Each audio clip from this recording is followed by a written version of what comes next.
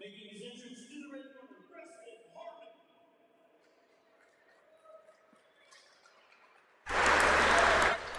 Harmon. Ladies and gentlemen, we are back again here at New Line Cagefighting 25 in the beautiful Bridgeport, West Virginia. I'm here again, Elijah Thacker, as always, and we're about to get the action underway with our BJJ prelims. We got Preston Harmon coming out in the red corner, fighting out of Ground Zero, Morgantown, against James Leger out of Appalachian Submission Grappling. Our prelims will start here at 4 o'clock. They'll go until 6:30, and then the main card will begin. We've got a lot of action, boxing, kickboxing, and MMA. And our ring announcer for the night will be Brady L. Davis from Kokomo, Indiana.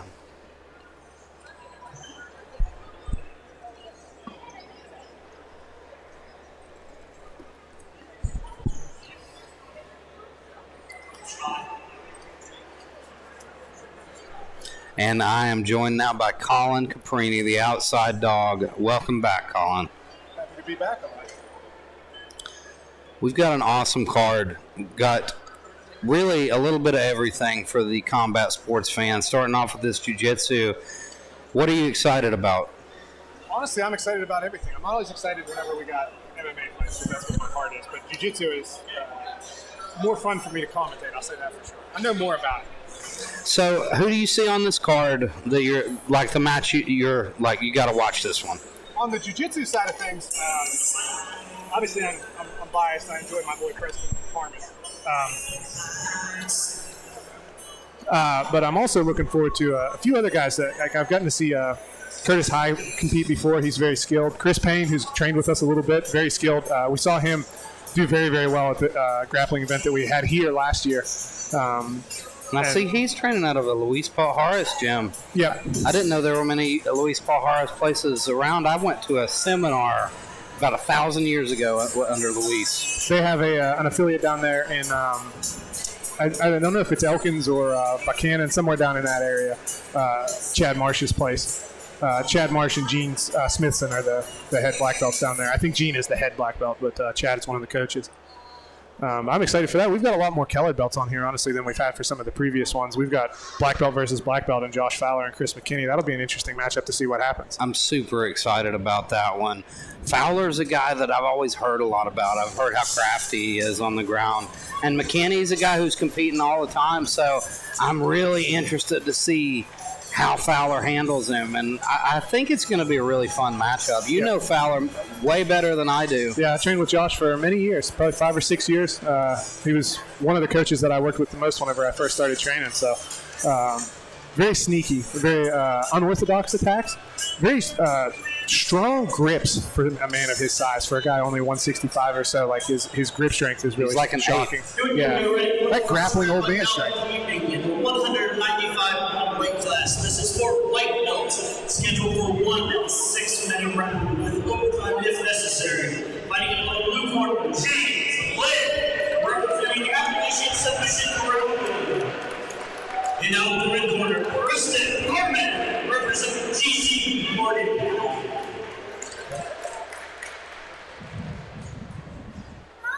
This will be a super middleweight match at white belt. 1 round, 6 minutes long, then we go into EBI overtime. He's time. Colin was sleeping. That was me sleeping on the stopwatch. I was admiring Preston's back. Come on. Beautiful takedown. Good double leg by Preston. Oh, Preston. See, you know him. That's perfect. Yeah. Oh, he's doing a good job already, stacking him into the corner. This is something that we worked on quite a bit, trying to keep that head jammed into the corner and using that to break open the closed guard.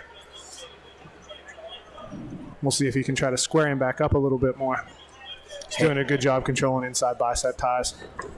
Starting to work to try to force past. Beautiful pass from Preston here. Now he's in a heavy, heavy side control. Preston's a little bit newer on the jiu-jitsu side, has some wrestling experience, has a little bit of just general sports experience. He's a good lacrosse player, played football there in Morgantown. And we see him kind of working a body lock, but we see James is able to get his back up against the cage, which is something that you generally would prefer to avoid, something where he can start to maybe try to push off. But we see Preston stacking that arm down. James using that knee shield, trying to keep that pressure off. Yeah. And we see Preston's trying to set up that underhook here on the far side, pushing it across, maybe looking to go into a gift wrap type situation. 1 minute into this match. Now, it looks like he's got half guard, but it's pretty loose here. Yeah. We see Preston steps over into mount. He's got good cross-face pressure there. He doesn't really have an underhook on the far side, but interestingly enough, because we're up against the cage here, the underhook becomes a little bit less important. He's not going to have as much space. James doing a good job pushing on the hips to try to make space and maybe get a re-guard attempt. He gets back to his side, but he's not able to get fully back to guard yet. He's got that quarter guard. He's trapped that foot now. Now we see Preston starting to set up an arm triangle choke in the heavy shoulder passes pressure. to the side. Looks like he's got it locked in pretty deep. He needs to settle his weight down, put a lot of weight through that shoulder, and he gets the tap. That's a tricky choke to finish for beginners. Like you get the finishing mechanics are very, very different. Arm triangles are deceptively complicated. And you see guys try to force them so much, like these strong guys that just squeeze. It's more of a sinking pressure. It takes a while to kind of develop it. Yeah, and to really get that collecting the tricep and collar with your collarbone and driving forward at the right place, so you're not just bleeding energy out into the universe.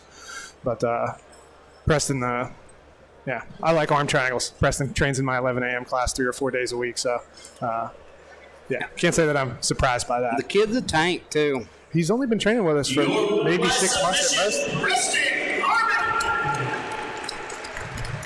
Is this his first competition? This is his first competition altogether in jiu-jitsu. Actually, no tournaments. But and you said nerves didn't seem to be a factor at all for him. No, he was ready. You said he's an athlete. He's a competitor. He's a competitor, and he's a good, very coachable student. Like he's, like I said, he's in my class, and a lot of times you get guys that are athletic and strong, and they come in with a good base in wrestling, and sometimes they don't really want to hear what the little nerdy jiu-jitsu guy has to say. But he's exactly the opposite. He listens very well. Happens to be very good friends with Griffin Lee and Bruno. Griffin actually got him into training, so they actually work with each other quite a bit. And not to even mention that he's got a great head of hair, a beautiful head of hair. So next up, we have Curtis High from Ryoma Academy up against Marston Snedden out of Devotion Jiu-Jitsu. Marston Snedden, one of the coolest names I've ever heard while calling fights. That is a good one. I don't think that's a real person. It sounds like a Simpsons character, but it's a good name. Now, he's training out of Devotion Jiu-Jitsu, which is a gym I'm not too familiar with. Is that one that you know much about? I don't know him really well either. But that's what's interesting about these jiu-jitsu cards. There have been a lot of gyms popping up that I hadn't heard about. Like Davis Karate, on those Kentucky cards. Those guys have solid jiu-jitsu. Yeah, I got to ref Bailey Manley's last match, and he did a very good job. They have Davis Karate's got a good 10th Planet kind of base. They've got a very interesting style that works very well. And Curtis High, I've gotten to train with him a few times. There's a little bit of cross-pollination that happens between Ryoma and Ground Zero, so they float over and train with us from time to time. Not as much lately since we've got 2 of our guys fighting here tonight, but Curtis I've gotten to train with quite a bit, actually. Maybe 3 or 4 different occasions over a couple years. Devotion Jiu-Jitsu is all the way in Lynchburg, Virginia. Oh, wow. So it looks like he's came quite a ways. That takes a lot of dedication in itself. It does. And it's tough. Once you get better and better, this is blue belt level now, heavyweight blue belt match. It's hard to find guys to compete with. So you got to start traveling. Oh, and we got Big Iron playing. Hell of an opening song. Hell of a way to walk out. Beautiful walkout song. This will be an interesting dynamic. I haven't gotten to see Curtis compete much, but I've gotten to train with him and drill with him. I know he's a very good technical grappler. This will be the first time I've gotten to see him compete, so it'll be interesting to see. Sometimes you get jiu-jitsu guys who are super technical and doesn't necessarily transition that well when under the lights with the squeeze and all that stuff. So this will be an interesting match to watch. I don't know much about his opponent, so. This is a big night for Ryoma Academy. We've got several guys on the card, including Chase Thomas and Rob Mayernick, who you see in the corner there. That's just a gym that I'm super impressed with. Every time they come out, they show out. And they're super professional. They handle it like a top-level gym. Exactly. Scheduled for 1 8-minute round with overtime as necessary. Now in the blue corner, representing Devotion Jiu-Jitsu. No, in the rules meeting, I believe they said 6 minutes. Representing Rio Academy, Curtis High.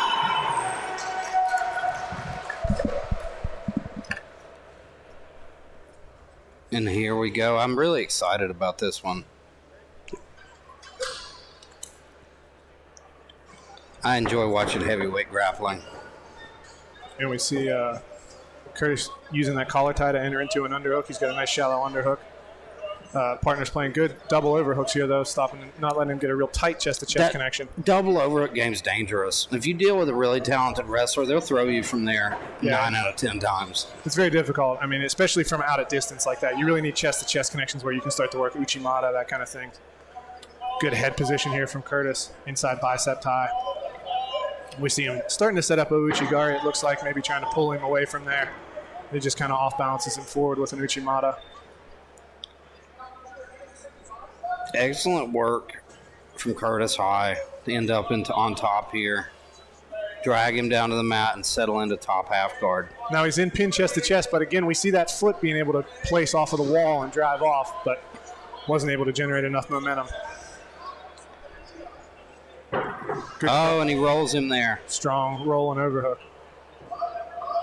And he works right away to pass. Now he's settled into his own side control here. Now this is an interesting position because Curtis already has that hand kind of in the ghost escape position, although he relinquishes it. Out there it is again. So we'll see if he starts to try to set up a ghost escape. Snedden shifts to north-south. This is a super hard position to escape. Great position to settle in and be heavy. Yeah, start to set up those kimuras when your partner turns. Corner calling him to drag him away from the cage so he can't use it for leverage. Starts to split his arms.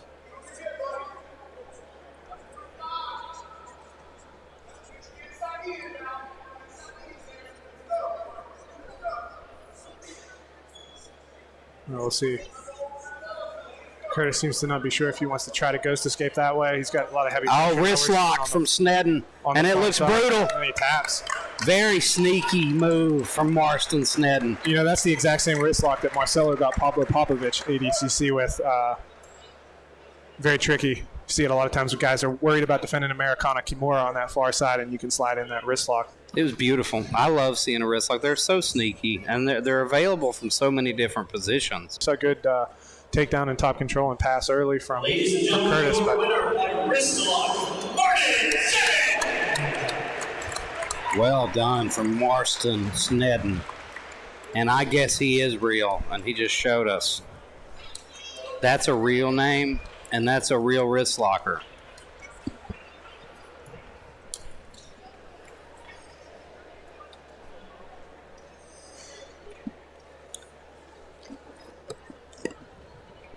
Next up, we have Chris Payne out of Team Luis Paul Harris of Elkins in a super welterweight BJJ match.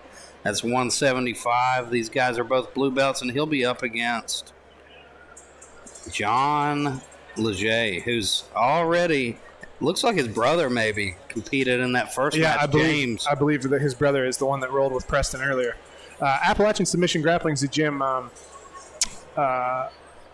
I know that the only guy I know there for sure that trains is Josh Hunt, who cross-trains with Butch Hiles. We'll see Josh later on the card down here with Cody Gamble, but seems to be a talented gym. Josh Hunt, like I said, I spoke very highly.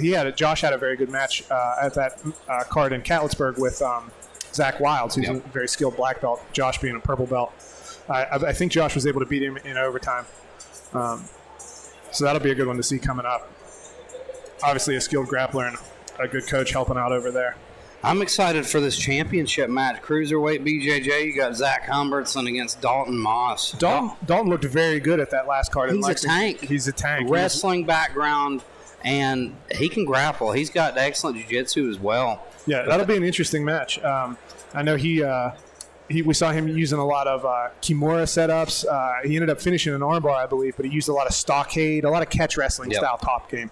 It'll be interesting to see how Zach approaches that, because Zach kind of has a wrestling base, a little more scrambly. Zach's a very good his biggest weapon is his pace.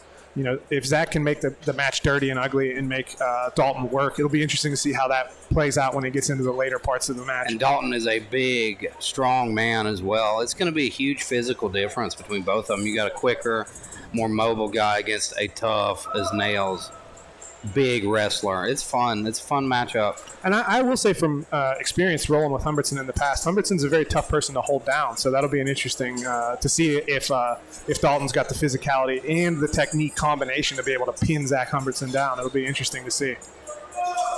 And we see John Leger, or I'm going to say Leger. I'm going to make it sound It sounds fancier. Yeah. That's why it was my logic. The Frenchman.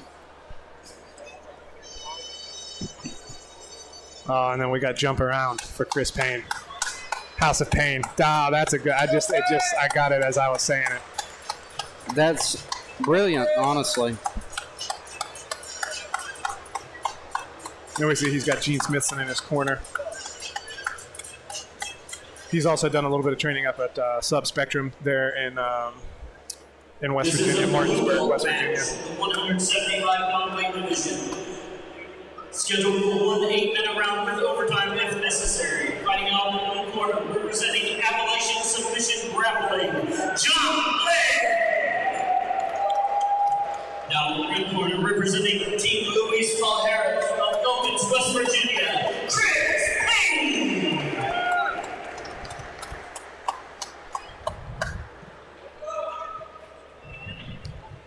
Payne. John's a tall and lanky guy. Yep, Chris is a little bit shorter, stockier.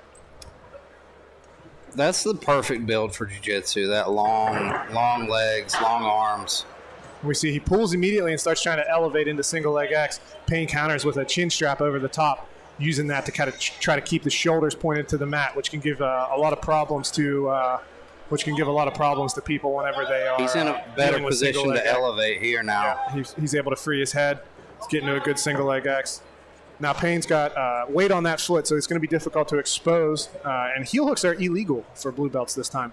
That's a rule change that we had since the last one. So it'd be interesting to see if he's trying to work sweeps, maybe trying to set up a shotgun ankle lock, Mateusz Szaszynski style.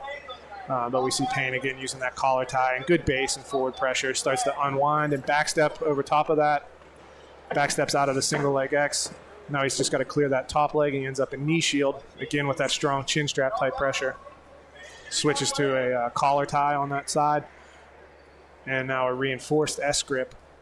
I think that's the back. Excellent work. That's going to make it so difficult for Leger to get any leverage. Yeah, and Leger actually still has a pretty good bite on that far leg.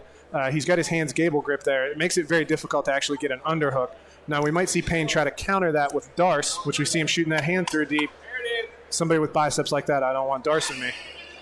He could switch to the necktie here. He could, but he seems to be trying to fight the hand through. Oh, and we see Leger collect that hand and bring it back across. Excellent work. But Payne fights up for it again, but now Leger gets some space. Yeah, but Leger did lose that scoop grip that he had with his hands connected around Payne's far leg, which limits his options for reversals. He's looking for that Kimura grip on that far arm. Yep, he's using a good job, 2-on-1 there. Payne kind of trying to rush a little bit there on the smash pass. And he ends up back in a butterfly guard here. Excellent guard work from John. Very technical work from both of these gentlemen. And we see him kind of switching off to a shoulder crunch, but in the process, smash pass there. We see a buggy choke attempt. Now this will be interesting. Interesting to see He's how deep in that too. And Payne seems to just be content to frame away. That's the battle right now is at the right carotid artery of Chris Payne. And you see he's got space. He's doing fine now. He can breathe. He's just sitting there hanging tight, letting him burn himself out. Yeah. Beautiful job. Just back to that heavy side control. Now he's going to pass the mount. Yeah, but now he's got underhook and crossface. Starting to probably walk that up and start to look for an arm triangle. We see the underjack there. And makes the transition off to the arm triangle. Now we see Leger answering the phone, but I'm not sure he's not doing it correctly, though. He's not got enough space there. He's not got a frame. But he's able to use it to get off to the side, but he's still hanging on to that arm triangle. Yeah, but he kind of wisely lets it go, in my opinion, and starts to work towards the back. He comes up right into a body triangle. That was great work, climbing to the top there, ending up on the back. Beautiful work to realize when it wasn't there and make the transition. And I think that's the difference when you go from white to blue. You see these guys are solid blue belts. They know when they don't have something. They know to let it go, move on. And we see him end up here in this body triangle position where his opponent is on his hips, which is not quite as painful on your partner's ribs as when you have them flattened out. But we saw Ethan Krellinston use that very effectively, and he got the tap. We saw Ethan Krellinston use that very effectively against DeAndre Corbray at that last Who's Number One. I'd like to see a replay of that finish. I'm not sure if it was just the pressure on the ribs from the body triangle and the pressure, or if he was able to get some kind of a manipulation on that near side shoulder, the top side shoulder.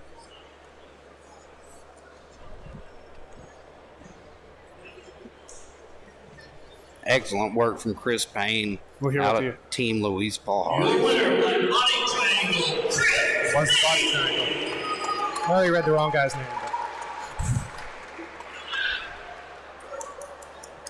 Beautiful work by Chris Payne. And you see he has some thick thighs on that boy. Yeah, then look at the back. You can see the traps and lats pouring through there. All right, Elijah, unfortunately, I'm going to have to bail on you here for a bit. I'll see if I can find Butch and send him over here, but I've got some hands to take. Of technical jiu-jitsu commentary is going to go down a little bit for a while, folks. So just bear with me here. Now, Swan's going to yell at you for time, so be ready. That's going to be rough. See you later, guys. I'm not able to do more than one thing at once. My brain's not strong enough. But next up, we've got Isaiah Schaefer versus Chance Morgan. Isaiah out of Stout PGH up in Pennsylvania. Those are some very tough guys. A lot of wrestlers there at Stout. Chance Morgan out of Appalachian Combat Club. This will be a super middleweight BJJ bout, 195 pounds, 2 blue belts here. So we've got some experienced guys. As Colin said, there's a lot more colored belts on this BJJ prelim tonight. You're going to see some advanced jiu-jitsu here from a lot of these guys.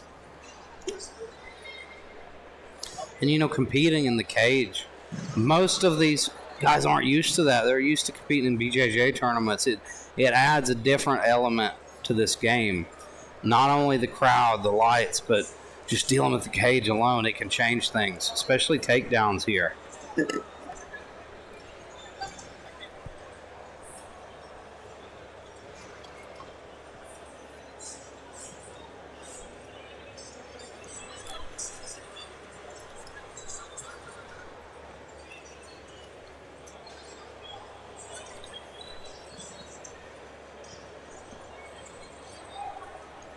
While we have a moment, let's talk a little bit about New Line Cagefighting 25, starting at 6:30.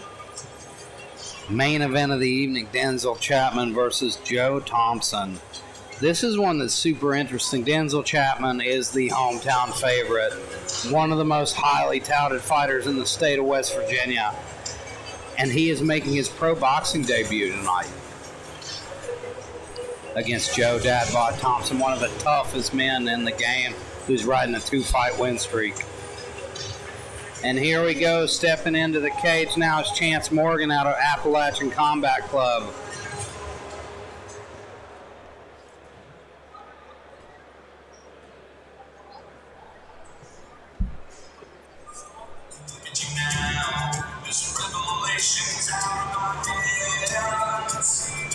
And there's our ring announcer, Brady L. Davis, all the way from Kokomo, Indiana. And we are proud to have Mr. Davis join us here tonight. He does excellent work. This is a blue match in the 195-pound weight division, scheduled for one 8-minute round with overtime if necessary. Fighting out of the blue corner, representing Appalachian Combat Club, Chance Morgan. And out in the red corner, representing Stout PGH, Isaiah Schaefer. This will be an 8-minute round, followed by EBI overtime if needed.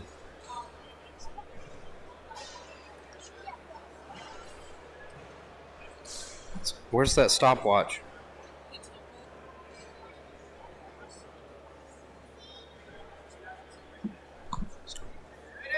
One sec.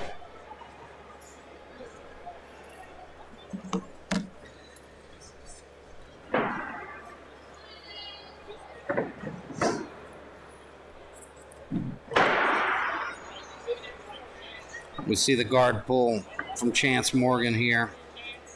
Or I'm sorry, from Isaiah Schaefer here. Deep underhook, and he's trying to get to the back now. And almost sweeps him. He's elevating him with that butterfly, but excellent base there from Chance Morgan. But Isaiah Schaefer ends up on top now, top turtle.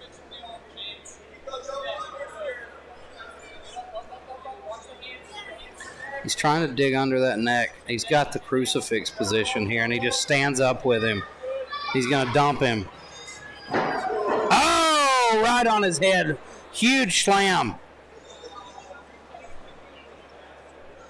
And Chance Morgan's on top now.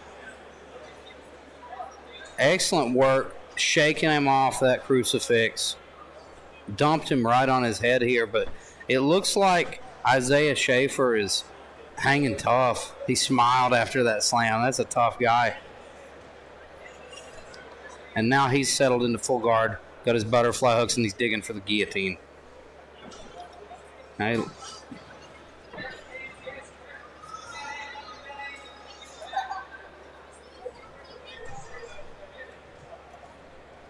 and there, Chance Morgan shoots for the underhook.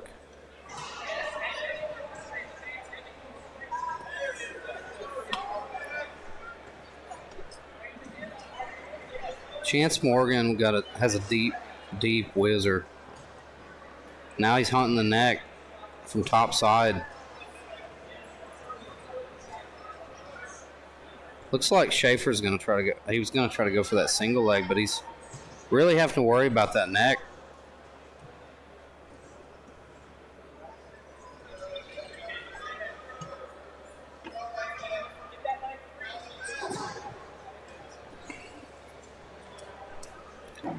Chance Morgan circles to the back.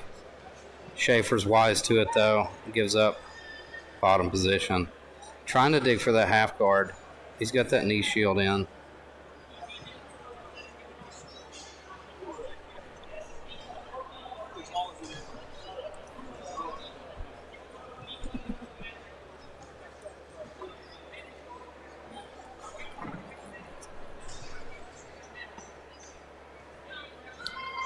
He's using that instep to pass through. He's going to try to get back to mount here.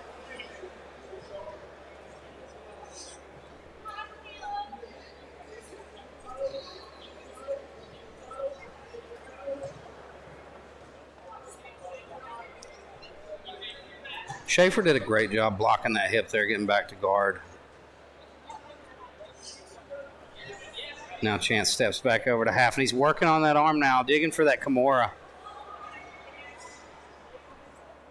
And now Schaefer stiff arms, but he's switching it to the straight arm lock here. It looks tight. It looks kind of...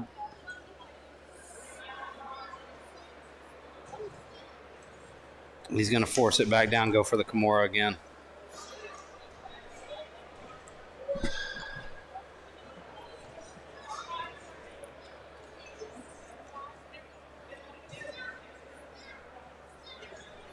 Schaefer does a great job getting his arm out of there.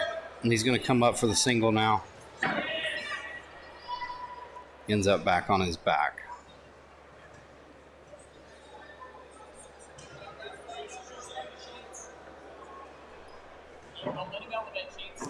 Schaefer always does a great job blocking that hip, stopping him from passing to full mount. Now he uses the butterflies to elevate him.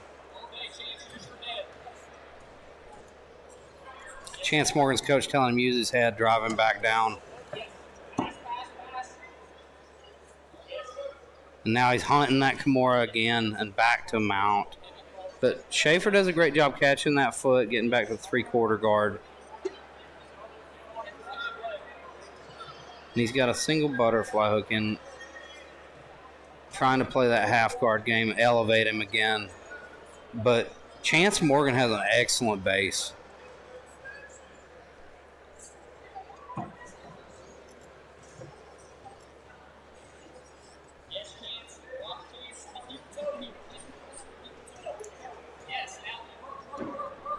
Got 3 minutes left in this opening round. Then we'll hit overtime if we need it.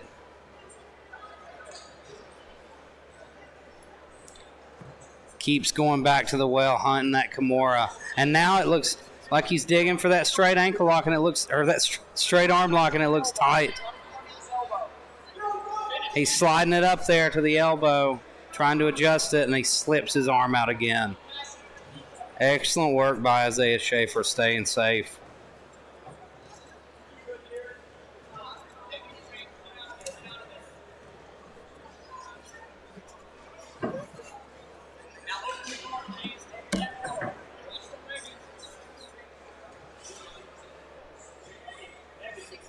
Double underhooks for Schaefer. And now Chase Morgan stacking him, looking to pass again.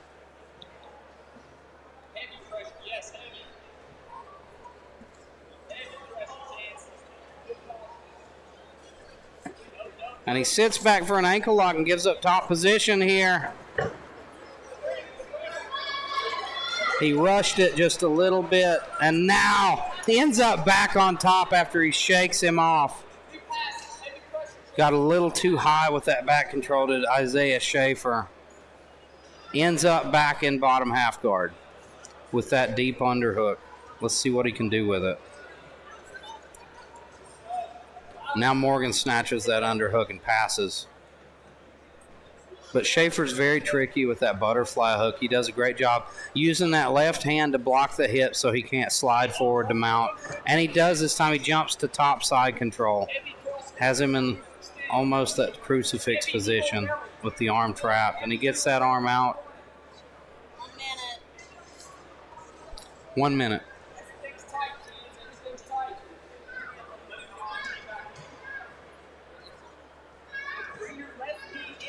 And it looks like we're going to see that EBI overtime. That's where things get interesting.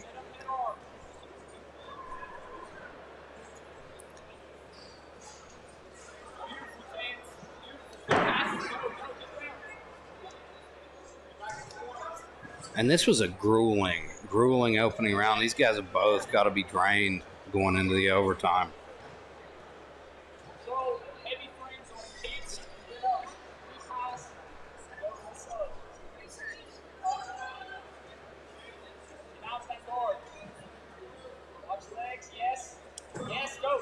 And he passes again in the closing seconds. Chance Morgan does an excellent job of riding top control.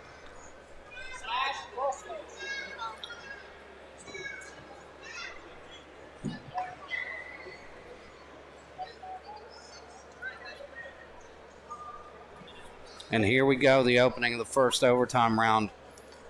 The way this works is each guy is going to be put in a bad position. They get to choose either back control or the armbar position.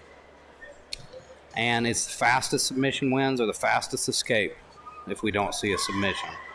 We're going to have 3 rounds.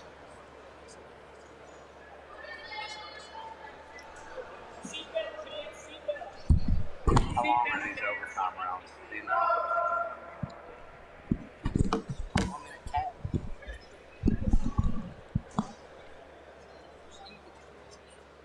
And now they're getting settled here into the back position. Chance Morgan on the back looking to finish him. Isaiah Schaefer looking to escape.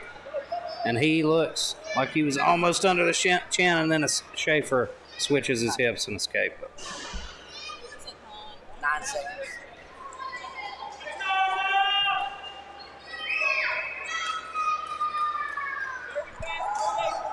Ready? Oh, they didn't start yet. Ready? And now Schaefer gets his chance on the back if he can hang on. And he looks under like he's under the chin. That's a deep, deep choke, and he taps. And that will be the win for Isaiah Schaefer. Excellent work.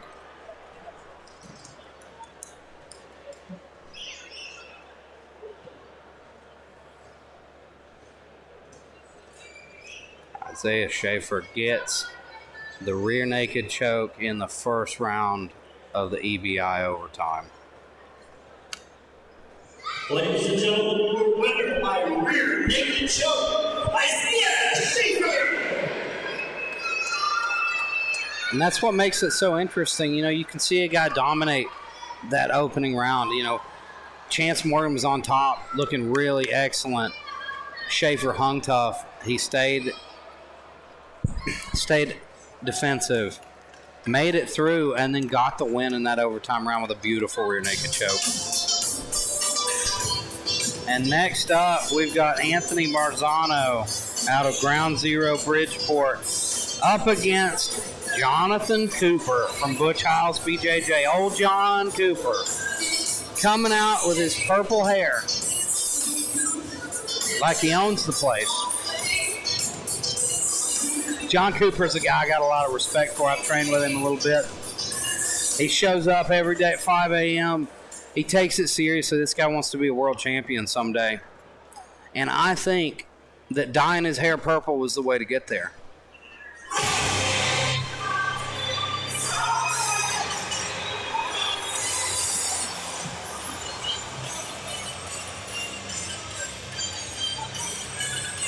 And here we go. We've got Anthony Marzano from Ground Zero Bridgeport.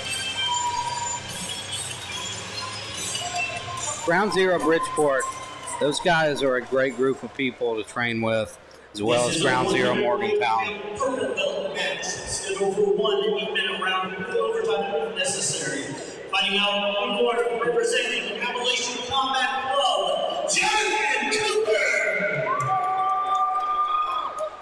Get out of the red corner representing GZ Bridgeport, Anthony Marzano.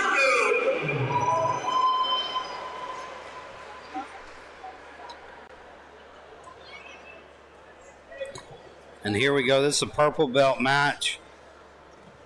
So these are the most advanced guys we've seen so far. This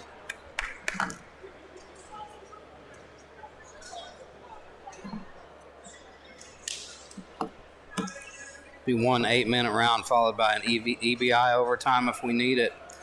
John Cooper starting out looking for that single collar tie. He likes to play guard. This is the first time I've seen him not pull guard right out of the gate. Marzano looking for that takedown, and he dumps John. John settling with that butterfly guard. This is where he likes to be for the most part. He's a guard player, has an excellent triangle as well.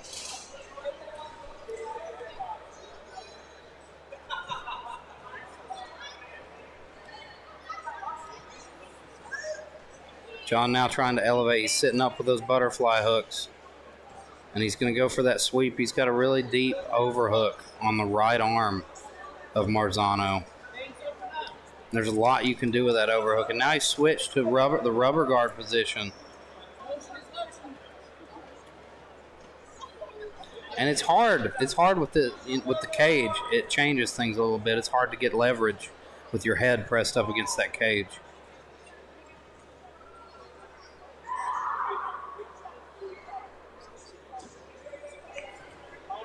Marzano very methodically trying to break open this guard of John Cooper so he can pass and get to a more dominant position here.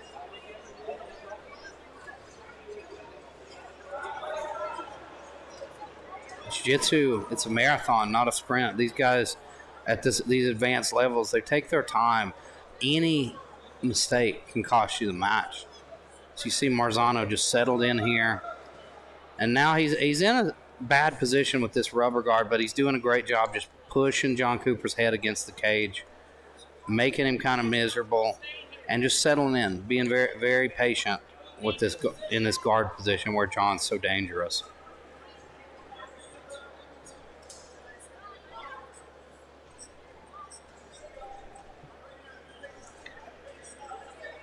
Marzano keeping his hips heavy, almost trying to just step over, do that smash pass and just creep right over the leg. But John's wise to it. He recovers, gets those butterfly hooks where he can, and really for the butterfly hooks, though, to get the lift that he needs to be up more, sitting up. There we go.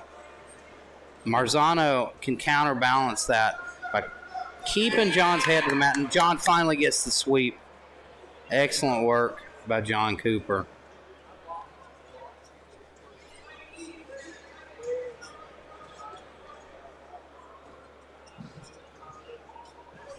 And now he's going to use that instep and try to slice past the half guard of Marzano.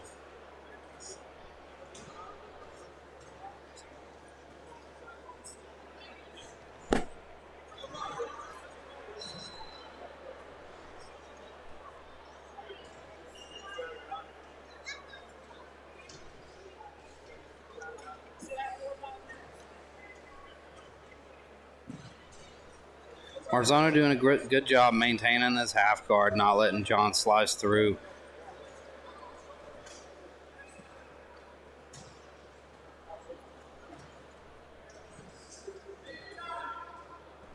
And John Cooper looks a lot more comfortable here on top than he has been in the past.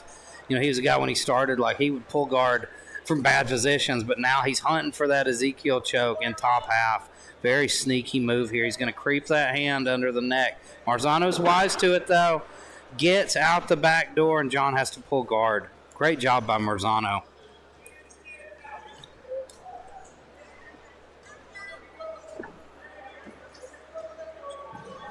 John's up in that rubber guard position again. Now he's trying to take his foot under the neck for the Goga Plata, and Marzano's wise to it. He just pulls out of there. Now Marzano's in a good position here to start passing.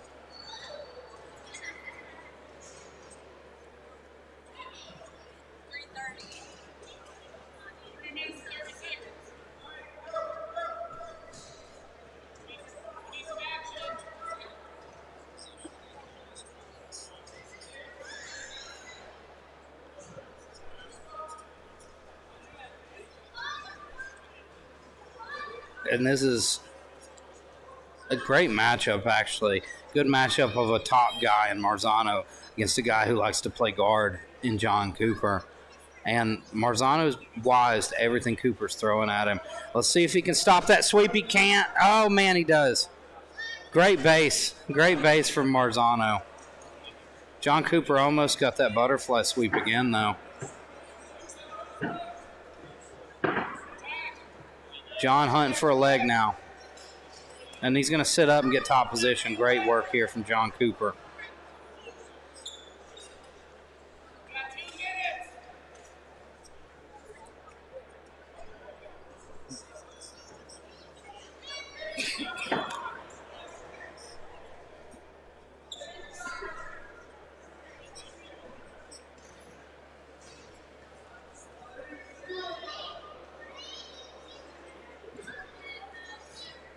John Cooper settled into a very high mount here. Let's see what he can do with it. I've seen him work a lot of mounted triangles. It looks like Marzano is going to give up his back, possibly. And he does. Great job cinching in that body triangle from John Cooper. It's going to make it super hard for Marzano to escape here. And he's using that Wagner Rocha smother technique. Excellent work. There it is. He's under the chin. John Cooper finishing with the rear naked choke. Great work from John Cooper, and Marzano made him work for it. Good matchup. John Cooper. And now he has a new champ. Your winner of rear naked choke, John Cooper.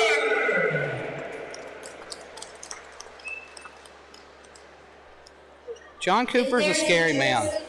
Perry, Seth DeWitt, Edward Petway, you need to come back and see the commission. We haven't gotten your paperwork done, so if they three are here, I need you to come back and see the commission.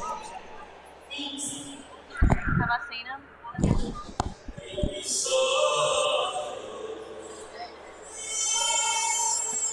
And we are moving right along here. We've got Andrew Dwyer out of Stout PGH up against Chase Morgan out of Appalachian Combat Club. This is a blue belt matchup. Middleweight BJJ 185ers.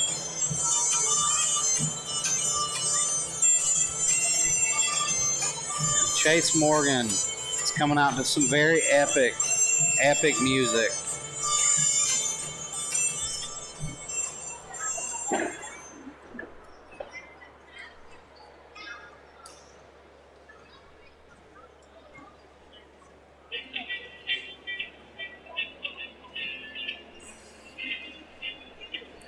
And we saw his teammate Chance Morgan earlier. I would have to assume that they're brothers as well. That would make the second pair of brothers we've had on this BJJ prelim. And Andrew Dwyer, not to be outdone, comes out to some funky music.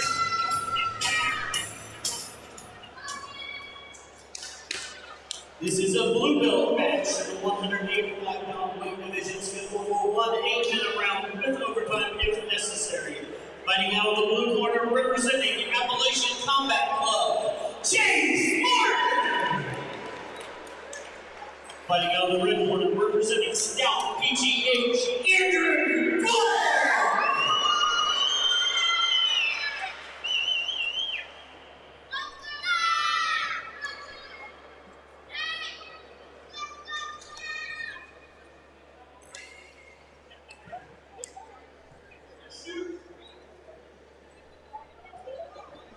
And here we go. This blue belt middleweight matchup. And Andrew Dwyer pulls guard. And we see a cartwheel pass attempt from Chase Morgan. Already off to a blazing start.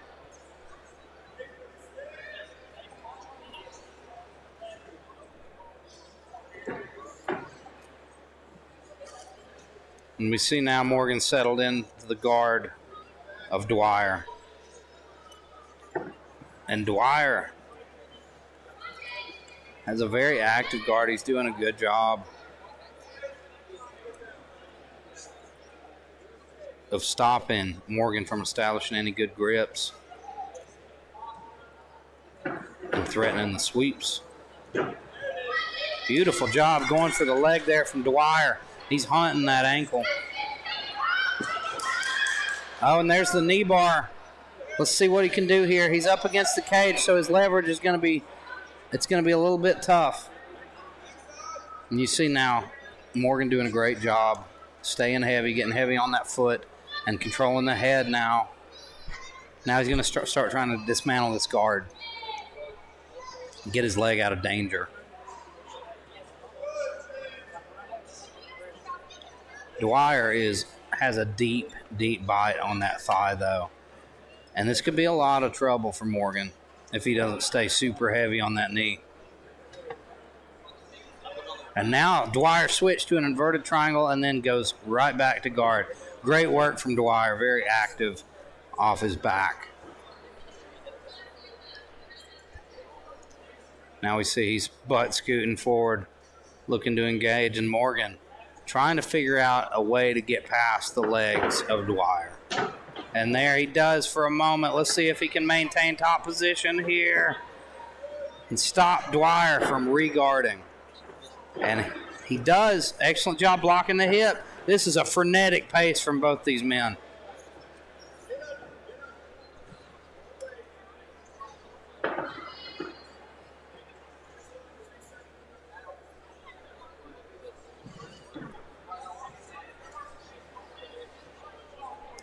Now Dwyer back with those butterfly hooks, and he does great work with them. And now it looks like Morgan's past a half guard, finally gotten past that full guard of Dwyer. And he's slowly edging that leg out, trying to get that foot out, and hunting for the far side arm of Dwyer as well. And there goes Dwyer back. And he takes top position this time, looking to pass himself.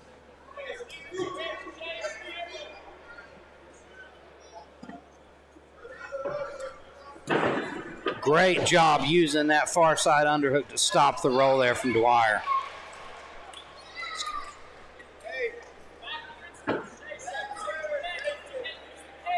And he's a little high on the back. He's going to go for the arm, but he loses it, ends up on his back again. Great job by Morgan getting back to that top guard position. But he's not out of the woods yet. We see Dwyer has a super dynamic guard here.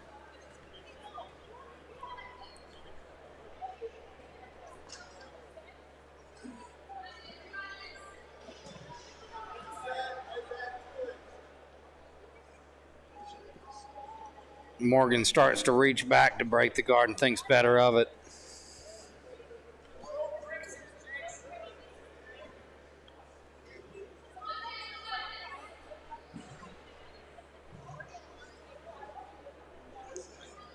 Dwyer just annoying him here with the crossface, forearm on the neck, keeping his hand, smothering him with his hand. Tricky stuff, veteran stuff from Dwyer. I like what I'm seeing from this guy. Now he's going to sit up and go for that far side arm or the sit-up sweep. I love this series here. You can tie that sit-up sweep to the Kimura to the guillotine, and it's very sneaky. Dwyer makes space there.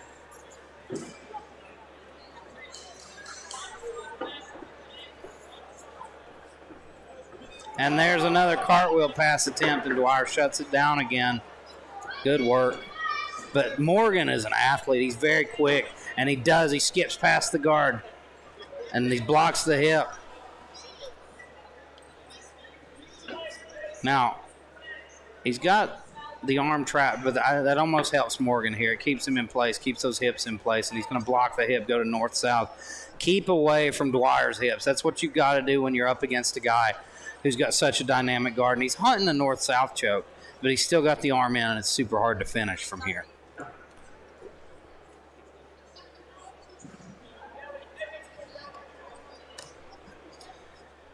And we see this is the first time that Morgan has been able to get past that guard and really settle. Now let's see what kind of work he can do that he's past those dynamic hips of Dwyer. And he's going for that north-south choke again, but Dwyer's wise to it.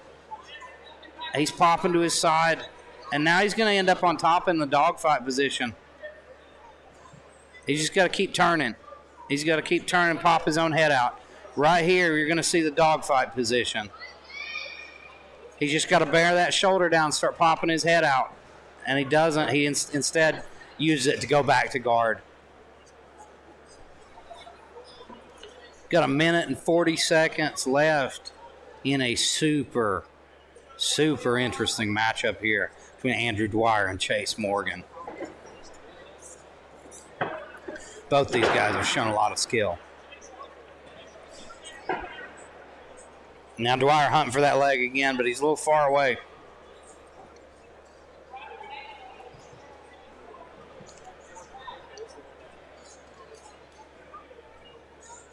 He's going to try to use that leg,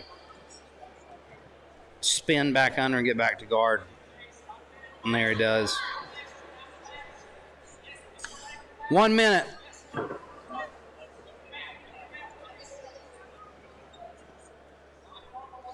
Time is short now. It's looking like we're going to see that EBI overtime.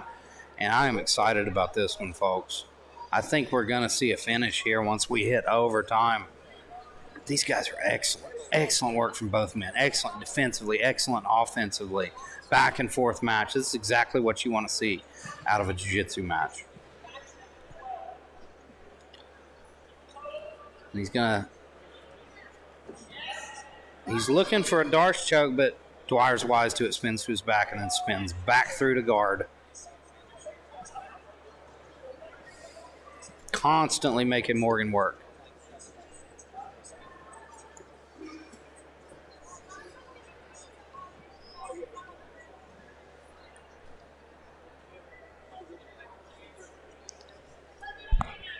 Time! And we will start the EBI overtime now. Like I say, this is when it gets really interesting. We're down to the wire. You're going to see a guy put in the worst position possible here. So this is...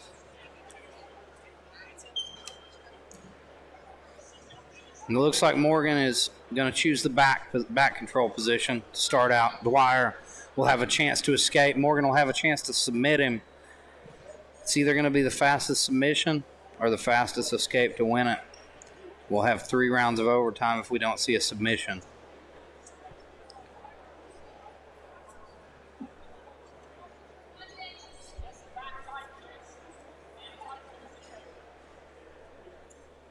And here we go.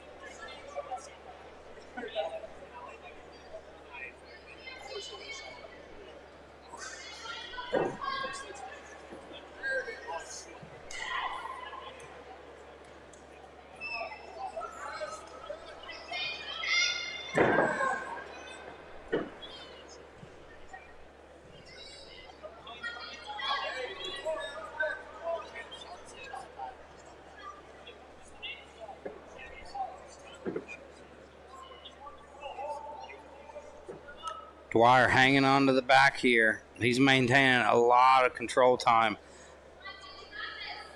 He managed to escape in 14.4 seconds.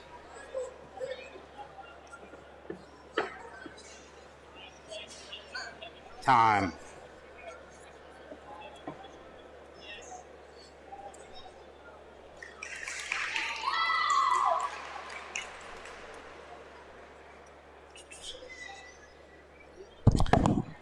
What is it? 2 more rounds. Should be 2 more rounds, right?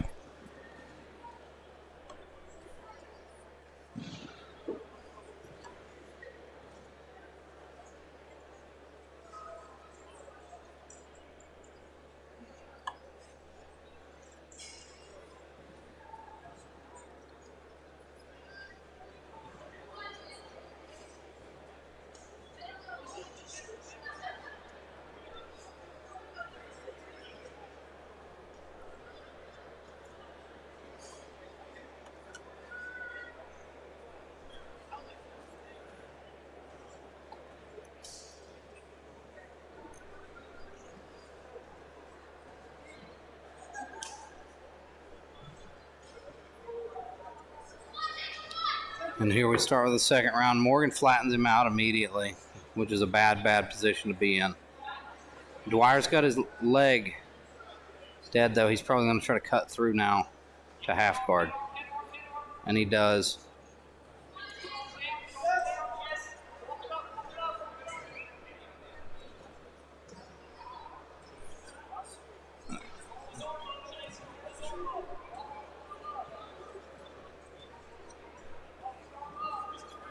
That should be it.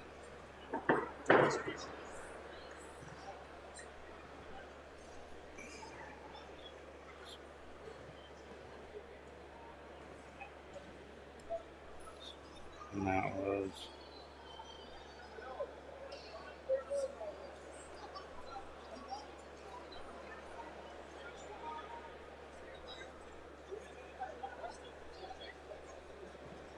And now Dwyer will get his chance to hold the back.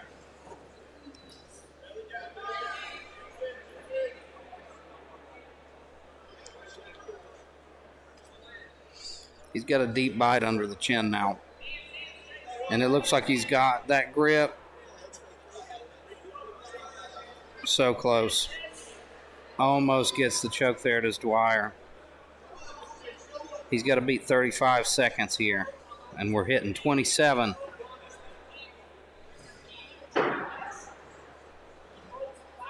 Excellent control from Dwyer.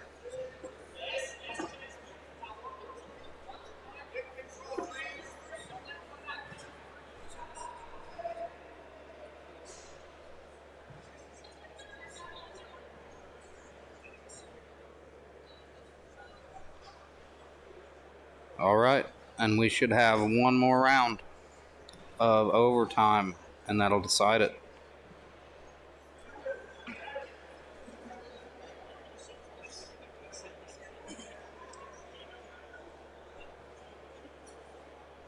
It's going to be very difficult for Morgan to come back from this deficit.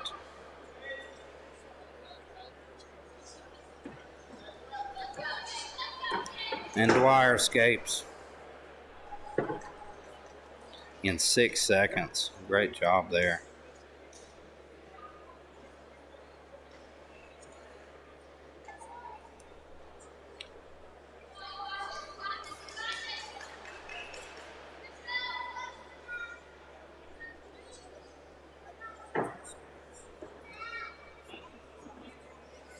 And here we go. Dwyer's just got to hold the back.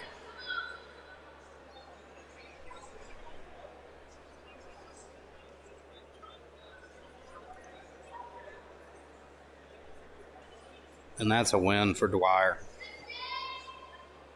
Let's see if he can get the finish, though. He's got 30 seconds left. And Morgan escapes.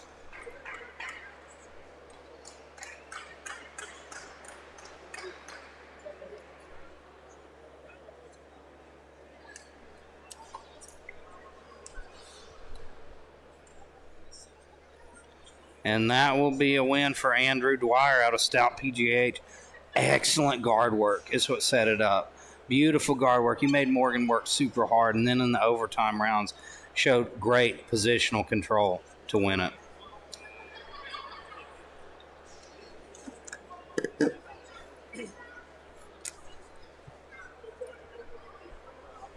Your winner in overtime by fastest escape, Andrew Dwyer.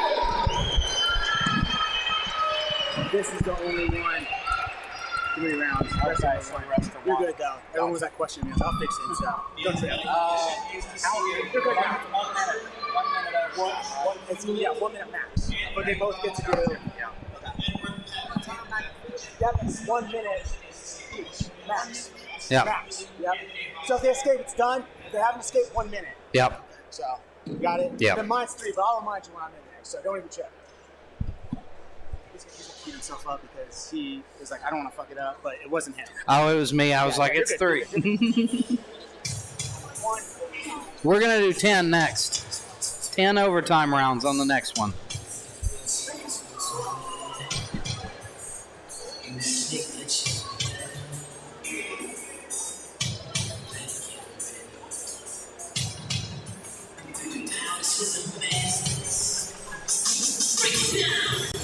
And now we've got Sarah Faust out of Art Suave Academy under Chris McKinney there.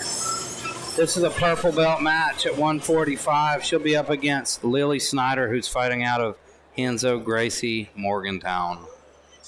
Speech to the young. Speech to the progress toward. Say Bars on there? Say to the downkeepers, the thought snappers, the self-destroyers, the harmony hushers. Even if you are not. And we see Chris McKinney there in the corner of his fighter, Sarah Faust. Sarah's been on an incredible journey, really, with her MMA career. You know, completely transformed physically and I think mentally as well. That's who she is now. She's a fighter and been doing a lot of big things in the sport. And here we see Lily Snyder stepping into the cage.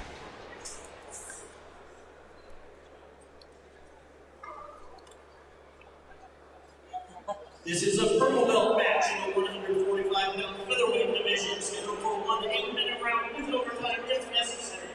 Fighting out of the blue corner, representing RJ Swami Academy, Sarah Faust.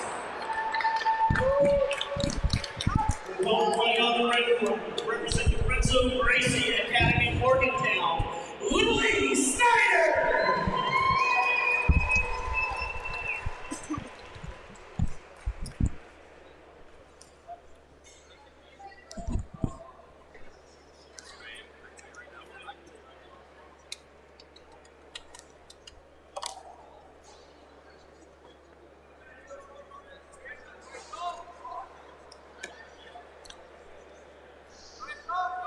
And here we go.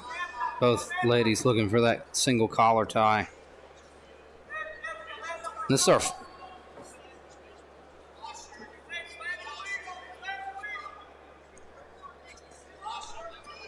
Lily Snyder's got that guillotine grip, hunting for that choke now. She looks like she has a deep bite under the neck, but Sarah's wise to it. She fights the hands off, turns her around. She's got a really nice underhook there on the right arm of Snyder, and she's going to lift her and dump her. Snyder hunting for that arm in guillotine, though. She has a deep bite under the neck, and she's going to tighten it now. She does a great job maintaining guard, but she loses the grip on the head.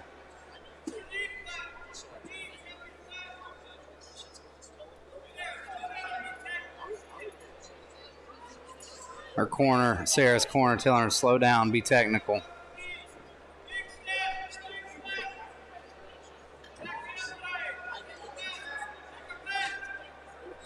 Now Sarah hunting for the back. Chris McKinney yelling for her to take the back. Snyder, wise to it, trying to get that half guard. And she catches the foot. She's got that quarter guard position. Trying to build a frame here. And Sarah Faust trying to slice that foot through, settle in to that mount position. She's looking to wrap that arm, and she's got it. Now she's got Snyder in a really bad position here with that gift wrap. She loses it, though. Snyder does a great job getting back to guard.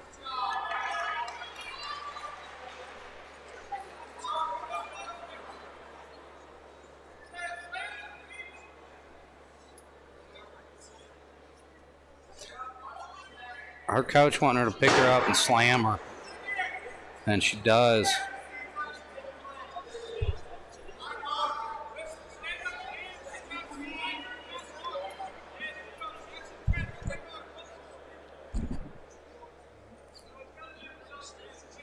And I think that's the first time we've seen the slam utilized in these BJJ matches. You know, it's something that you don't see in BJJ tournaments, but it's legal here. And she slams her again.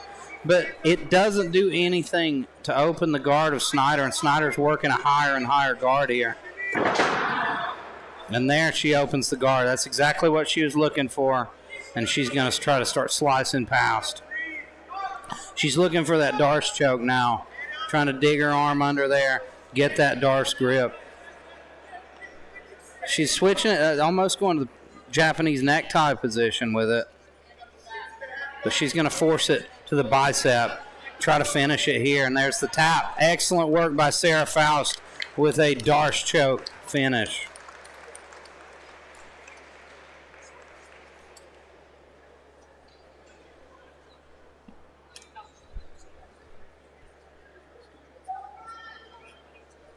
Some sportsmanship there. She shakes Snyder's hand. Great work from Faust. She's been having a ton of success. Your winner by Darce choke, Sarah Faust.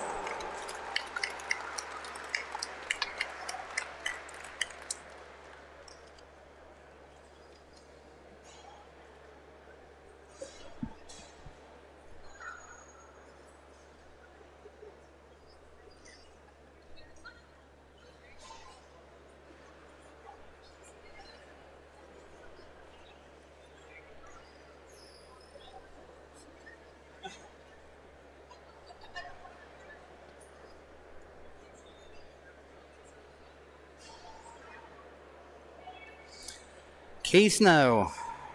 What can you say about Keith No? He's a big guy. He's bald. He puts on great shows.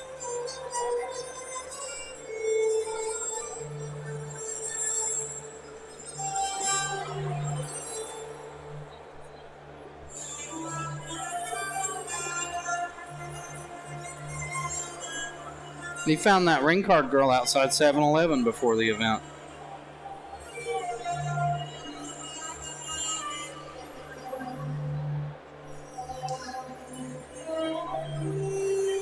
Next up, we have a heavyweight BJJ match. Purple belts, big boys. Cody Gamble out of the Mat Factory versus Josh Hunt out of Appalachian submission grappling.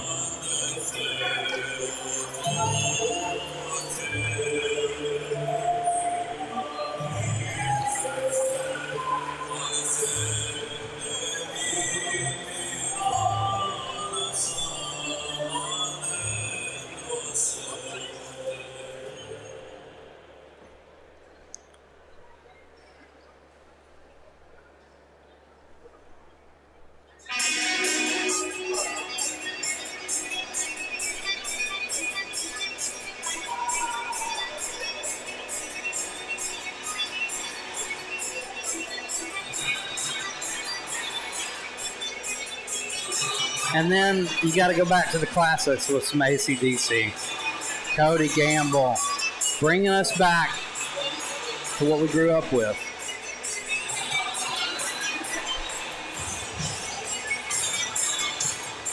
And that's a big man, ladies and gentlemen. This bout is scheduled for 1 8-minute round with overtime if necessary in the heavyweight division. So there's been some confusion. I was just told that I'm actually commentating. I just didn't know. Thank God. We are joined now. I assumed Cullen was doing it, and then Cullen's like, no, you're doing it, and I'm doing it. We just take care of it. So we're joined now by Butch Hiles, a.k.a. Butch Hands, the man with the biggest hands in West Virginia, and the biggest black belt. They're bloody. He's got bloody hands. Butch Hiles walks up with bloody hands and a mysterious backstory. All I know is that guy's pecs really make me. I keep forgetting I've got to time these matches. He makes me wish I worked out more. The guy with his shirt off. But that is what it is. This should be an interesting match. Josh typically hand fights. He's the guy in the rash guard, if anybody's not known, but he realizes that guy might have better wrestling. He probably does. So he decided to sit down, which is a bold move. At heavyweight especially. Exactly. And as Elijah, what that means is, as a heavyweight, you don't want to be in the bottom because the guy's so big, right? And because we can't move. Exactly. That's heavy guys. We're not very mobile off our backs. Yeah. Yeah, speaking of heavyweights, it's both of us. We know. We are the two most opposite types of heavyweights you could come across. Now, I will say that I definitely don't look like the guy with his shirt off, but, I am a heavyweight of sorts. I look like Butch Hiles if you squeezed him like a tube of toothpaste. There you go. I don't know what that means, but I do love toothpaste and you. Yeah. I love toothpaste and you. Yes, exactly. There we go. We're back. That first minute was amazing. Yes, it's been a while. Yeah, we've not called a card together in a while. It's going to be off the rails tonight. Yeah, it's great. You got the ref in there with jiu-jitsu and chill. We'll do the chilling part while they do the jiu-jitsu part. Josh Hunt with a big giant wrestler on top of him. Bottom side control here. And obviously it's rough. Elijah, what would you do if you're in this position right here? Pray. Yeah. Probably pray and then try to get to a different spot. Yeah. Roll to my belly, maybe give up my back even. And that's a solid, it's funny. It's a solid point, right? Because a lot of people will be like, no, you don't do that. You're going to get choked. But at some point, a lot of guys, if they can wrestle, you can make kind of weird so-called mistakes and scramble and get back up, right? Well, when you're against another advanced guy, you're going to, beautiful work. And that's what I'm saying, like, Josh has some skill. I love Josh. He's a purple belt under Butch Hiles Brazilian Jiu-Jitsu. And he's got some skill, but he knew, he didn't have the wrestling pedigree. Hunting that guillotine right now. He is. That's a tough one to get. But look, he's got a good guard. Josh is very solid. That sweep was beautiful, that reversal. Yeah. He lulled him to sleep, He's got an interesting game. I'm assuming he's going to try to wrestle up. Here's what you do, and he did right there. A lot of times, if I'm going to go with a wrestler and we hand fight, he's going to win, right? Because he's going to be faster than me. He's going to move my hands. He's going to shoot. But a lot of times, if you sit on your butt, you can kind of lull somebody to sleep, right, and wrestle up. And because they're going to stand straight up, you can get right to their legs. It's a good move for a guy that doesn't have as good of wrestling as another person. You see, he tried there and got shut down, but that's what I'm saying. You can give up your back when you're at an advanced level. You got to pick your poison sometimes because you're going to end up in a bad spot against a guy like this. Absolutely. Oh, and beautiful neck crank. Yeah. What a match. from Cody Gamble. Dangerous man right there.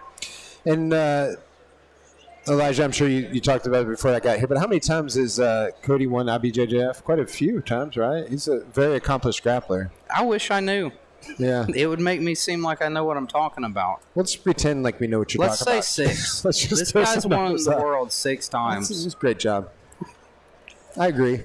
That's funny. Yeah. Good job to both competitors. Who's up next? All right. I'm going to tell everybody that's Josh Barnett's son. I'll be right back. I'm going to walk John out as show support, but I'll be right back.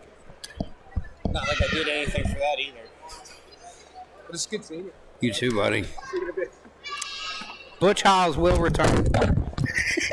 Blame you for that all together, Elijah. Don't wrap it around my feet. No more. Butch Hiles bursting onto the scene, causing mayhem like he always does. Bloody hands this time. That's unexpected and a little worrisome. See, most people, you see Butch Hiles and you think, that guy has really got himself together. He's got a good gym. But really, he's unraveling. He's on the verge of just completely having a mental collapse. And he's going to be on top of a water tower screaming. And I'm going to have to talk him down. It's going to be like Rambo, First Blood. They're going to call me in to talk him down.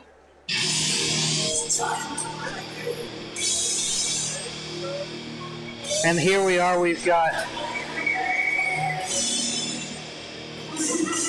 Matthias Wagner from Devotion Jiu-Jitsu up against John Shellhammer from Ground Zero Bridgeport.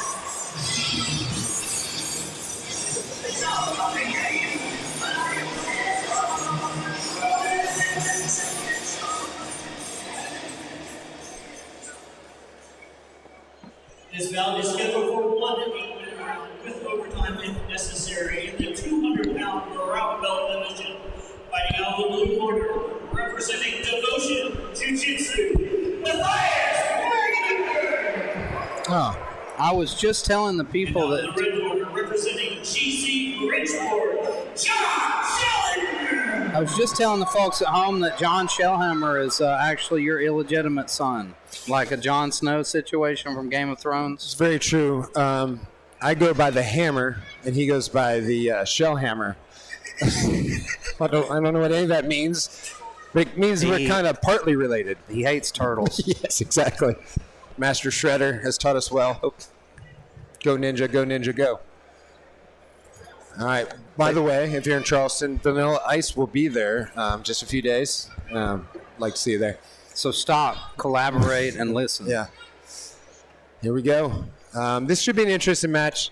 John Shellhammer's opponent, Matthias, has a very good body lock pass. And John's aware, so he's already, done some things to try to avoid it. But, that's how the game goes, right? We know somebody's good at something, and your job's to stop it. Let's see what happens. Colin was bragging on John earlier. He said he's very difficult to deal with, very strong.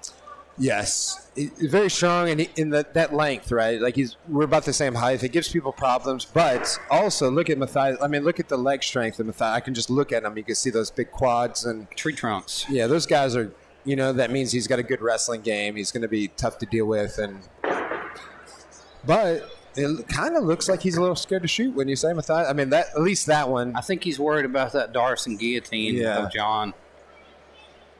Because he seems really wary of those arms, those long arms of John when he's entering those shots. Yeah, and this is not exactly what I thought would happen, meaning that seeing Matthias jump guard there or sit to his butt. But we're going to see. I know that Shellhammer's game, talking to him before this, was to hand fight and to wrestle, which also confused me. But it's interesting. So this is going to be interesting, like all the way around. This is a nice half butterfly game that he's playing there, Matthias, and... yeah, and I think John, he must be working on his wrestling because I would almost say he's inviting him to stand back up, right? He's giving him a lot of space here. Yeah, but that also could be a lot of guys are worried about the leg lock game, and I don't know if John is by any means, but he's giving him some space and he's avoiding The deep hooks there, which means he's probably respecting his footlock game. And we see, Look at that. Matthias almost creeps around to the back, and John just decides to give up guard. And then Matthias sits back to guard himself. It's going to be, this is not what I expected from either grappler, so this is going to be interesting. These guys are both out there looking like John Cooper. Yeah, that was an interesting match as well, wasn't it? What is, Elijah, been your favorite match of the night so far? I think Cooper and Marzano, that was a really good matchup. We've had a lot of good ones. Oh, Dwyer. Dwyer was my favorite competitor I didn't tonight. see that one. Dwyer had such a slick guard. That's awesome. Yeah. What team is Dwyer from? Dwyer is from Stout PGH. Oh, no surprise there. Stout is amazing, isn't he? He's that. Which I expected him to be a wrestler, being from that camp, Absolutely. but he's got beautiful leg locks, beautiful guard work. You know, and that's the beautiful thing. Like, if you're a gym like that and everybody expects you to do one thing and you do the other, that's beautiful, right? Because there's some gyms like Ryoma. You know they're going to be amazing at certain things. That if they do something you're not looking for, you're like, whoa, I was not ready for that, you know? Well, I assume he became a guard player and a leg locker because he got tired of dealing with all those wrestlers. Absolutely.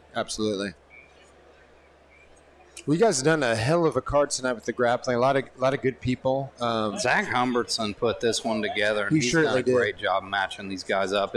I've seen nothing but even matchups all the way down the card. And Zach deserves a lot of credit. You know, he's grappled himself. He's out there, competed against Nicky Rod recently. He will literally go against anybody, and it gives that to his students and his friends. That gives them that thing like, hey, let's just go out there. We're learning. We're trying to get better. I was talking to him today at your tournament, and he was talking about, his kids having a hard time losing. And he said, I figured if I go out there and compete against guys like that and lose, it shows them that it's okay. Absolutely. Yeah, that's true. He's such a good person. Good human. Great gym. He does a great job with the kids. Great head of hair. It's very true. Much better than myself. It's the one thing he's got on you. There's a lot of things he's got on me, but he's a beautiful human, and we'll just leave it right there. So John is, he's trying some stuff. He's thinking about that Darce. But Matthias is wise to it. He's fighting the hands. Well, and here a lot of this position right here, if you attack the head, it exposes the back. And I see John, see, he's going to the back right now. And Matthias is doing a great job of attacking the Kimura to stop the back. But if John gets his hooks in, he's got a lot of length here. It's, it may cause problems. Matthias, look, that guy's great. But in the minds of the judges, if it goes to the judges, having your hooks in could be a great thing. Matthias did a good job sliding that bottom hook out. And for people that don't do a lot of jiu-jitsu, there's a lot going on right now. I know that it's hard to see because you look at a couple of people just kind of hanging out on the bottom. Maybe it doesn't look like they're doing stuff, but this is very, very, very technical. Even John Schellenhammer right there, keeping his head low. Everything he's doing right now. What he's doing right now is he's in half guard, obviously sitting back, and what that does is keeps him, away from sweeps and a leg lock game by sitting farther back on the knee. Now he's a little bit higher with his knee placement, but if you look, it's going to be hard for Matthias to get any kind of sweeps or anything because he's so far back. So that's a good placement by John Schellenhammer. But again, Matthias, listen, this is Matthias. They both know what they're doing. Matthias is working that left hook in, which is going to give him an elevator, try to sweep him towards his right, and he's doing that. And Schellenhammer kind of dug it out. Very technical match. This one's going to get super interesting when we hit the EBI overtime, and I think we're probably going to see it here. Yeah, and that's exactly what I was thinking, Elijah, is that I could see this. They're very conservative right now, right? And they're not spending a lot of energy. It's almost like they're gearing up for overtime. A lot of guys play that game, and it's an intelligent. If you're up against a guy who's at an advanced level, it's hard to make anything happen in 8 minutes. Yes. Yeah, and that's surprising, right? Most people think 8 minutes is a lot of time, but at a higher level, the mistakes that people make are very few and far between. So it's a lot like this, right? It looks like they're not doing much, but it's like they know where the mistakes are, and they're taking their time, and that makes the clock tick. And look, we've got 1:23 left. They're definitely going to go to overtime, like you said. Again, definitely maybe in the wrong route. But I say, again, Matthias working that left hook in. But I'd say even if he got a sweep, Is he going to get a submission in a minute? It's going to be tough, right? It's very, very tough. Those guys, and this is solid. Like he's clinching in.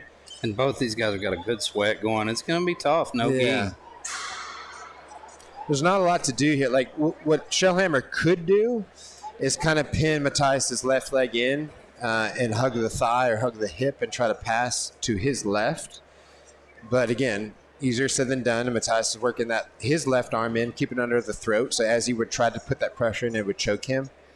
And that kind of nullifies that game. But look, right there was a nice guard pass. He's keeping the shield in. There's no guard pass, but it's a nice guard pass attempt. Good turtle.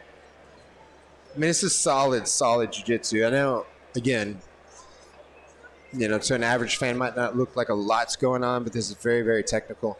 And it's two guys conserving their energy for overtime because they know that they're very evenly matched. We got 15 seconds left in this opening round. So, Elijah, remind me, because I haven't seen the rules here, what do they get to pick their first position? Are they going to do like spiderweb? They pick between spiderweb and back. Time!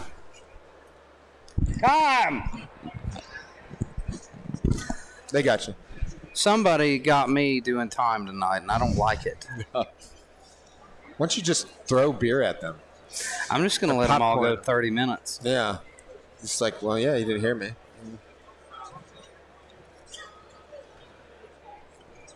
And so here we go with the first round. I'd say the best part of this match is John Shellhammer's tank top. But I'm just throwing that out there. Well, he really wanted to show off his arms tonight. That's something he talked to me about before this match. Yeah, and he does have beautiful arms. If I, was looking at arms. There's nothing wrong with admiring another man's arms. All right, here we go. So this is an interesting position. Seatbelt position. Here they go. So we're going to count the fastest escape, right? And right there is technically an escape. Man, this is going to be a tough one for Shellhammer. What did we count that? 0.2 seconds? 8. I know. I'm 3-4 seconds. Yeah. That one's going to be a tough one to beat, Shellhammer. Especially as a taller guy. That's going to be a tough one. I feel like Matthias has got he's got a big advantage right here.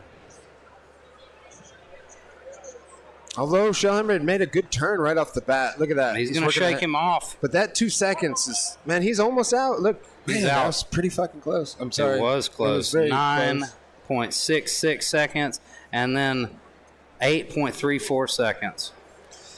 So that's it. That will be... Those are horrible times, Elijah. You're really going to put this down to point whatever if I was good at math? Let's see. So who was that? No, you're right. I know who won, but, man, that's close. We're talking about tenths of seconds right there.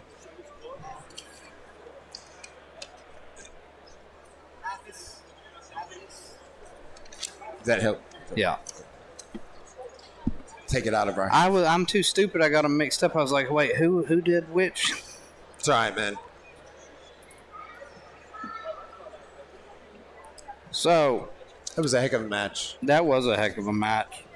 Matthias Wagner, Devotion BJJ. Excellent work. That was close. I feel bad for Sean.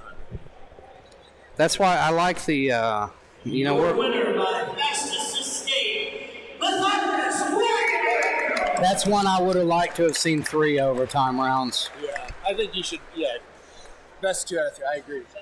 I think we're a little pressed for time, but a match like that, you need it. But also, they got to get done before the commission, right? Yeah. So. Oh, man, next up, I'm most excited about this one, Josh Fowler versus Chris McKinney. Oh, and that's a solid point. Josh Fowler is a grizzled vet. He probably doesn't like that term. Definitely grizzled. Yeah. You just look at the guy. Yeah. If there's anybody I know that's grizzled, it's Josh Fowler. And listen, I don't. This is my personal opinion, and I could be wrong, but Josh has just started his own gym, Black Cat MMA, And so he's trying to get out there and show people what he's got. And he's been competing more than ever. Wouldn't you agree? It takes a lot of guts for a guy starting a gym. You see a lot of coaches stop competing, and it's a lot of ego, I think. Well, and I'm one of them, right? Like, and I heard years ago, Hoyce Gracie said this fact. He's like, a lot of purple belts could go around the world and beat every black belt in the gym. The reason is, once you become a black belt, you've got a gym, you got to run the gym, you've achieved your goal, and you kind of just sit back, right? But that purple belt is hungry. He's ready to go. And that's not what we're talking about here. We're talking about 2 black belts, but I'd say that Chris McKinney is the more active in the guy. He's recently fought MMA. He's done other things. But that all being said, we've got the grizzled vet of Josh Fowler, who's been there. He's done that. This is an epic match. Whoever put this together, whether it's Zach Humbertson or whoever, what a matchup. What a matchup.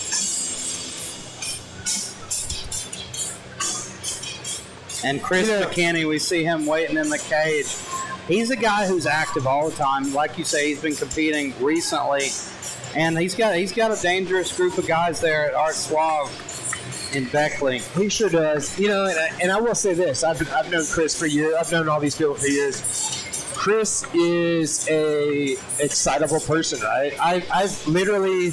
That's definitely one way to put it. Exactly. I've literally sat here with you commentating, and I've heard the crowd boo his fighter, and I've seen him start a fight with the crowd, right? And I mention this because look how calm he is right now. That means he respects Josh Fowler. And I like to see that. He knows where Josh comes from. He knows that Josh has put his time in. He knows Josh is a legend, and he's here to see what happens.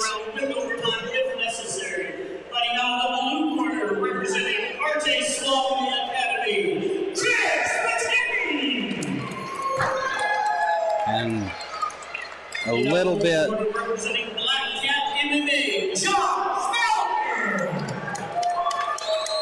I think this is by far probably the most high-level match we've had here at the New Line Grappling I agree. Challenge, or whatever we call it. No disrespect to Zach and Dalton, but I could see this being the main event, right? Absolutely. To me, I'm very excited about this. I'm excited about the other match too, but 2 legends.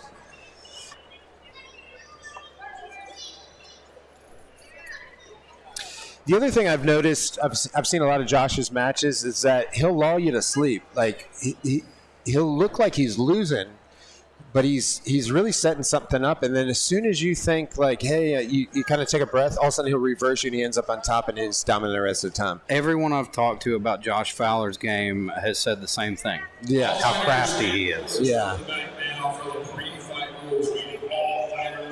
And props to him. Look, we're probably close to the same age. I'm 47.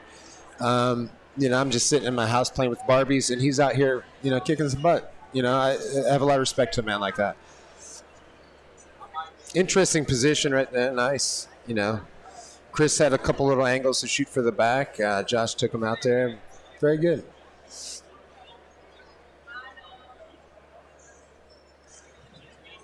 And I really expect these guys are going to take their time.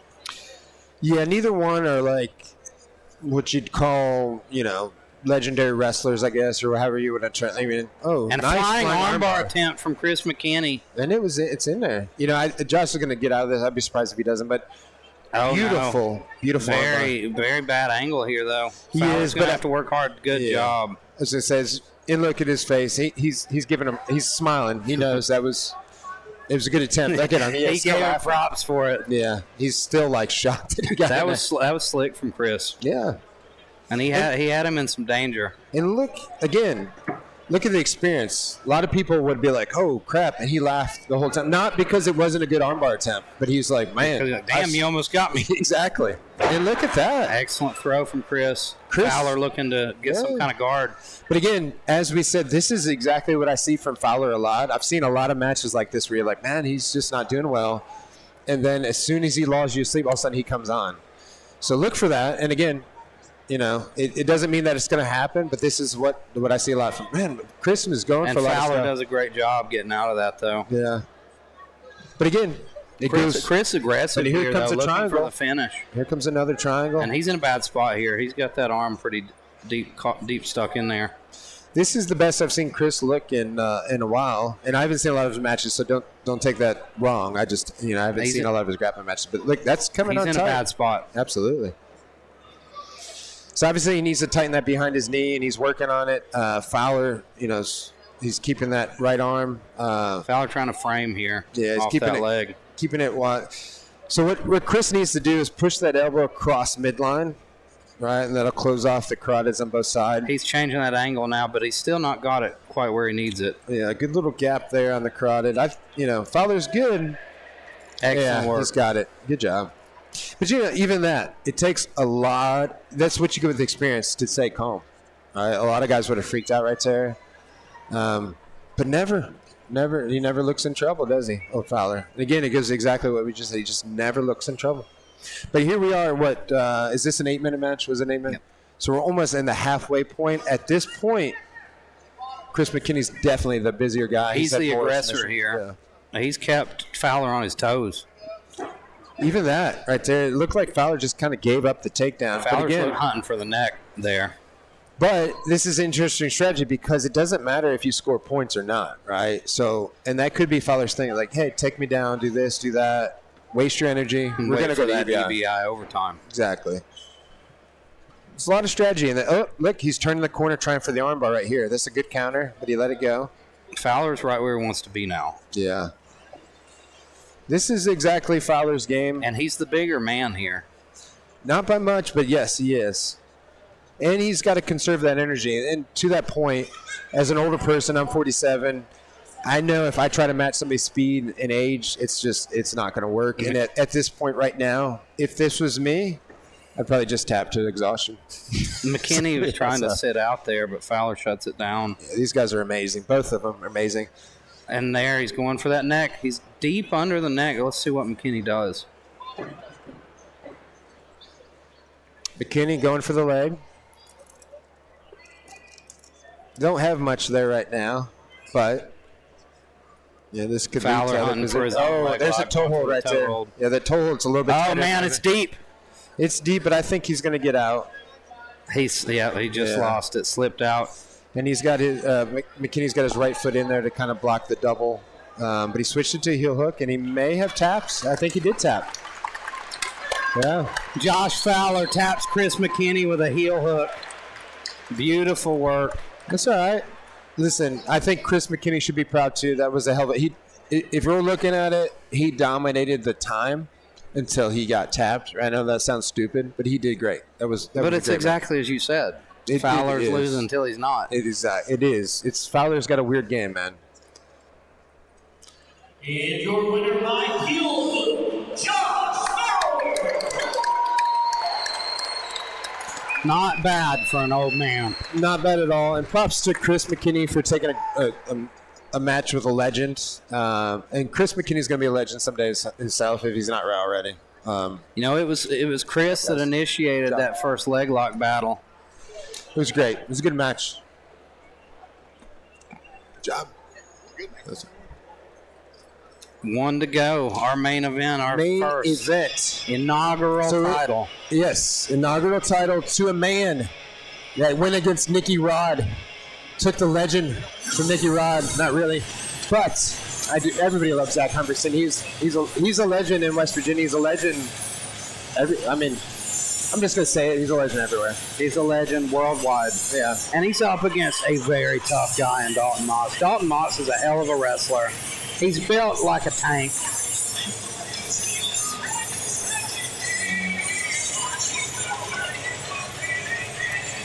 So, with cheetah print shorts, do you think he'll be very fast? Of course. I agree. Or those leopard print. I feel like I need your girlfriend's opinion. Is that leopard or cheetah? I believe that's cheetah? No. She's confused too, so I feel better about it. It's okay. It's all right. Yeah. Both animals that would murder me, so it's all good. I think that Dalton Moss may have the biggest neck that I've seen here at New Line. It's true. Like he's built like a tank. That means upper body wise, he's going to be tough to submit. However, he would be weak at the ankles, right? I don't know how great Zach's game is at leg locks. He's got a solid game. I don't know how Dalton's game is defending the leg locks, right? So this is going to be interesting to see. And again, I don't even know if Zach's going to go for leg locks. I would expect that Zach will go out in full guard in this match. And I would say he's going to look to elevate the sweep or leg lock, because how do you beat a guy like this with that kind of wrestling pedigree?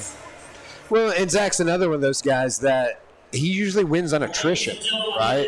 I've seen the guy grapple for 3-4 hours in one day. It's going to be interesting. And that's where that... For the cruiserweight division, scheduled for one 10-minute round with overtime if necessary.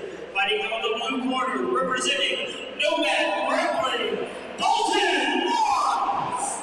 If Humbertson could weather the early storm here, I think he could. Representing GZ Bridgeport, Zach Humbertson. I think he can drag Dalton Moss into deep water, into these EBI overtime rounds, and that's where we might see the most success from him here. It's true. Well, we saw that with Zach Wilds, right? Where we thought, that was combat jiu-jitsu, where Zach, I feel like, if I remember correctly, Zach dominated for the most part, but he definitely lost in the EBI, right? And this is a 10-minute round followed by 3 rounds of EBI overtime.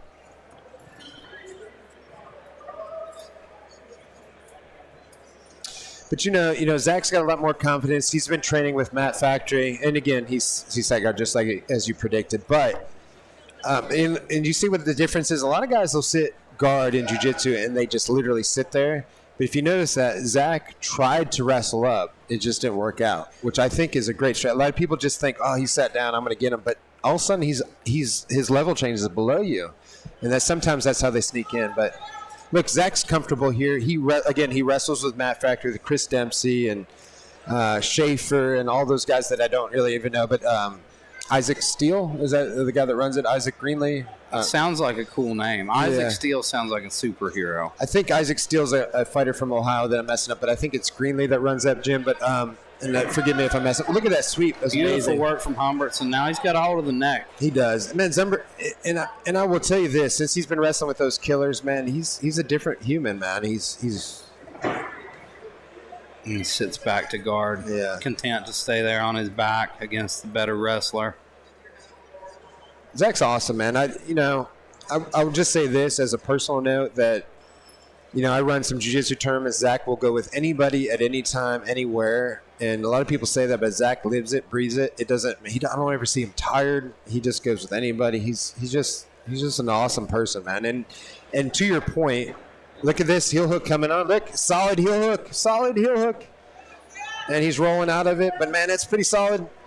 And he's not scared. Look, he got it! What a heel hook! I don't know if people saw this coming. Beautiful work. The champion from the Zach first Humbertson. Champion, Zach Humbertson. What a Humbertson grabbing his own leg like he's injured. He's cramping. He grappled today. Or he wrapped a lot today. He's cramping. And I believe Dalton might have hung out a little too long on that heel hook. Man, I agree. I don't think he respected his leg lock game. But again, this is what I'm saying. I'm not giving all credit to Matt Factory. He's rolled with ground zero. But his game's changed. He looks a lot better, man. Our first champion.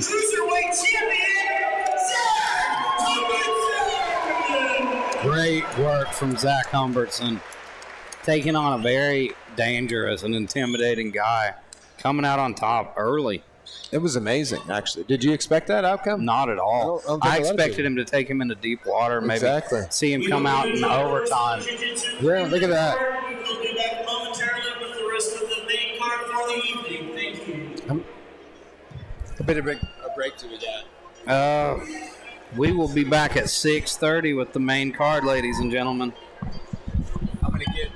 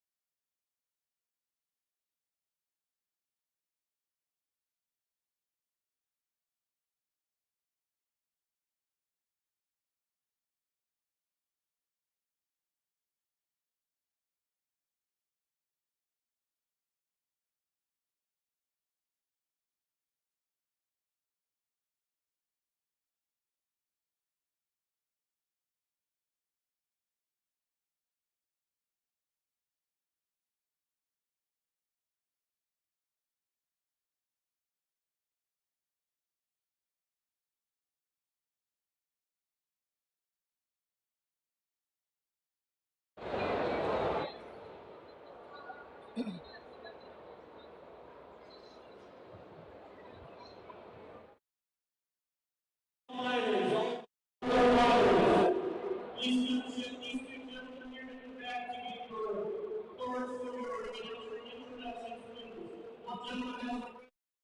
has the blue. All fighters, please come over here.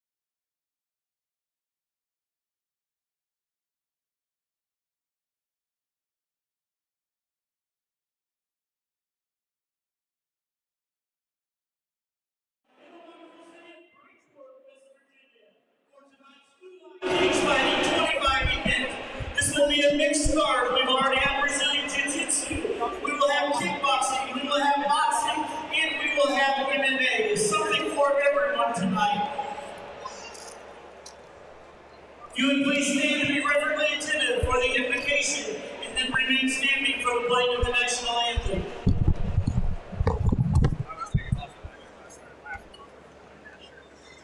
Heavenly Father, we thank you for bringing us here together to enjoy these sports that we all love so much. We thank you for the athletes and coaches and the gym owners that put in the time where we can enjoy such a sport. We ask that safety and good sportsmanship prevail.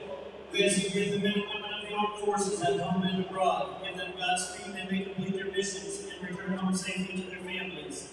At the end of the evening, we ask you to give us safe roads and fair travels that we may get home to ours. All this we ask in your Son, Jesus Christ's blessed name. Amen.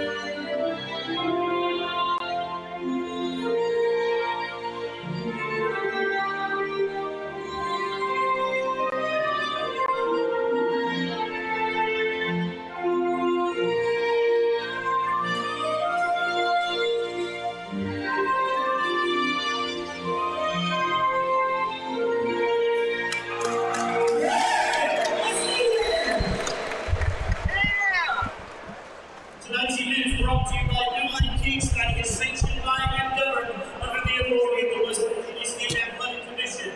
This evening, your referees will be Tony Sigmund, Mike Apple, judges Rocky Fitzsimmons, Jonah Cover, and Brendan Hodgins, timekeeper Jason Brennan, scorekeeper Missy Fordyce. Your inspectors are James Weston, Kenny Watkins, Michael Webb, Randy Stroud, and your Chief Deputy Commissioner sitting on Kingside, Laura Stevens. West Virginia, are you ready to make some noise and get some fun? Here we go, let's do this! Making his entrance to the blue corner, John Scow. John Scow. Gentleman that we got to see not too long ago in Kentucky. I believe he fought on that Ashland card in a kickboxing match. Fought Tristan Franzen, came away with a second round KO. John is fighting out of Tartarus MMA in Ashland, Kentucky, under Eric Swan, Zach Wilds. Coming out to some island vibes here. I like that.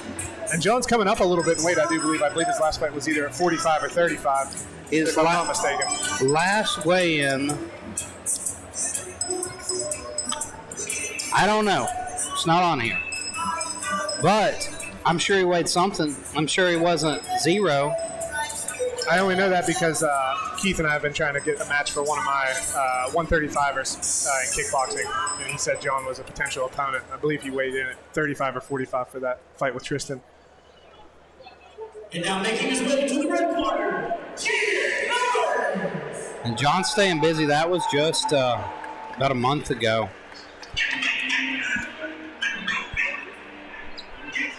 Make sure you guys do a fine job. You know what I mean? Yes, sir.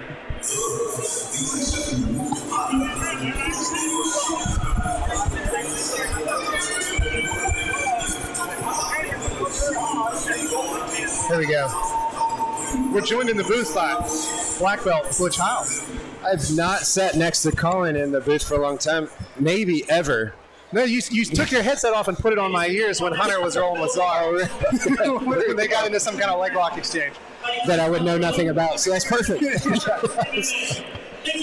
What's that young people stuff that I don't even know what's going on? We got to have some kind of tricks to beat the guys who are actually better than us in jiu-jitsu like you, Butch. So what did you think, not to lessen their match, but That Chris McKinney, Josh Fowler match was very interesting. What did you think about that? I actually didn't get to watch it, but I talked to both of them afterwards. It sounded like it was a pretty good leg lock exchange. And Josh, it's easy to expose his heels, but it's actually very difficult to finish Josh with heel hooks. I've done it a handful of times in the gym, but it taps very late. You have to have good breaking mechanics if you're going to try to heel hook Josh. And it sounds like they got into a little bit of a leg lock exchange, and Josh was able to get exposure on McKinney and get a finish. Well, and the other thing we talked about before is that Josh has a tendency to kind of lull people into feeling like they're okay, and then all of a sudden, bam, he goes, right? Yep. And so it looked like he was losing the whole match, and then bam, he had the heel hook. Right? Josh is not afraid to put himself in bad positions and work out of there. So crazy. So here we go. We are underway. Jaden Owens versus John Scow. Jaden Owens coming in with a 3-2 record. And John Scow, this is his debut. So he's really taking a tough opponent right out of the gate. And we saw John use his hands more effectively than his opponent in that kickboxing fight, so it'll be interesting to see him end up the right hand and get set down. He gets floored by a 2-punch combination right out of the gate. Is that this one? Okay. John beats the count early. Looks like he's got his legs under him. Yeah, it looks like he got kind of surprised a little bit and set on his back foot. I mean, it was a clean knockdown, but he appears to have his wits back about him. So how did this? So judging by like the 5-fight and 0-fight thing, how did this one come about? Again, and I don't mean that in a bad way. Like, is there a? So Scow competed recently in kickboxing, and won decisive second-round knockout. Look at those right hands. But he's getting an amount of volume put on him by Jaden Owens. He's gonna have to land something to make Jaden. He's not keeping that left hand up. Look at and he lands a little bit of a left hook at the end of that exchange there, and another. John's hanging tough in here, even though he's eating big shots. He is. He's keeping his wits about him, and he's starting to throw back now. I think he got a little bit wrapped up in that offensive barrage of Jaden, but now he seems to be catching himself a little bit. And it's clear that Jaden's very confident in his right hand, right? He's definitely hunting that right hand, and he's landing it. And everything he's setting up with that jab, that quick jab. And that time the right hand was blocked, and Jaden countered with a nice jab, and then we see a little left hook there on the outside. So seemed like he at least picked it up there, but. Meaning that he ducks another duck of the right. That was very nice. He's getting it. John's making adjustments. Oh, and he lands a nice right hand of his own. Look, he's definitely countering that right now. But my argument would be when he threw his right hand, he didn't sit down on it, right? His right foot came up a little bit. I would agree. He's got a little bit more of that kind of footworky kickboxing type style. Yes, he's not really setting his feet underneath of his punches. He just got his knees buckled by a right hand. Oh, big! That's a big one. And if that right hand lands, it's all she wrote. And that time it sent him smacking his head off of the turnbuckle even. John Scow's tough as nails, though. It looks like he's going to beat this count as well. I agree. And we might be this might be a kind of a matchup where we see a little bit of fatigue set in on the man who's throwing a lot more volume early on. So if Scow can survive this round, we might see a very different second round. But Colin, that's a solid point. There's a lot of times that somebody starts up. Like I've judged and refed and everything you can do with Tough Man, right? The first round, people come out like gangbusters, right? It's the second round that matters. Yeah. And this could be a prime, although he doesn't look very tired right here. Like the Tough Man's a different thing. Sometimes in the second round, you can tell those people gave all they had for that first minute, right? So tell me, Colin, if you're in the corner right now of John Scow, what are you telling him? Telling him to keep that head movement. Don't get stuck in the middle of long exchanges. Short combinations with somebody who's got a lot of power and throws a lot of volume like that, you don't want to set your feet up in front of him. He wants to keep doing the things like he was doing in the middle of that round where he was having some success. Slip into the inside of that right hand and countering with a jab and then get out. Don't necessarily slip, stand there, and then start an exchange. Those exchanges are generally not going to favor him. His coach just lifts him off the stool there. I don't know if that's a sign of fatigue or just something they normally do. Well, and another question I got for you, Colin, is as a coach, if your fighter's down 10-8, and he obviously got knocked down, so he's down 10-8 at least. 10-8 or potentially 10-7 with 2 knockdowns. So what would you tell him going into the next round? He's got to start to, first of all, he's got to start to get the respect early. Yeah. As he gets set down again with another right hand.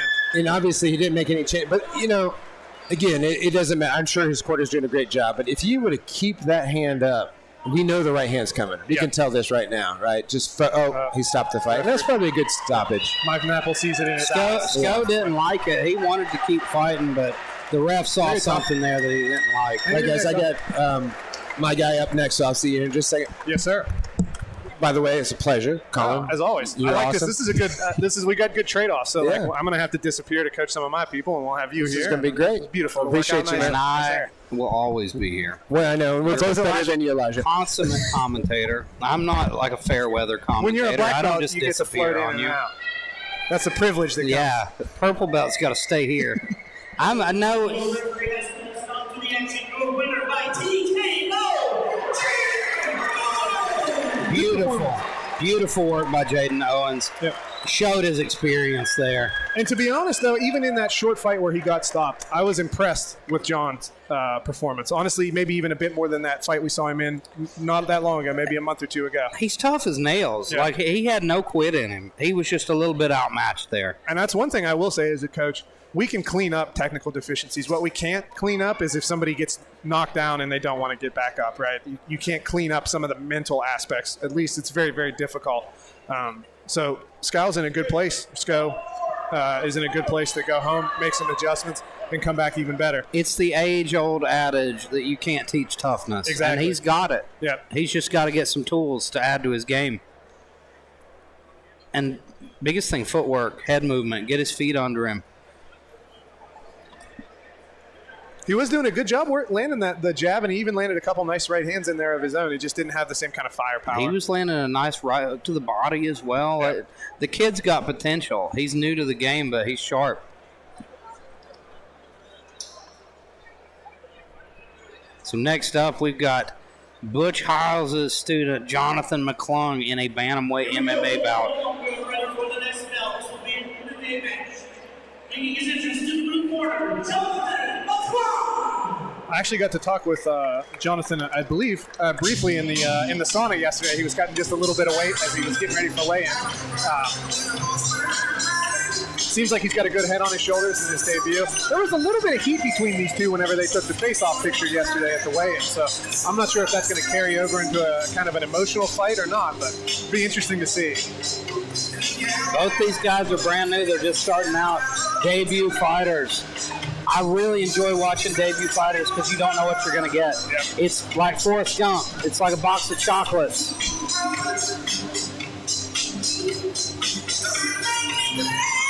Coming into Gnarls Barkley, one of my favorite songs. Does that make you crazy? The dulcet tones of CeeLo Green just get me going.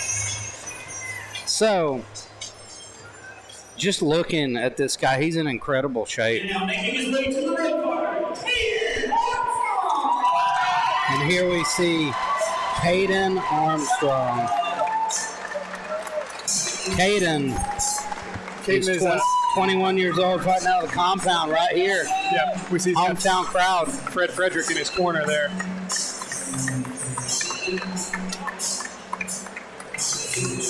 And that's a gym that we've seen a few people. I believe we've seen one of their fighters, Wes, fought here at New Line a while back. He fought Philip Fox down in Oceana. Wes Gabb. Yep. One of the most interesting guys I've ever met. Yeah. Maybe nuts, but like not in a dangerous way. Just in a weird way. Yep. The Appalachian Voodoo King. He told me, I don't want you to call me Wes Gabb anymore. I want you to call me the Appalachian Voodoo King. Do not refer to me as Wes Gabb.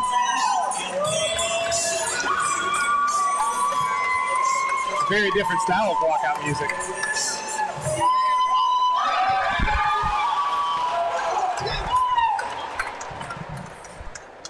Ladies and gentlemen, this MMA bout is scheduled for 3 2-minute rounds. Up first on the blue corner, representing Butch Hiles, making his debut in Seattle, weighing in at 135 pounds even.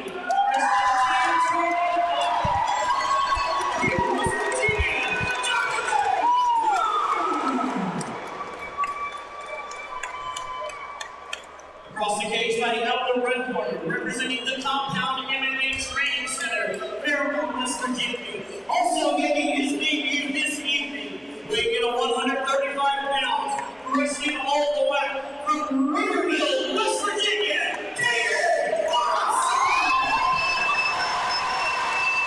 Ladies and gentlemen, give it up for our ring announcer tonight, Brady L. Davis, all the way from Kokomo, Indiana. Excellent work so far.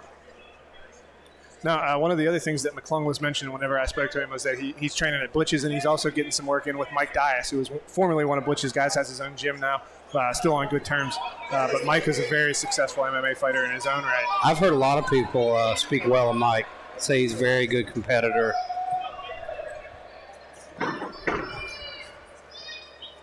We see a hard right hand from Caden. Nice front kick up the middle as well, and then a wheel kick, but he misses. Good takedown defense there by McClung. There we saw Caden land that right hand.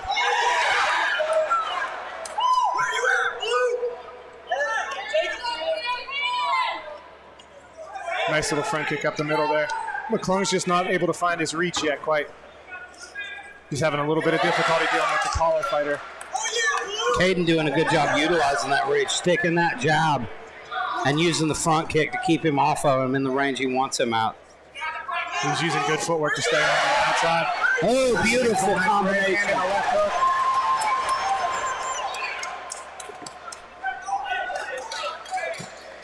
And so far, McClung's chin's holding up. He needs to get that chin down a little bit more. If I'm in the corner, that's one of the adjustments I'm making in between rounds.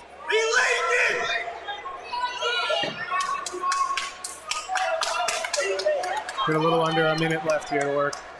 High kick attempt from McClung misses. He seems to be having a very difficult time trying to get inside of the taller fighter here in Caden Armstrong. And we've yet to see any takedowns attempts from either man. And we see the nose starting to open up on Jonathan McClung.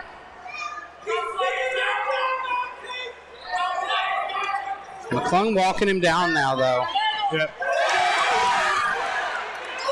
McClung seems content to make this kind of a firefight. He lands a nice knee to the body, but he gets taken down for his shoulder. Good technical stand-up.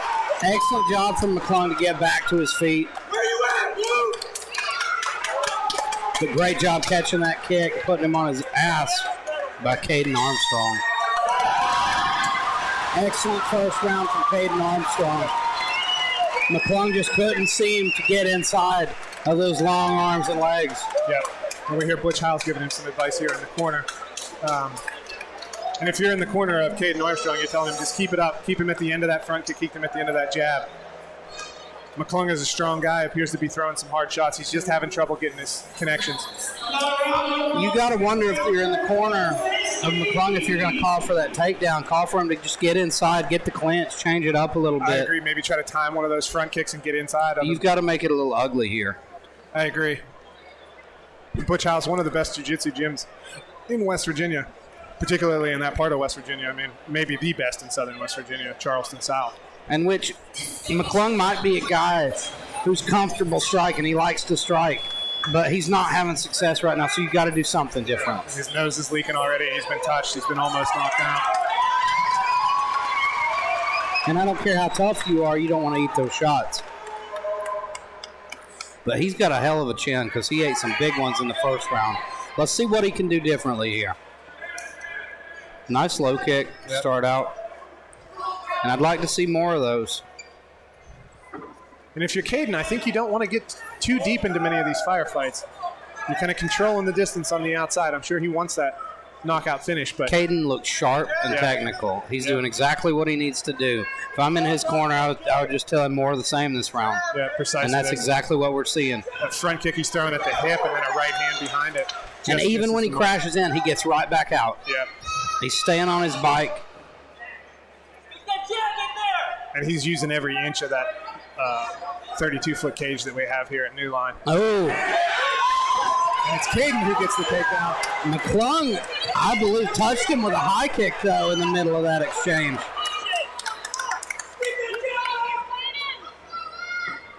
I would agree, and I think we actually might even be seeing a slightly different look in the eyes of Caden Armstrong there. He looks none the worse for wear, though, staying on the outside, right at the range he wants. And that nose of Jonathan McClung is absolutely pouring.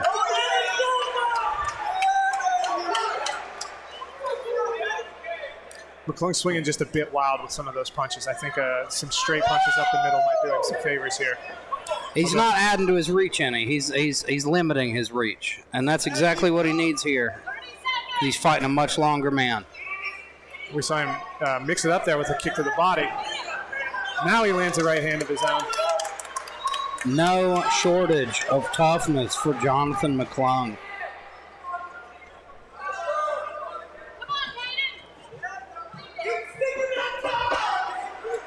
Caden's slowing down, though. I agree.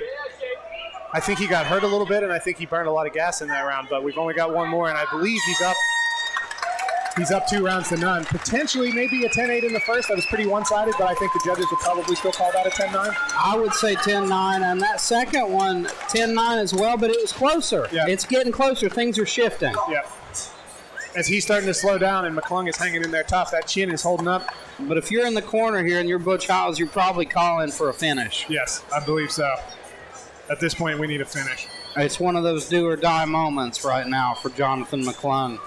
And he's doing a good job of setting his feet underneath him to throw hard shots, but that's what's allowing, whenever he sets his feet to throw hard shots, that's what's allowing Caden Armstrong to make the exit. So he's never staying in that distance. Breathing really heavy right now on the stool. But so is McClung. McClung looks very tired.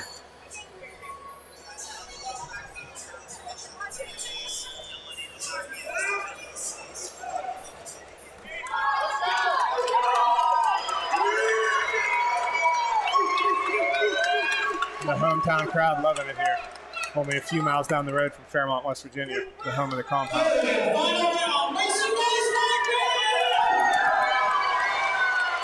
Well, nice right hand from McClung. Right hand from McClung early. And he can take control of this. Good front kick again. I think McClung's corner probably saw what we did. They said he's slowing down. Now's your time. Yeah. And McClung comes out taking charge in the beginning of this third round.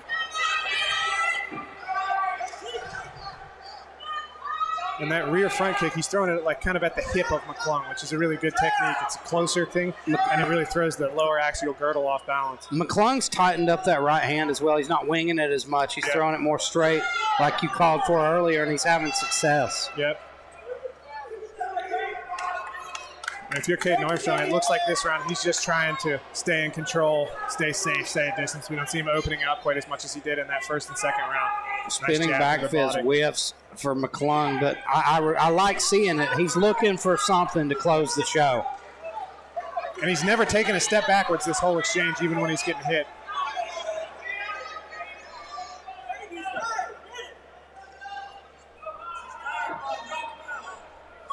People in the crowd calling for Caden to hit him, saying he's McClung's tired, but I think Caden's the more tired man now. I agree. I think that's bad advice. We've only got 30 seconds remaining, but a nice left hook lands there from McClung.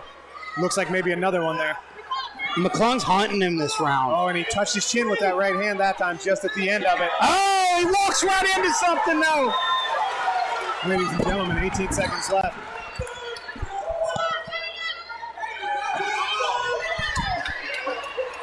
This is a brawl in the last minute of this fight.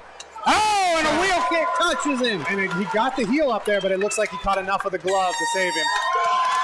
Good work from both gentlemen. Excellent fight. And I'm going to go talk to the winner. Excellent fight, and I think we have I think 30-27s incoming probably for Caden Armstrong from the compound. I don't know. That last round, I would maybe score it for... The last round was closer, yeah. For McClung. I mean, he controlled it up until about the last I would agree. minute. And in fact, he landed a couple right hands. Or the last 30 seconds. I'll return shortly. So I'm back, and that was clear domination by John McClung. I'm just kidding. That was unbiased opinion by Butch House. 30-25 scorecards coming in for Jonathan McClung. Yeah. Now, it just seemed like he had a hard time trying to kind of getting inside of the reach, dealing with that teep to the hip that Caden Armstrong was hitting him with. But no lack of heart, and never took a step backwards even whenever he was getting tagged there. Absolutely. You know, in the first fight, you just don't know. To me, he didn't sit down any punches. A little apprehensive, right? There looked like to be a clear example of one guy being more confident than the other. Like you could tell, but even when the other guy put his hands down, it was like, "Hey, let's go." It just there just wasn't the same ability or confidence in both of them, right? Which is okay. That's what happens on your debut. You don't know what you're going to get. Fights are for, Exactly. Yeah. But again, like as you said, great fight by both people. A lot to learn on both sides. And a very entertaining scrap to get us started up the MMA fight, actually. Yeah. I want to say this real quick, random. I don't know if you guys said, but Mike Napple is a legend of the fight game, which is refereeing right now. I don't know if a lot of people know him, but I would say he started one of the first gyms. Would you say, Colin, at the bullpen? I don't know what.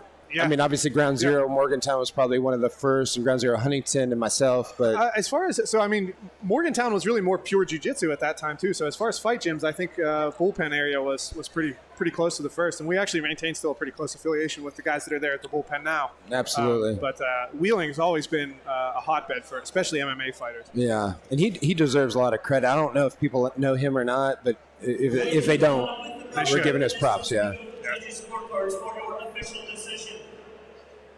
All three judges see this bout exactly the same, 30-27. For your winner by unanimous decision,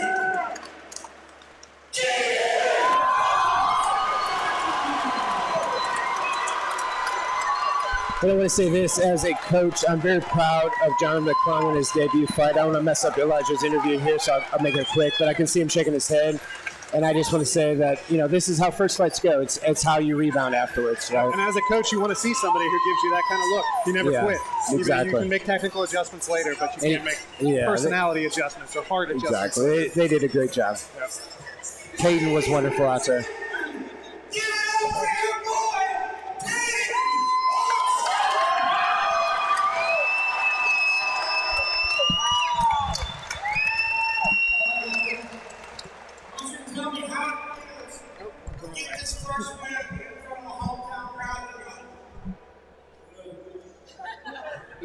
He looked confident. He looked good. Do you know much about him?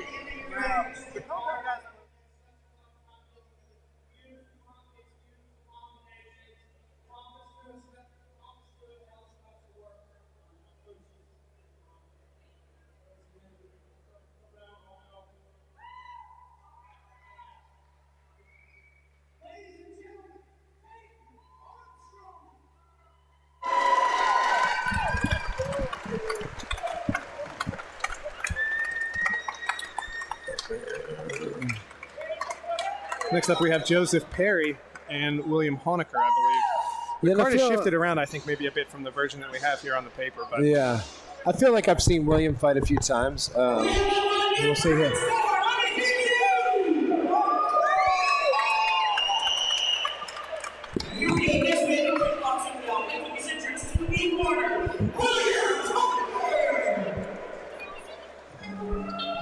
This is one I'm super excited about, guys. It's two guys who are desperate for a win right now. Hey, good job, man. William Honecker, 0-2 in kickboxing. He suffered a couple tough stoppages in his last two. His last one was against Fat Thor, Dakota Begley, who stopped him in under 30 seconds. Honecker's a guy, though, who loves the game. He's not going to let it stop him. And here he is hunting for that first win. And Joe Perry's a guy he's been calling out for probably about 2 years now. So why has he been calling out Joe Perry? Honestly, I think he thinks Joe's an easy fight. Really? Yeah, to be completely honest. Yeah. But I think Joe Perry is another guy who he's taken a lot of losses, but he's never showed any sign of stopping. He's got mad heart, and I think this is actually a really even matchup. Interesting. This is going to be fun. Yep, I've seen Honecker fight. Joe Perry is a new one to me. I'm not sure. Do you know where he's training out of? Joe Perry trains with Eric Oden and those guys in, I think, Elkview, West Virginia. Primarily a boxer, but he's been doing quite a bit of kickboxing. His MMA debut was my first event, NLC 6, and he fought Alex Davis in his MMA debut, which was a tough fight for him. He's a guy who's only taken tough fights.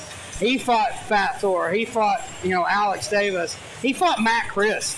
Oh wow! Like the guy he's does not shy away from a tough fight, and he thought about hanging it up. That's the thing. Joe Perry's a guy It's impossible not to like him. He's always humble. He's super funny.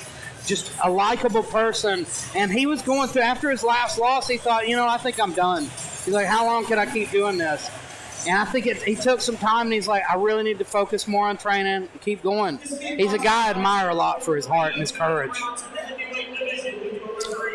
Well, I will say he's very hairy. Yeah. He might challenge Eric Mon for the hairiest man at NLC. Now that Eric has cut the hair off of his head, I don't know.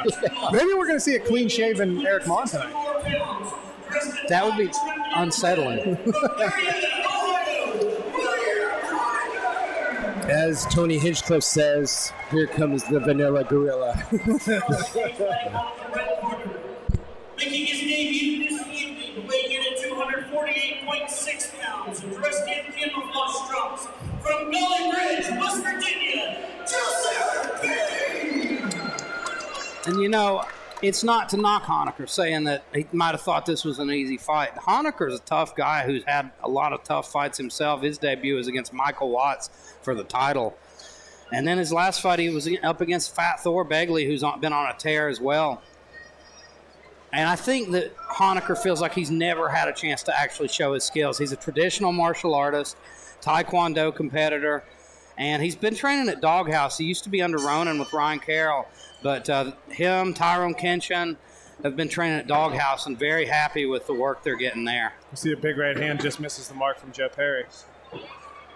And the footwork was a little off on that right hand as well, wasn't it? And then I'm going to keep an eye on that just to see, just out of curiosity. Although it looks like it's a little better right now. And he seems like he's doing a good job trying to use forward pressure to kind of disrupt that flow of kicking offense that Honecker's trying to get going. And I will notice he's keeping his chin low, looking through his forehead right there. Yeah. It's got definitely a look that he lands a little business. bit of an overhand right at the end there, but Honecker bullies him into the corner. Yeah. Honecker is a big, big man. He's got a significant Honecker's covering up a lot advantage. on the inside here, though. He seems uncomfortable in this inside space. Well, that's We see a good uppercut. Nice uppercut and almost a left hook to follow it. All right, nice. That was an interesting exchange because Honecker seemed to be taking the more defensive posture against Jumping the cage. front kick from Joe Perry to the body. We see him land a nice jab there on William Honecker. Honecker Joe lands a slips jab. away. Perry's feet are very close together there on a lot of these things here, which is not good for defense, right? Forget about the offense, but it's like, how are you going to handle the defense when somebody takes care of you? Like right now, look at him. Limited mobility, yeah. Yeah, it's got an interesting way he walks forward. He's not keeping that standard foot placement right there. It's almost much more of that traditional, almost like horse stance karate style. Yeah. I think. You see a nice jab from both men. Yeah. Interesting style from both, right? Keeping their front hand low, down by the hip. Joe Perry's got it. Here he goes. I was going to say, holding, just covering up's not going to do well for you. Yep. And these gentlemen have knees in the clinch. We haven't seen either one of Which them is kind of leverage that, but A very good point, right? especially when you get somebody taking that very crowded over defensive posture. But a very good kick by Joe Perry there. Finally, a nice kick there, finally. Yep. But I would say here, like first round, they look like they both conserved energy. These guys are big guys, right? They can't come out like gangbusters. So let's see how round two goes. But I think that's a good strategy, right? If you blow your wad in the first round, you got some troubles. And that's an interesting round to score. Honestly, I think I would lean towards Joe Perry on the 10-9, but very close. I wouldn't be surprised if the judges saw that one way or the other. I think Perry was the more active man. And I don't think Honecker landed anything too significant that round. And the few times Honecker was able to bully him into the corner, he wasn't able to get work down there. He was forced to cover up, and it was Perry punching his way out of those exchanges. And you see Eric Oden there in the corner of Joe Perry. Eric Oden, former heavyweight boxing title contender at amateur for us. Great guy as well. And Lee Spurgeon. Lee Spurgeon and I go way, way back. I think Lee was the first person I ever competed against in the cage in jiu-jitsu. And we agreed to no heel hooks, and then he came out and heel hooked me. Like a gentleman. I think I was 16. Don't trust anybody, Elijah. Come on. First rule. I won't heel hook you either, Elijah. You're not allowed. I will tell you I will, and I don't know how, so it's okay. So you'll be fine. You sound like me. Yes, exactly. All us old What people. are leg locks? Yeah, exactly. But here we are, opening of the second round. Honecker taking his time, content on the back Oh, foot. that was a good kick. Nice. Good overhand right. Good. Nothing's Perry really covering landing. up. Yep, nothing really getting through that guard. It's a little unconventional kind of out in front of his body, but that guard is doing its job so far. Absolutely. But, it's weird because I've seen a lot of fights, even though nothing landed. It's like when a guy's coming forward and being active, judges will give it to that guy. Yeah. I've seen it a ton. Oh, Beautiful kick right to the breadbasket of Honecker. And we see that as they have these kind of open stances. And Honecker's looking tired. Yep. For a couple of heavyweights, though, this is kind of how it goes, right? It's a decent pace, but they can't really go too crazy because they're trying to conserve energy for the next round. And Joe Perry eats that low kick, keeps marching forward. Oh, that was a good check by Honecker. Oh! Big head kick sets down Joe Perry. Beautiful. Joe's hurt bad. I don't think he's going to beat this count. I'd be shocked. He's ready. He's going to beat the count. He gives the ref a head nod. Mad Like heart. overseas. Mad heart from Perry, but brutal. Brutal high kick from Honecker, who told me right before the fight. There's another one. He said, I might finally be able to land a high kick tonight. And he damn sure did. But sometimes you land that high kick, you get high kick heavy or high kick happy, right? And he's throwing them like crazy right now. And he ate a right hand as he came in on that one a bit. Exactly. Joe Perry needs to get his right hand higher. His guard is super low. It's a great round, guys. Great round. Yep. Replay. Let's take Here a look comes at the that replay. high kick. Beautiful work from Honecker. Oh, my gosh, right on the temple. And that was beautiful. The was a fact beautiful that Joe check right got before up it, from too. that shocks me. I thought it was over. The only reason I think he got up is because he didn't follow through on the kick, right? He didn't punch through. It was a great kick. Yeah. Not saying anything about It's it. very traditional martial arts. And that's that Taekwondo style. Thank you so much to our sponsors. What a kick, though. I mean, what a kick, honestly.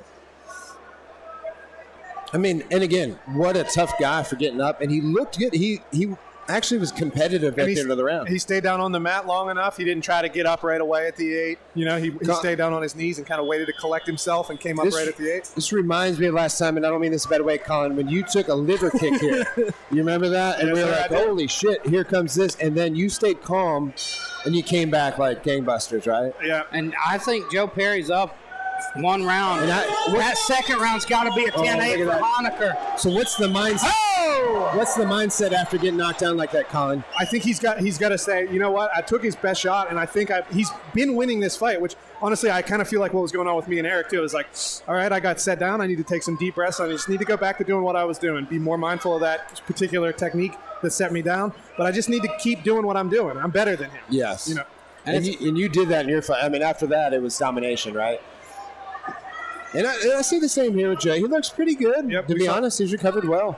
Joe's landed the stronger shots of this round so far. The difference is they're heavyweights and they're tired. Yeah. Right? It's just hard to see what we saw with your fight because the amount of energy they're able to put in is just not the same. Yeah, to move my 175-pound frame around is a lot different amount of horsepower, a lot of calories that aren't consumed. Oh, and that was a nice great right. look. I mean, this is after getting knocked down. I mean, he looks. That was. Oh, he's hurt. Look at that. He's coming like he's doing every. This is very reminiscent of you. That's a knockdown. Yeah. I mean, you could call that a knockdown for sure. Yep. Not saying the ref did a bad job. That was very If nice. Joe digs deep here. Look at that. Yep. I'd say he's winning this round. I would too. Yeah. Which is interesting because he's either got to set him down or I believe we're going to be looking at a. I think if he draw. digs deep here, he could put him All up to the judges. Honecker's tired. He has to finish strong on this one, meaning Joe. Yep. I mean, if he would have got the knockdown there, I think he would have won the fight. But, man, this is a tough one. 20 seconds is going to dictate this fight. And he's digging deep. Look at Joe's Perry. Like, he's tired. Look at him. You can see his mouthpiece. Oh, what a shot. Nice overhand left. Oh, switching stances now. There we go. See if we can get a hard right. Yep, I think he's trying to use that play, soften. Nice body kick Right from body Joe Perry. 5 seconds. Here it comes. And he gets touched with another head kick, but he says, bring it on. That's what I'm saying. Instead of punching yourself, punch the other guy. We only had 5 seconds. Great performance. What a It was an match. interesting fight. On my scorecards, I believe we're looking at a draw. I think I agree. I think first and third rounds went to Joe Perry. The high kick that changed everything. I know. Exactly. It's going to be a William tough one. Honecker. it could literally go any way, and it's justified going either way. Right? Yeah, I would agree. I'm going to go talk to the winner or winners here. We'll see.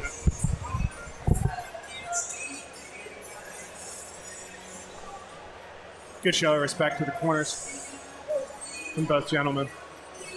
I would say out of both fighters, and I don't mean this in a weird way, but Joe definitely has the more hairy butt crack. I would agree. At least, yeah. Although I can't say I've gotten to see as much of William, so he might have to show us some. Yeah, he might have a great butt crack for all we know. They did a great job.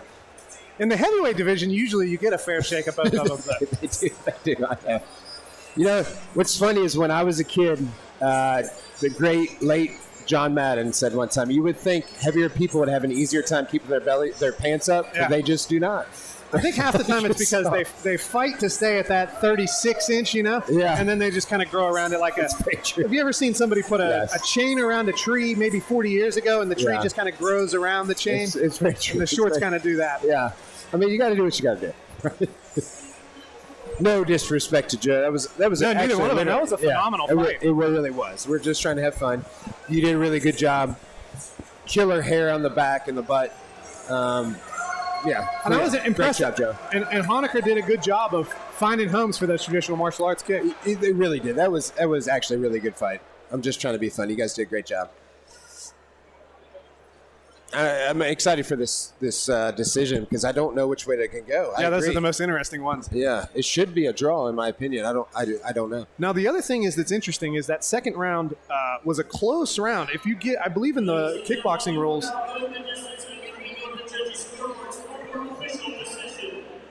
Once again, all three judges see this All three. scoring 29-27. All for your winner by unanimous decision. Wow. Wow, that's an interesting decision. I still think they have CDJ.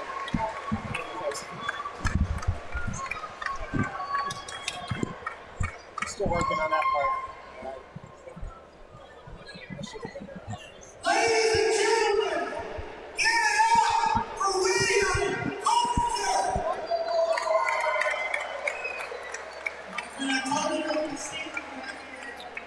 Here we are. Do you think that would have been the best? You sure did change everything. She's a boxer. And it's good there for good boxers.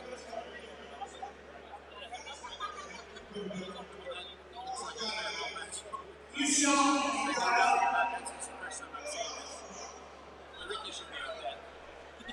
Tell me.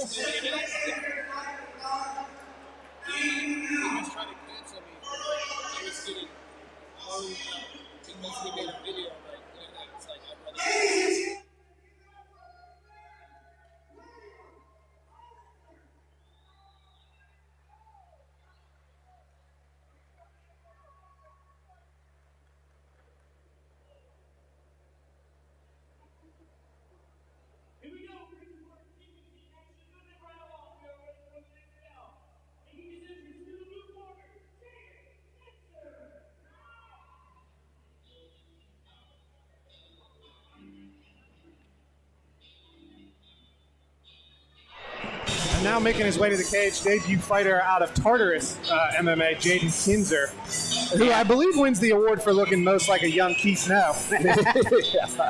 He looks like if Keith No had never discovered carbs. Yeah. This is like you show Keith No this, and it's like if you ate clean for 6 months, you could be this, Keith. So you can't beat the walkout song coming out to Pink Floyd's Have a Cigar. Yeah. Excellent choice. And people have been talking about this young man. Talked to Mitch Vaughn today at the hotel, and he said, you've not seen Jaden fight yet, but he's the best boxer at our gym. Interesting. Well, that's exciting. Yeah, this is an interesting matchup because George has been training hard. George has been with us for around a year or so, but he's come along well. He's a guy who wrestled all through high school,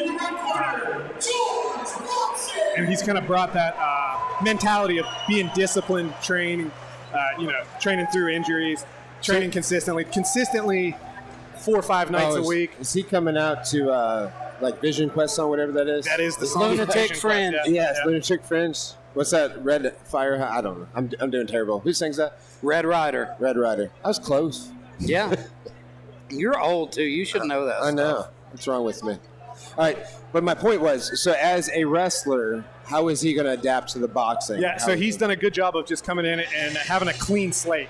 Right, a lot of wrestlers come in and they are very uncoachable. I don't mean that as an insult, but if you've run a jiu-jitsu gym or coach, you know what I'm talking about. Yeah. George came in very quickly and had the attitude of, I know how to train hard, I know how to do some things in grappling, but these are the people that know fighting, and I'm going to learn from them.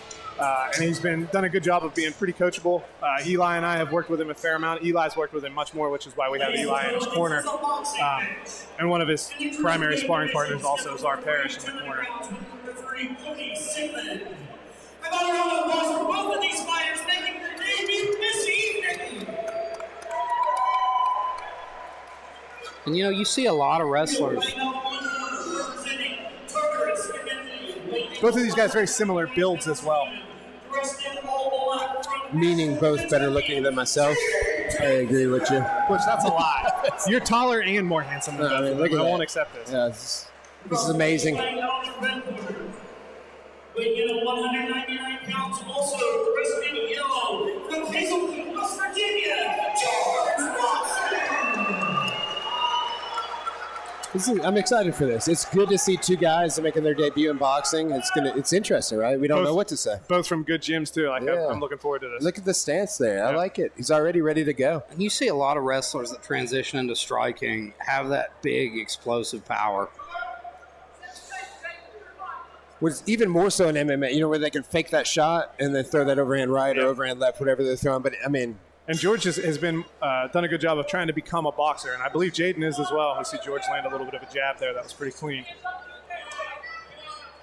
What I'm most interested in is see two guys making their boxing debut is their footwork right here. I want to see how they react to defense, and so far it looks great. I mean, George landed a little bit of a right hand there. After getting stepped backwards a bit by flashes that jab. Both of them have got good jabs going right now. And I'm noticing when George's throwing that overhand right there or just a straight right, he's not stepping with his right hand, which is a great thing for a new fighter, right? Yeah. Because a lot of people have a tendency to carry that right foot with them. We saw George land a nice body shot, but he ate a counter what right a left hook, though, right? Yep. Man, they're mixing it up. I like it. Very active right out of the gate as well. I see George switching his stance. Is that something you guys change or talk about at your gym a little bit? That's something that George works on quite a bit, yeah. He's switching some of our guys do that a lot, Yeah. You notice he's went left to right easily, literally almost after every exchange. Now he's back in the, Jaden's getting ahead of him now. Yeah. Look at that. He switched his stance again. Oh! There you go. That was a big right hand that hurt Jaden. And his legs are still wobbly. The only thing I would say about George is he's got his chin up right now. He's got to be careful, but he's going for the kill. It's okay. And he's got him hurt. That was a good body shot there as well. Oh, and I think he's doubling him over with those body shots. Jaden's doing a great job staying defensively sound and then coming back. Yeah, and that's where you got caught. The chin was up a little bit, but it was a one shot. And George he's lands recovered a nice well. right hand there as well. Jaden still looks hurt to the body. Yeah, his facial posture, you can see it has changed. Absolutely. 10 seconds left. Let's see how they react. George lands a nice right hand there, but so he walked Jaden right as well. into the right. Yeah. We see a good jab there from George. George. That's another right. Went right over the guard. Yep, and a right jab to the body from southpaw. What a good round. Good round from both guys. Kind of a little bit of a back and forth, but I believe George did win that round. I think George took it when he hurt him there against the cage. Very, very, very, very good round by both. They look very good. For debut fighters, yeah. Very good. Nobody's being a spaz. That's the first thing you got to watch out for when you're in your debut is you just spaz out. Now, it'll be interesting to see how George handles himself with that little bit of explosivity in a fight. Because we've worked with George, I mean, he's done a lot of hard rounds. We don't have anybody go into the cage without doing a ton of hard rounds. So I know his lungs are there, but will he be able to control the adrenaline enough to fight at that level that he can train at, right? Is he able to control the emotions to stay calm enough to have his cardio perform as well as it does in the gym? So, Colin, is your goal with George to get this fight to make him a better MMA fighter, or is it just to take all disciplines as they are? Yeah, kind of all as they are. I mean, his long-term goal is MMA. He's starting to get on kind of close to a blue belt with us. He's training hard, and it's good to get some competition experience under the lights before we get the little gloves. Very true. Yes. I mean, his punches are landing here. That right looked good. Nice uppercut and a straight right from Jaden. But George has got a lot of confidence coming to this round, so you can tell the difference here now. He looks a little freer. Does that make sense? A little more relaxed? Because look, his punches are coming a little bit more intensity. Like even those punches right there that his opponent's landing, they don't have that freedom, right? Meaning like, hey. And you see Jaden doesn't really have the same confidence that he had at the beginning of that first round. Yes. You see George lands the right hook, left straight, and then switches back to orthodox. Oh, what a good power left in there. And good head movement as well from George. Yeah. Good bump. I see this round being the first round was a good feeling out round, and I feel George he figured something out in his head. He feels very confident. Like just as a person watching, like man, he looks like look at that. He just looks very confident in this round. He's doing a good job kind of pushing him away at the end of those combinations as and well. look at the blood coming off the left eye there. Yeah.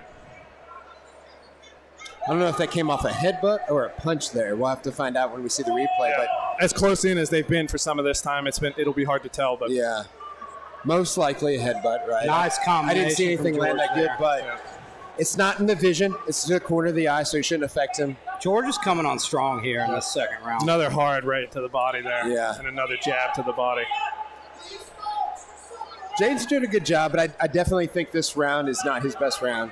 Yeah. The constant switching stances has to be a nightmare to deal with, too. And I agree. And there it was again. He switches in the middle of combinations. Yeah. It's funny because as a coach, I don't really like that off the bat, but he's doing it so effectively. Yeah. Like you couldn't say anything bad about this. And he had some minor defensive mistakes that he was making from the southpaw stance particularly. That's a nice straight left hand and a nice right hook to end the round. Even switching the stance. Even though he hurt him in the first, I think he looked even better in the second. Yeah, I agree. And that's something that we're the same on. I like you to be good at one stance before you become kind of mediocre at both stances. But George has done a good job with it. He's working on it on his own, and he had some minor defensive deficiencies that he wasn't aware of just because southpaw is not his normal stance. And Eli and I kind of gave him a little bit of vocal and physical encouragement in the sparring rounds a couple weeks ago, and George has made the adjustments. We see him doing a better job from that southpaw stance defensively and offensively. I feel like I just saw the ref make a motion, but I don't think they called it off. But I think it's all right. He makes some weird. Let's see what he's doing here. Not Eric Swan doing a very good job as a cut man over there. He sure is. He has the most professional cut man gear in New Orleans. I think the ref called the fight. Yeah. Because of the cut? I don't know, but I thought he did, and he did. Because there's something weird going on. Now the ref left the ring, so I feel like he called the fight. Yeah. Yep, I agree. That's going to be it. That's going to be a corner stoppage. They did call it for the cut. Yeah, Zach's looking at it. His corner man's looking at it saying the cut. But we're not in the ring. It didn't look like a bad cut to me, but what I know. And it might be going into the eye, too. Exactly. I don't I would never undermine the referee. That's not true. I would a lot, but, Let's go talk to George Watson. What a great fight. Honestly, great fight. Both those guys. And that's what you want to see in a debut fight, too, right? You're not looking for, like, one-way traffic. You don't want to fight somebody who doesn't train and you just get that's a tough fight. George can be proud of that. He did a good job. He had a skilled opponent. And Jaden, for a debut fight, somebody who's got that level of skill is not going to be an easy debut fight, right? Absolutely, yeah. Very skilled, good boxing performance from both gentlemen. That's for two debut fighters. I don't know, maybe you've got some more time, Butch, but I can, just from my own experience, I can say in 2015, if I would watch a card in West Virginia and two guys were debuting, they would not have that level of polish. Absolutely not. No, no. And not to make this about me, but I can think when I debuted in 1997, nothing like this. Yeah. Nothing. Yeah.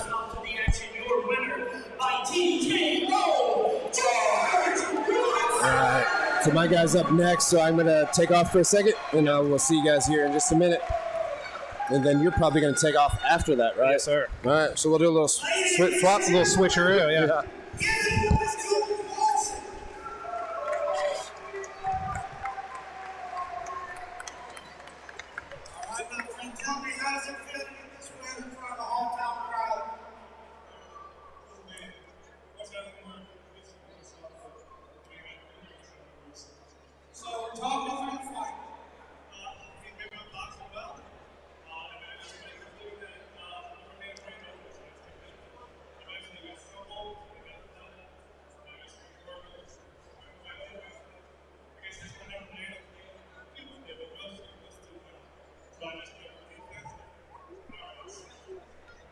what's next for you?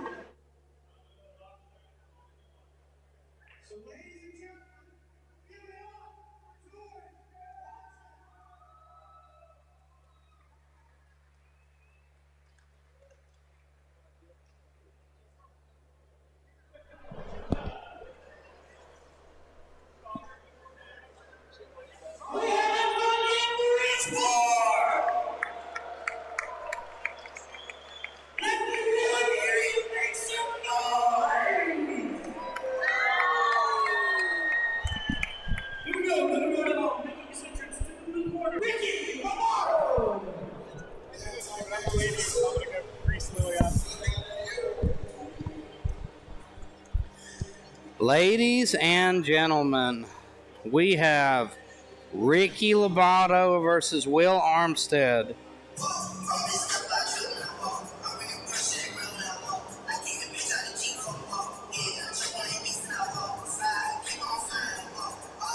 Now, Ricky Lobato is a guy that we've seen a lot of, but only in jiu-jitsu so far. This will be his MMA debut, highly anticipated debut. The guy has very dangerous jiu-jitsu.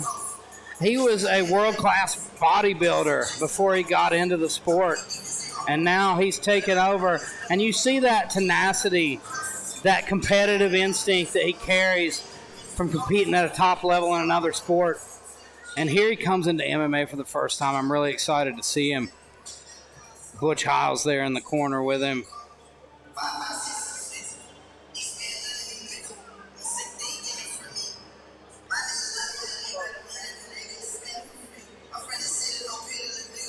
And he steps into the cage.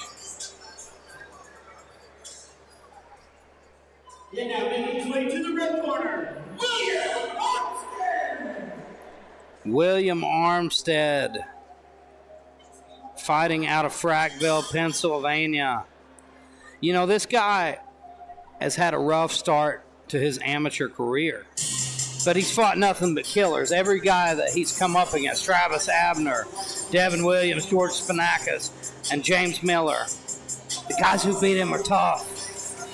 And I'll tell you what, defeats like that make you. They make you tough. So he's hunting that first win, and I can tell you he's hungry.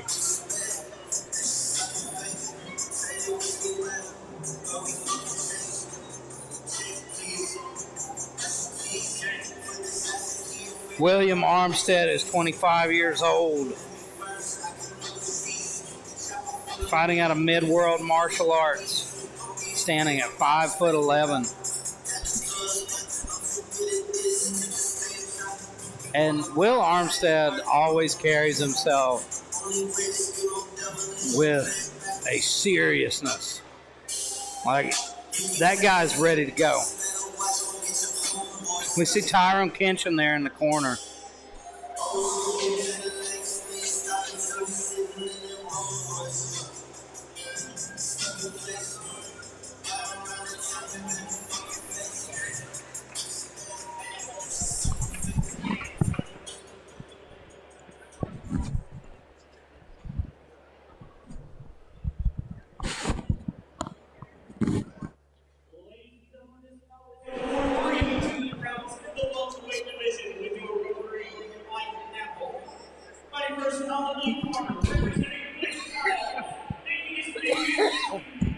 Weighing in at 170 pounds even, dressed in blue, trimmed in white and gold, from Charleston, West Virginia, Ricky Lobato!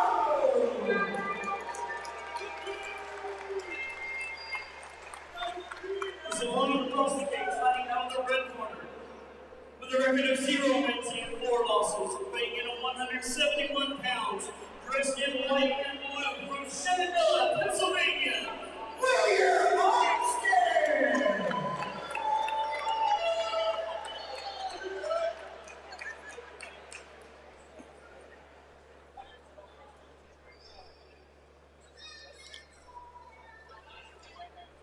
And here we go, both men hunting for their first win, both in totally different situations here.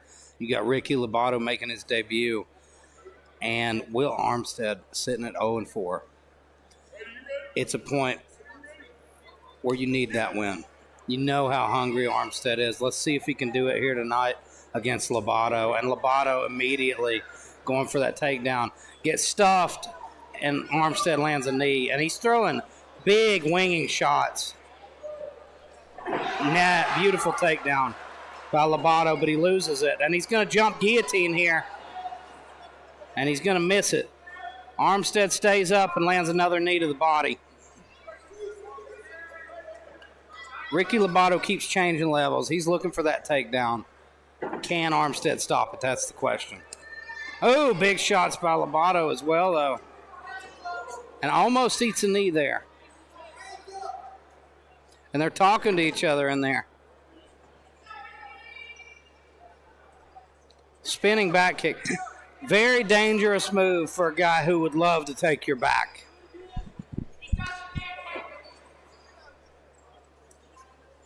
Excellent shots from Ricky Lobato.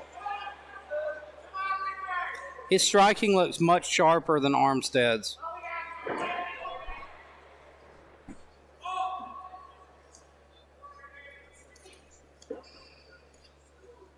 Armstead clipped him on the end of that right hand, but Ricky doesn't show any sign of stopping. He keeps marching forward and lands a big right hand of his own. And another. Oh, his shoulder. We got an injury.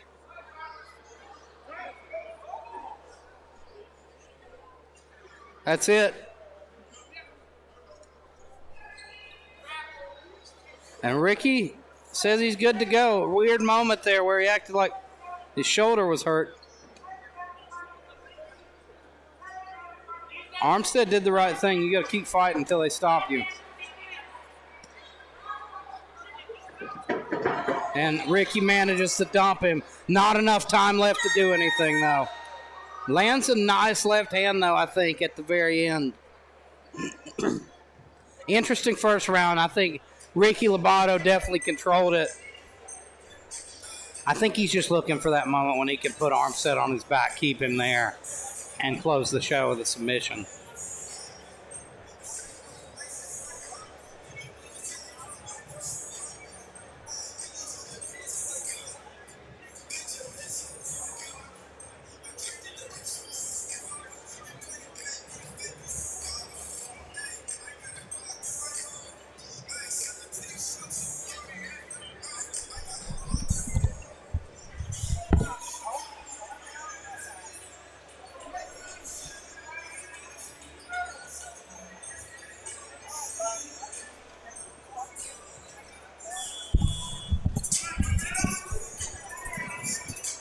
And now we're taking a look at that shoulder of Lobato. He looks like he's all right. Weird moment there, though, in the first, where it looked like he might not be able to continue. And here we go. Round two's underway. Oh, and he ends up in a guillotine here. And he's out. Armstead's on top here.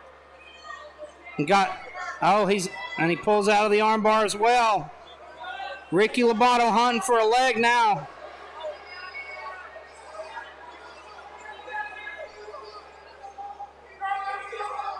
And now he's going for Lobato's leg as well, but he's not got it, and Lobato's going to get to the back.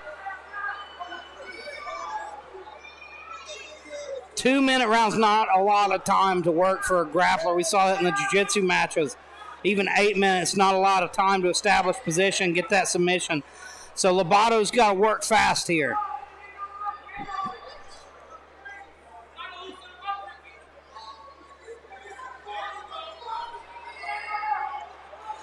Lobato in a great spot on the back here. Both hooks in, and now he's going to flatten him out. And Armstead does a good job kicking the hooks off, but he eats a huge shot. 45 seconds. Can he hang tough? And Lobato going for an armbar. And it looks like he might be able to break this grip. He's going to switch it to the bicep cutter. And we may see a bicep cutter finish here. He's got to squeeze that.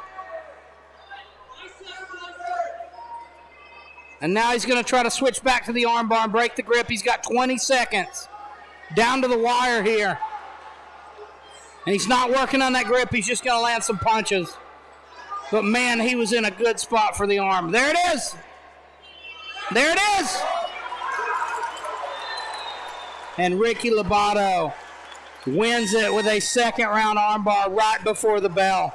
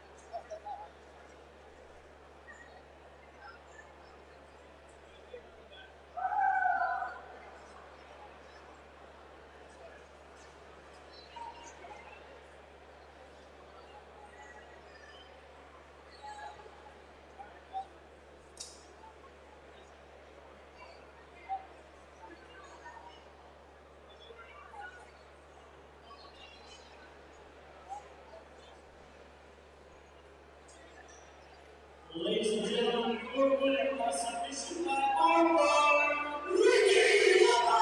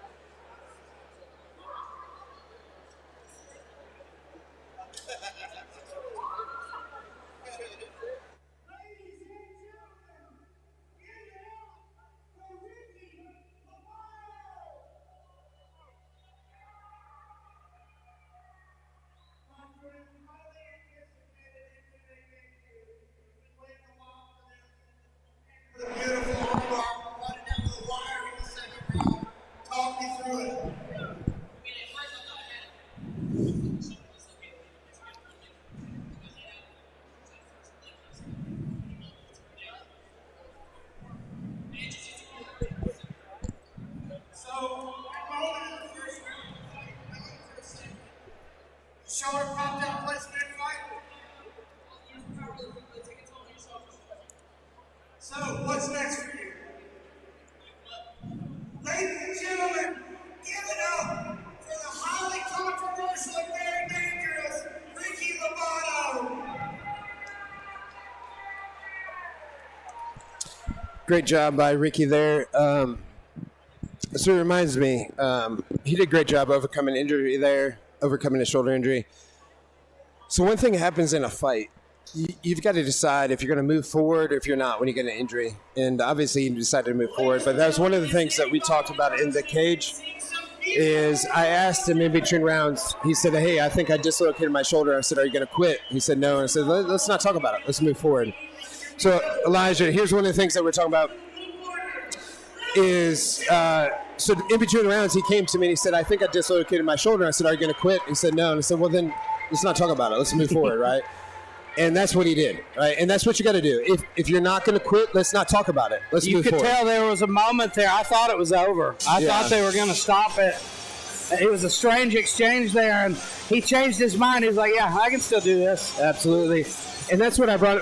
So I saw the great Mike Shepard over there for a second. If people know who he is, he's a K1 fighter, one of the best people that I've known. But I trained with him a long time ago. And again, not to make this about me, but 1997, I had a Golden Gloves match. Same thing happened with his trainer. In between rounds, I had dislocated my shoulder. And I didn't know even what that meant. I just told my trainer, I said, I think my arm's broke. And he said, are you going to quit? And I said, no. And he said, well, then shut the F up. And I did. So that was it. So that is literally what I told Ricky. Sometimes that's all you can do. And he did it.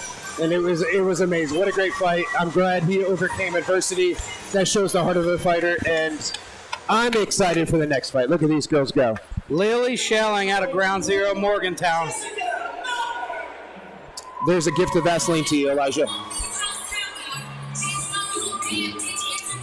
And this is a fight. On paper, it's really interesting because this is Lily Schelling's debut in boxing. She's up against a girl in Jessica Miller who, she's had a lot of tough man fights, so she's probably got about 12 fights under her belt. Which is true, yes. And her poster is very intimidating with those sunglasses. Yep. Yes. No, I'm just joking. But she's fought a lot. We saw her fight a lot before. The one thing I would say in a fight like this, a lot of tough man fighters have a tendency to just move forward. She marches forward with those 1-2, 1-2.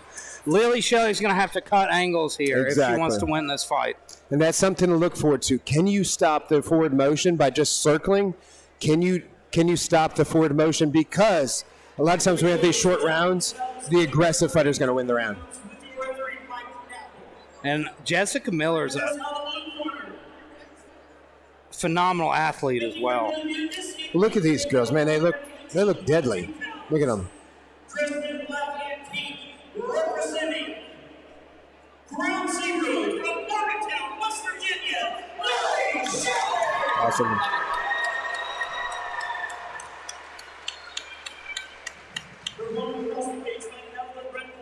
Representing Tommy Thomas Boxing Club with an undefeated record of 2 wins and 0 losses.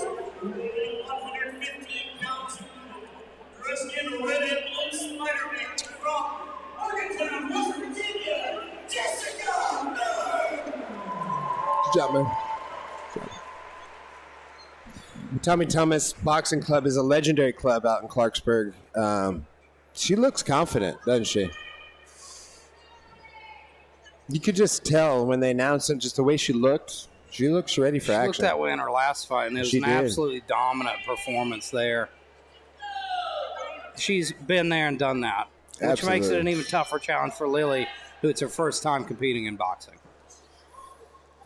And a lot of times when I watch somebody that's first, just like the last fight, I'm watching their footwork. So I'm watching Lily's footwork here, and she's got some weird steps right off the beginning, but nothing bad.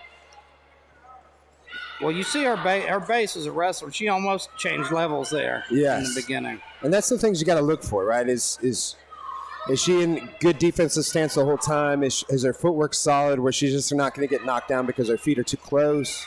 You could already see so good. That jab is a big part of Lily's game plan here, though. Sticking that jab, keeping her off of her.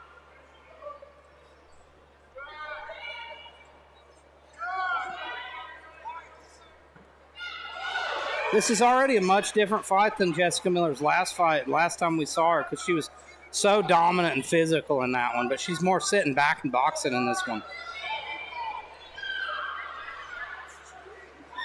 Lily coming after her here. I know this is the complete opposite of what I thought. Lily is the one coming forward, right? Very interesting. But I mean, as I said that, now it's kind of changed a little bit. But now Lily cuts an angle though and brings it back to her. And she look at that clinch, little dirty boxing. So far, Lily's, I would say maybe she's winning the first minute of this round. Absolutely. She's the more active fighter, and she's landed more. But Miller's punches look sharper. They do. More powerful. But that jab kind of lifted her head up there from Lily. But you can tell Jessica's got some respect, right? She's guarding. Lily's lighting her up. She is. This is very surprising. Just on paper, right? On paper, you look for something. But this is why we fight, right? This is how we see what the difference is. And Lily looks hungrier tonight than I've ever seen her. She does. Her last few matches, it almost seemed like she was a little discouraged. But right now, she's fighting with a ton of grit and heart. That was a heck of a match right there. I would say round one to Lily, but by not much. Absolutely. Right? I think she was far busier. I agree. I mean, what a round. This is why I love to see fights like this, because on paper, it looks like it's going to go one way, and then we watch it, and it's going the complete opposite way of what we just said, Absolutely. Right? I thought that Jessica was going to be the aggressor. She was going to be marching forward, throwing more active volume, and that's not the case here. Interesting. They've got Lily standing up, which is another thing. Like a lot of things that I watch in the corner, I just want to see how the fighters react. I want to see how the corner reacts. But we see Lily standing up. She doesn't want the stool. I prefer to stand in the corner. I feel like that adrenaline dump happens as soon as you sit down. Very true. And I'm so old, it's hard to get back up, you know. Hard on your knees. Yeah. Let's see if there's any adjustments here in round 2. I think we need to see a more aggressive Jessica Miller. I agree. And that's uncharacteristic, right? Yeah. This is what we normally see out of Jessica. We did not see that round 2. But then Lily rocks her with a right hand. Yeah. Right behind the ear. There we go. Now they're letting it loose. This is kind of what I thought we'd see a little bit more.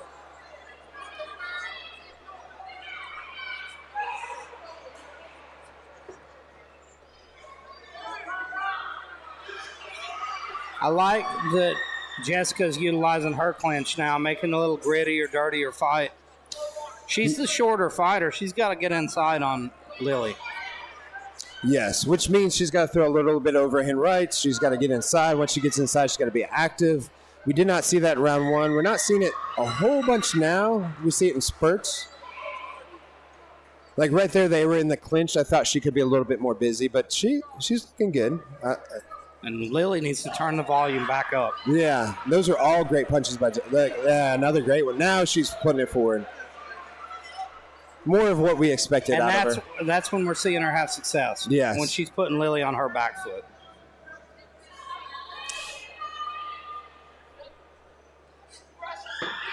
Good shot from Lily Shelling and slides out of the way.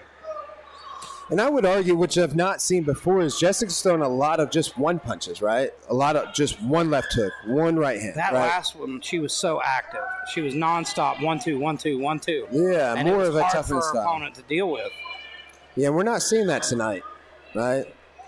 There we go. But still, again, like you said, it's not a 1-2. It's like a 1. She's having a lot of trouble finding her range, getting Lily on the end of her punches. She's either too far inside or too far outside. Yes, and that's a solid point. Like right there, she closed the distance, but Lily kind of ducked and clinched her up, right? But now she followed it. Yeah. Interesting round. I would call it maybe a 1-1. That one was very close. Very close. I think Lily was far less active, and I think that's why Miller started taking over. Yes. Again, if you're going to leave it to the judges, we don't know, right? This round 3 could all be up to this round. If you're Colin Caprini and Eli Hawkins, you've got to be telling Lily Shelling we need more volume. That's how she won round 1. Absolutely. Just staying ahead of her, throwing more punches, and anytime Jessica crashed inside, she got lit up. I would say stick to what you know, right? Stick to what works. Let's go. You got to think, it's her first fight, first boxing match. She's got to be feeling a little bit of that adrenaline dump. And I'd say that's why she slowed down between rounds 1 and 2. And if you're Jessica's training her corner right now, what do you think they're saying to her? I'd say more of the same last round. Make it grittier, use your clinch, keep her on her back foot, march forward, and throw more punches than her. It's as simple as that. Wonder if they have any desperation where they're like, we don't know where it's at right now. They've got to. It's such a close fight. It's anybody's fight right now.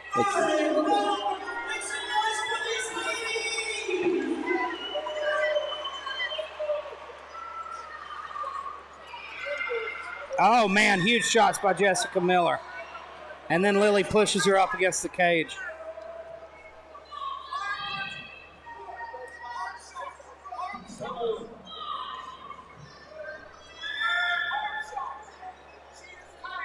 Eli Hawkins calling for hard shots, says she's tired.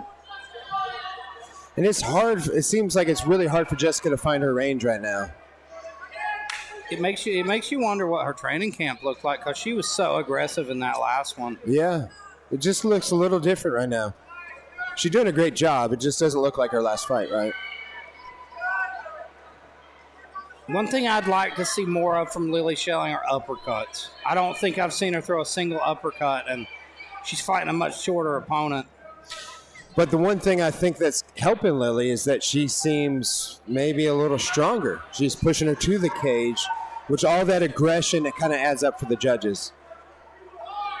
Now, when they're in the center of the ring, like right now, Jessica looks like she's doing pretty good until they got to head-to-head, and then right now, like Lily's bullying her. This third round is so close, though.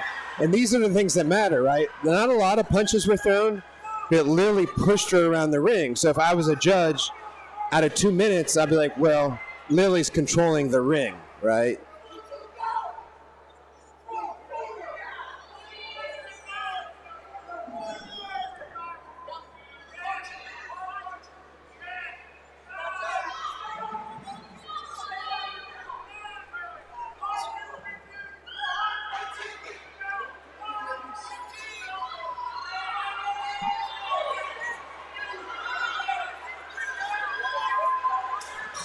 It's a tough one. It's a very tough one.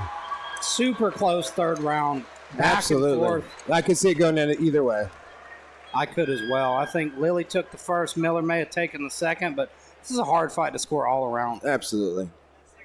I see Jessica's corner is very happy. They lifted her up there.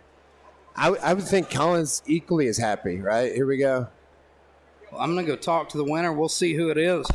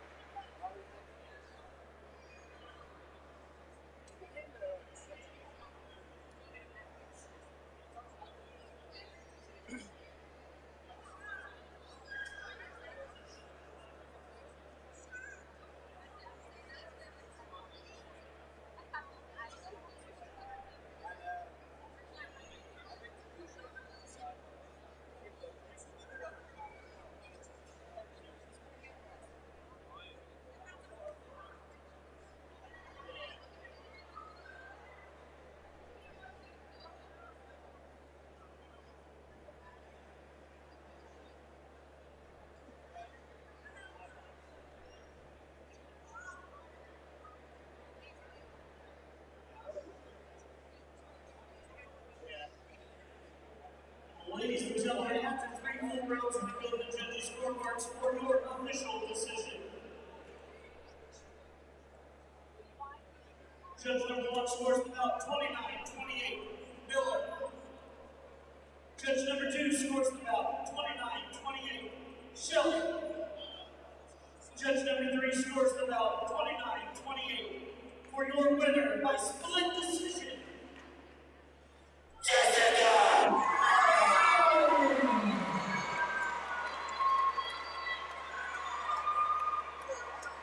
And now your post-fight interviewer, Alicia Becker.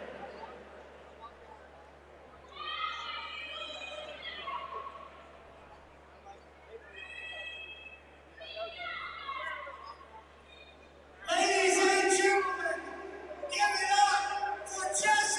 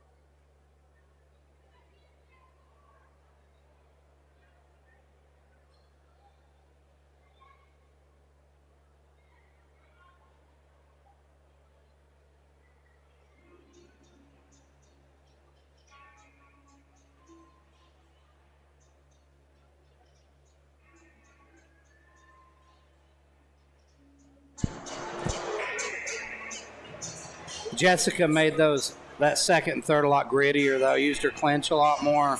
It was a good fight. It was a tough fight. Yeah. Boy. All right, guys. We've got Noah Hodges, who's I believe, a West Virginia State wrestling champion in high school. Then he went to college at UK. I'm not sure if he's still a student there. But we're going to have a good match between two good wrestlers because the guy he's fighting, Joey Thomas, was a D1 wrestler at WVU. Oh, really? And I've gotten to train with Joey. And for Joey being a 130-pound guy, it's very difficult for me to hold Joey down. Wow. I can get up underneath of his legs. I can tap him. But to just straight up pin him down or even sweep him and pin him, very, very difficult. I mean, he's got the good wrestler hips. He's squirrely. Yeah, very squirrely. Very difficult to hold down, and just a high level wrestler. So it'll be interesting to see what kind of game plan he's working here. I know that Joey is a little bit newer to the striking game, so that'll be potentially an interesting dynamic to see play out. But he's also fighting a guy who's a solid enough wrestler that we're not going to see a huge gap in skill, I don't think. Although we may very well, we'll see. But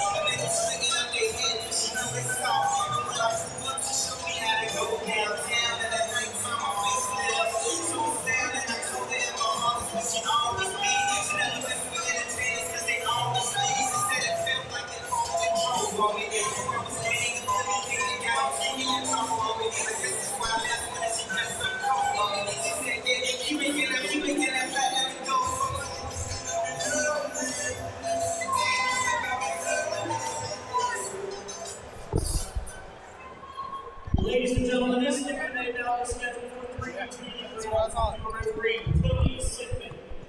This is in the flyweight division. Fighting first out of the blue corner, representing Outlaw, making his debut this evening, weighing in at 125 pounds even, dressed in black, red, and gray, from Grafton, West Virginia, Noah Hodges. we hear a good pop for Noah Hodges. I just heard him fighting out of Team Outlaw, which is here in Fairmont. David Forsyth. And which is interesting. Do they have a few fighters on this card, I think? Or? I'm not sure about Outlaw. I mean, Outlaw and the compound kind of used to be one thing, and then they split apart. So solid.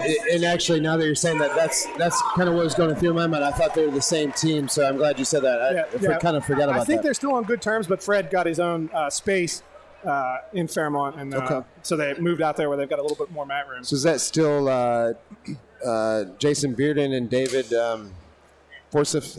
Forsyth. Yeah, Forsyth. Okay. Yeah. And sorry, David, for mispronouncing your name. I didn't. Sorry for correcting you. It's okay. No, it's all right. I'm terrible. Good exchange of striking. This very solid striking, right? These. Look at that shot. Entry to that takedown. Beautiful.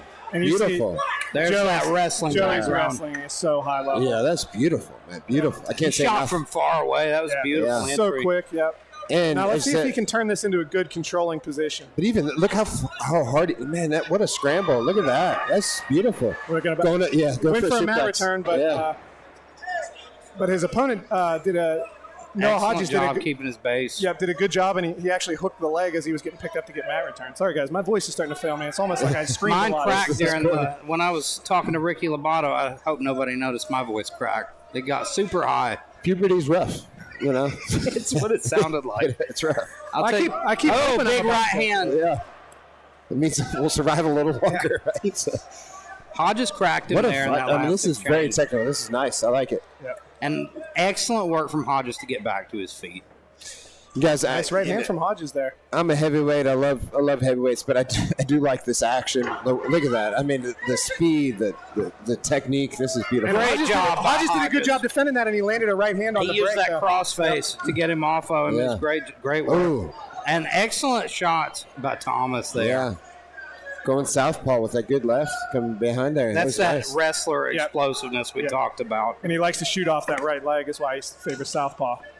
But, you know, and it goes back to, like, they can fake that shot and throw an overhand left or overhand right, and it's money because you got to respect that shot. Well, it's the same reason that Khabib was able to drop Conor McGregor. Absolutely. He had him so worried about that wrestling that he put him down with strikes, and no one expects that. And look at that left high kick he threw in there while we weren't paying attention. It was beautiful. I mean, these guys they're They do not look like new fighters. They look beautiful. No, that's a tough round to score. I think Joey's probably going to get it because he gets the takedown in the pass, but wasn't really able to do much damage. I think the most significant strike of the round was probably the right hand on the break after the second failed shot. I think I would score it for Thomas I agree. because of the control. Now, it's interesting, though. I wonder what the confidence is like of Noah Hodges. He got taken down by this guy who's a stud wrestler. He was able to get back to his feet, and then he was able to defend the second shot. And not only that, he cracked him. And he was able to land some punches. I think he's starting to feel like he's finding his rhythm. But he got cracked as well. He did. Thomas landed some really big shots there after they broke. Yep. I think that was his best combination of the fight.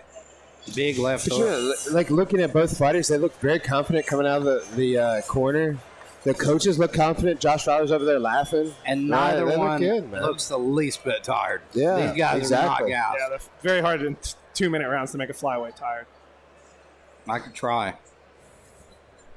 Maybe if I started in Kessa. If I sat on him. We saw some good leg kicks from Hodges in that first round as well. Yeah, there's another. A little bit higher, but looks good. That was a good one. Good inside left, but it set up that shot. Joey's so good at finishing these takedowns. But even his scrambles, look at that. His scrambles are after. Now, I'd like to see Joey look at that. settle here. He needs to He's settle. He's hunting for the leg. What do you think, Colin? This is he is hunting for a knee bar, kind of in that victor's roll type position. Yeah. Now, this is one place where I have personally seen Joey have some trouble, but he's not got his hips. He's out easy. Though, and he's looking for that guillotine. He's got the power guillotine, and Hodges slips right out. But all that motion kept him busy, right? Yep. So he couldn't throw punches, couldn't do anything, and it got him out of the scramble. Right hand just misses from Hodges does a great job getting back to his feet yet again with a minute to work. Oh, and a nice right. Yeah. Joey answers with a left hook of his own. 1-2 up the center. Nice shot. His shots are a little far. Man, they're so beautiful, though, aren't they? Yeah. They're far out, but they're so slick. But again, his defense, too, the defense is just as good. Look at him holding that waist there. It's hard to finish because if he don't keep hold of legs, he's going to scoot out. I mean, high-level stuff right here. I know that people don't understand, but, like, even this wrestling game is just beautiful. Yeah, and we see Hodges doing a good job. He's using that. He's not getting pinned back flat on his mat. Yeah, I would argue maybe with his leg here, do a Khabib style for what Elijah was saying is lock up the legs, do a little dog humper technique, as we said, which he didn't do, and that's why he's able to turn over.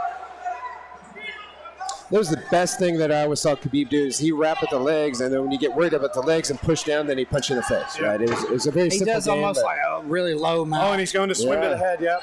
He's trying to swim to the head and go, but he doesn't quite have the pop. Yeah, it's not going to work. Good round. That was another good round. I believe we're 2 rounds to none for Joey Thomas probably at this point. And it's the high-level fight. Wrestling's winning the day for Thomas right now. The fact that he can put Hodges on his back when he needs to. Joey Thomas does not look like an 0-1 fighter. Yeah, at all. He was doing well in his first fight. Same thing, kind of out-wrestling the guy, and he got caught in a guillotine, a high-risk guillotine in an exchange, and he got put to sleep. Jeez. And you saw him going for his own there. You can tell he's wised up to the guillotine. Yeah. Well, props to him for not being scared of the guillotine and still going for the shots, right? I mean, he's sticking to his game, and he looks good. Just making some and you definitely see that sometimes. A good wrestler gets caught in a guillotine, they start getting gun-shy. Yeah. And we saw those shots were from very far away, and like those far are enough away that you would normally not tell somebody to shoot from. But Joey's got that penetration. He's shooting with his head up as well, and he's landing most every time in side control. Yeah. So he doesn't have to worry about that guillotine. It's great work. So what would you guys say in round 3? Do we think this is 1-1? Do we think it's 2-0? I think it's 2-0 I think it's 2-0, but the first round was close. I wouldn't be shocked if it was 1-1. And second round, not as close. If you're in the corner of Thomas, you got to be telling him more of the same. Put him on his back. Now that was a far shot that didn't work finally. Yeah, right? that time he was able to get his down block in. Oh! Yeah, but look, great shot. And he's going for that guillotine, and that was a mistake. Yeah. He's going to come out ahead of this, That's the thing is when he's got him against the cage. When you attack the guillotine, you commit yourself to that position. Yeah, but he's got that left hook in. Oh, he's got the neck really deep. Oh, he passed it, though. Yeah. We could see a Von Flue. We're not going to, but we could, potentially, right? Oh, look, there's a Von Flue happening now. Joey was kind of starting to set it up. Yeah. And that's the thing. We saw a good punch but we're going to probably end this last minute unless he gets up with him being on top. If you're Hodges, you got to get back up to Absolutely. your feet. He's done it twice before. Let's see if he can make it happen a third time. And you got to put him away, I think, at this point. Yeah, he's got to dig. Oh, he's going to get back up. I got a feeling that he's going to let him up. He's got. If I were him, I would make sure that he does not get up. Yeah, if you're Thomas, you want to smash him right now. Yeah, he can't. You got short time, probably up 2 rounds now, probably 3. But she just can never trust judges. That's the problem, right? There could be a bunch, and again, no disrespect, but there could be a bunch of boxing refs that do not understand the ground game, and they just don't score any Don't of that, want to put right? your faith in the judges. Now we're back up. We got 30 seconds to work. Yeah, this could be interesting because if he lands another shot, which he didn't, but it could have made it interesting. And this is a good rep. If he pulls that leg over his head, he can make a little escape there on the bottom. Or start to attack. It that looks leg. like Hodges is hunting for that Single leg Kimura. race. So he needs to keep that left arm in there to cross. Yeah, he was committed to a double screw grip there, and then Joey went to kind of put his arm in play for that Kimura, but I believe we're going to end the last 10 seconds here. Joey Thomas in control. Very good performance from Joey Thomas. Excellent work.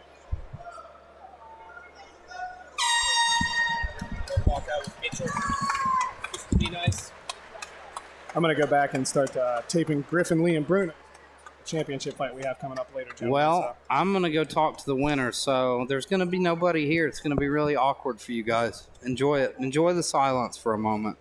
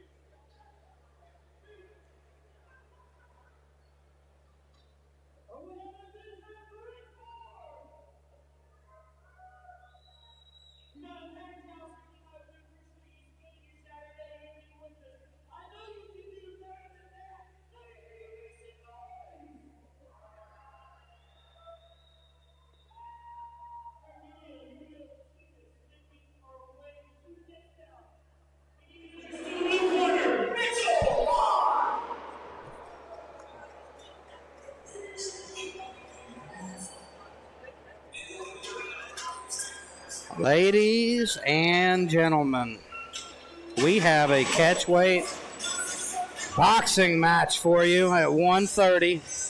3 rounds, 2 minutes. Mitch Vaughn, Tartarus MMA versus Dante Owens. And here we see Mitch Vaughn come into the cage. Mitch Vaughn's a guy who's on an absolute tear. Took a loss to Stephen McGrew about 2 years ago now. And since then, he's been flawless. He's dedicated himself to working on his striking. He's a guy who feels comfortable on the mat wrestling. Submissions are beautiful. And now we see him back in boxing, and he told me, I am night and day a different boxer than you saw me last. I really respect Mitch. He's always humble, always got a good attitude. You know, the guy's knocking on the door at pro in MMA. He's getting ready, I think, by the end of the year to turn pro. So right now he's sharpening his tools. Man, Elijah, I'm excited for this fight. One thing I say about Mitchell is I feel like he was born a fighter. Absolutely. I was just talking about his heart, and he always comes in here. He's humble. But he's one of the toughest dudes. Like that grudge match he had with Eric Kuhn. Eric talked so much trash about him. Mitchell barely said a word. He let his actions in the cage speak for him and shut him down. Mitch has been on a tear. Like I say, since that loss to Stephen McGrew, he's looked unstoppable. Yeah, and that's kind of my point is on paper, Eric Kuhn's got all the accolades, right? And Mitchell does not. But what he does have that you can't quantify on paper is he was born a fighter. He might not have all the technique. He might not have the skill. He might not have been training that long. But once you get in the ring, you're in a fight. And he's not going to quit until it's over. And, you know, Mitch is at the point now. We were talking at the hotel. Said he thinks by January, if things go well, the end of the year, he's going to make that pro debut. I think he's going to be a great fighter. I really do. All these guys come to me and they're like, I'm thinking about turning pro. He's the guy who I actively asked, when are you going to turn pro? Because I think he's getting close. I think so, too. This is a boxing match. Pittsburgh at 1:30 with your referee, Tony Sigmund.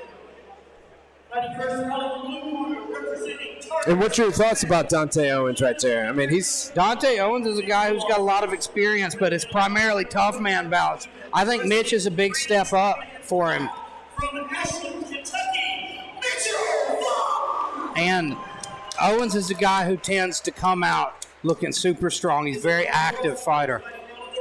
What do you think about Tim Wheeler's boxing? I don't know. This is a real question, so I'm asking, do they usually have a good fighter camp? Or the only guy from Wheeler's camp I've seen was earlier tonight, and he looked very good. I think this is a new group. I've not seen these guys around yet, so they're unknown to me as well. Yeah. I was impressed with their guy earlier, though.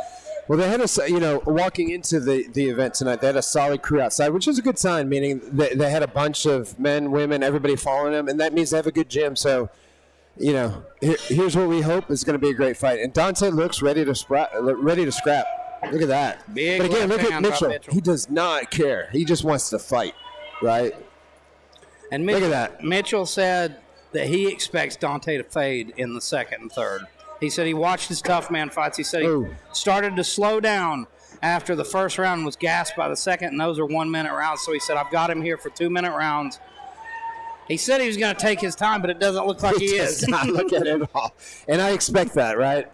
A fighter fights. He's ready to fight. A long time ago, my trainer, Leon Ramsey, who's the head of the boxing commission right now, he made a comment to me that I didn't understand at the time, but I understand now. He said, I might not be the best boxing trainer, I might not be the best kickboxing trainer, but I'm the best fighting trainer. And that's what that means. Maybe Mitchell doesn't have all the skill, but he's ready to fight, right? And he's going to win a fight. He knows what to do, and I'm excited for that. It doesn't mean that Dante's not going to do great. He's amazing. I'm ready to see what happens. Dante, very slick, straight right. Yeah, definitely a more technical fighter. And he's long. He's very long. Yeah, he just looks more technical in the boxing range, but Mitchell looks like he wants to fight. He's throwing those hard punches, as I said, those hard rights, hard lefts. Crowd favorite, as all. Look at that. And meanwhile, Dante is trying to snipe him. Yeah, excellent. Exactly is what I mean. Ooh, good right there. Ooh, good right by Dante. And we knew this had fight of the night potential. Yeah, So far, it's absolutely. living up to it. It is. This is one where they're just throwing bombs, and we're gonna have to figure it out at the end, huh? Oh, look at that. Most of those did not land from Dante. Most of those did not land from Mitch either. But I think that short left yeah, shot through that little jab. His big right hand missed, but the left landed. I would not like to be a judge for round one. Look at that, right? Maybe that won him the round. Wasn't much, but he stumbled a little bit, and I know his footwork problems. Yeah, a little off balance there. Yeah, I get it. But it matters. It does matter, and that's the thing. It was maybe a footwork problem, but that's why you have to have a good footwork, right? If you're off balance, it looks a lot worse than it is. And most of these judges, let's just put it this way, I don't think most of these judges, not going to mention any names, know their ass from their elbow most of the time. Yeah. Listen, that goes with everything. It's fine. It's a lot of people that are judging are old school. That means that they came up when there was only boxing and point karate. It's hard to judge the new fighting sports that we have right now, and unfortunately, those are a lot of people that are in that kind of that realm everywhere, not just our state, everywhere, right? And it gets even stranger with the judging when you see a lot of these old school boxing judges judging MMA. They're just not sure how to have the criteria work. They have zero influence on the ground, right? It's all about the stand-up. Once you hit the ground, they don't give a crap.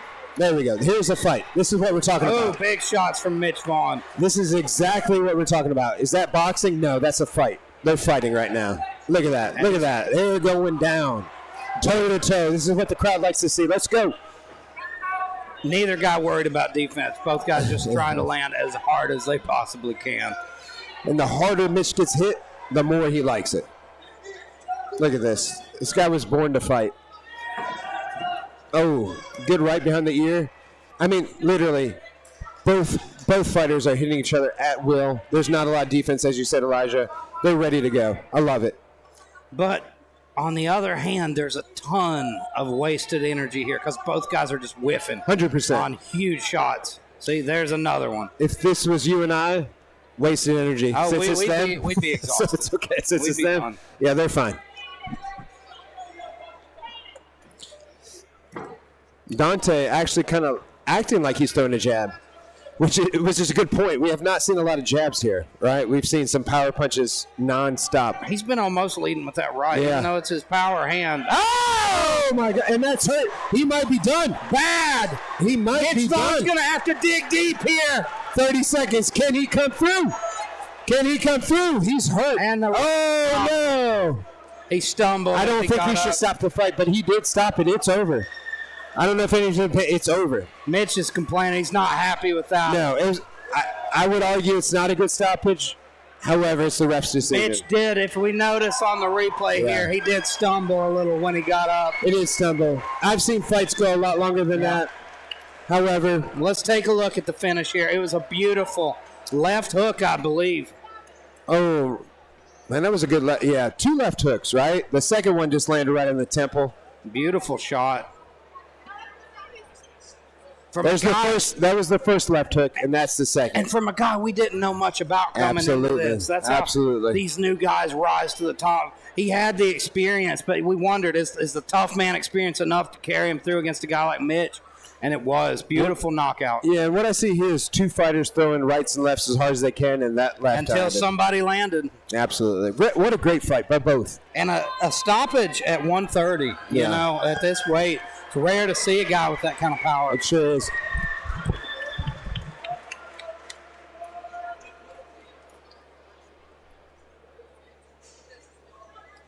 Ladies and gentlemen, 1 minute, 28 seconds in the second round.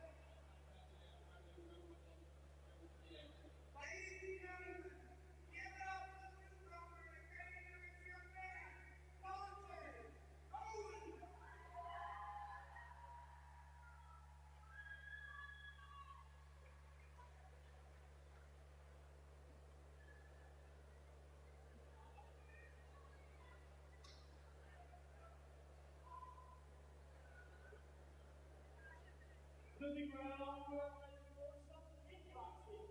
Making his entrance to the blue corner, Edward.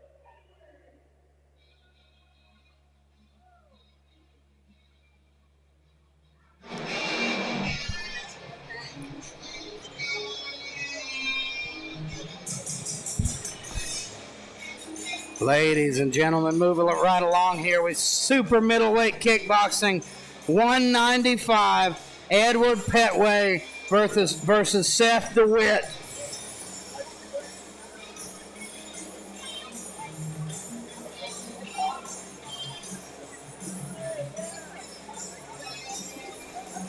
And Edward Petway stepping into the cage. We've seen him before against Josiah Pride.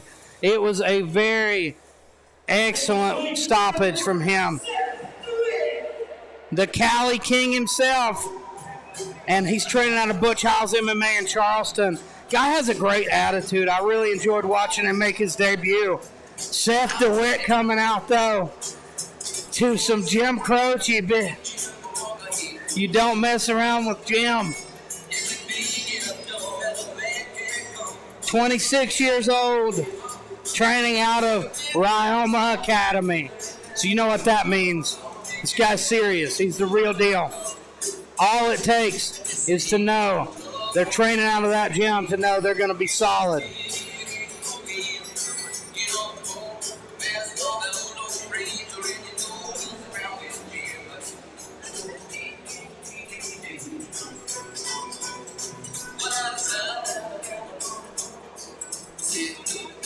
We see Brent Walker there getting his fighter ready. Chase Thomas as well in the corner, who we will see later tonight in a title fight. This is a kickboxing bout. In the super middleweight division, scheduled for 3 2-minute rounds with your referee, fighting out the blue corner, representing Butch Hiles, Brazilian Jiu-Jitsu today. With a record of 0 wins and 1 loss. Weighing in at 196 pounds wounded, Preston all black.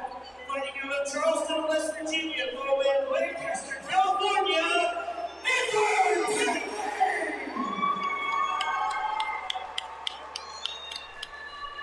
His opponent across the cage, fighting out of the red corner, making his debut this evening, weighing in at 195 pounds, dressed in camouflage, from Oakland, Maryland, Seth DeWitt.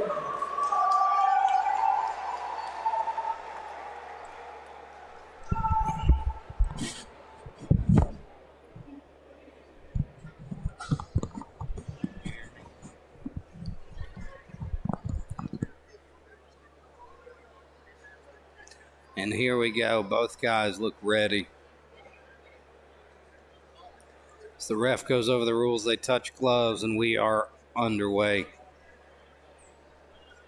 I was very impressed with Petway in his first fight.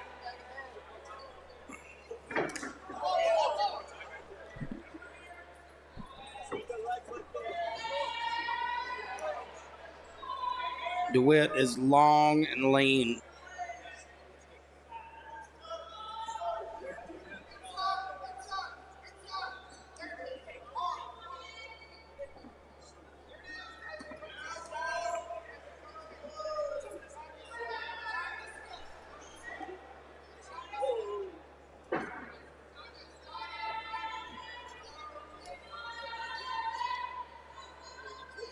And Petway just pawing with that jab, looking to land that big right hand, but he misses.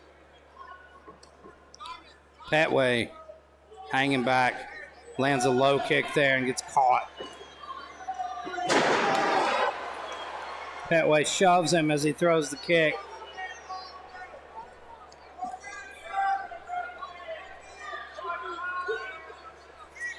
Nice oblique kick from Petway. And a right hand follow it.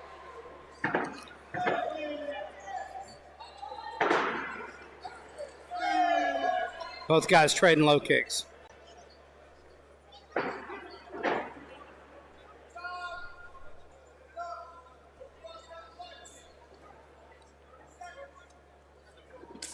And a hard kick from DeWitt there. You could hear the power on that one. And DeWitt's starting to open up with his kicks here, starting to get more comfortable. And he's very long legs. That kick range is going to be difficult to deal with for Petway. And there's another hard body kick to end the round after Petway throws one of his own.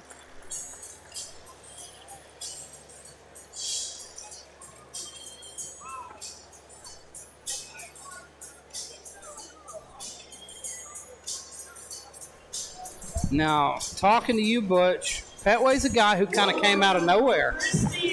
Yeah, I'll be honest. The first time he fought, Keith was like, "Hey, you guy needs to get a, whatever license," and I'm like, "I don't even know who the hell that is." And, I remember that, and you were like, "I've never seen him before," and he came out and won, and he looked really good. Yeah. Then I was like, "I'll claim that guy." He's my fighter. Yeah, no, he's great. No, and it is true. That's what I did. I'll be honest. I really didn't know who it was until I saw the fight poster, and I was like, "Yeah, I know that guy." Such a great guy, such a nice guy. He kind of came out of nowhere and signed up a fight without us knowing. And now he's got the support behind us. So hopefully we come through. He came through by himself, and he won. And now, he's got the full team behind him. So hopefully it goes just as well. When you get a chance to talk to him, he's so down to earth, such a charismatic guy. Absolutely. So he's fun to be around in the gym. And he's coming from California. That's how we call him Cali, right? Cali King. Yeah, and he's southpaw, so we're trying to figure him out. And what we're working on in this fight, which he's already done, is a lot of inside leg kicks with that hard left, right? There goes another one. But I'll be honest, look, dude, this is a great fight. It really is. I think DeWitt started getting more confident in his kicks toward the end of that round. I agree. He has some long legs and really beautiful kicks when he can get to that right range. He sure does. And this is another very technical. There you go. And that's what they're working on in the corner, is letting his hands loose. I noticed that my cornermen were really upset. They're like, man, he's got to let his hands loose. Petway needs to be in his face this entire fight. Exactly. He cannot keep him at kicking range. He looked like he was there, and he was getting yelled at by the ref, but he did exactly what the corner wanted him to do. And we need to see it again. Make it ugly. Because it seems like DeWitt... Oh, that was a good jab. That was hurt him as well. Yeah, if he follows that up next time, he's good. And notice, and DeWitt, he's staying light on that left leg now, and that means that those inside kicks are hurting him. DeWitt, when Petway gets in his face, his punches don't have much pop on them. Yes. But when he can get on the end of that range, that's when he's a dangerous man. Absolutely. Petway stalking him down, I'm sorry. That was a good right there. Walked right into it as well. Yeah. But again, all these fights have been difficult to judge, haven't they? Because they're both very technical. Seems like Petway's getting yelled at quite a bit here.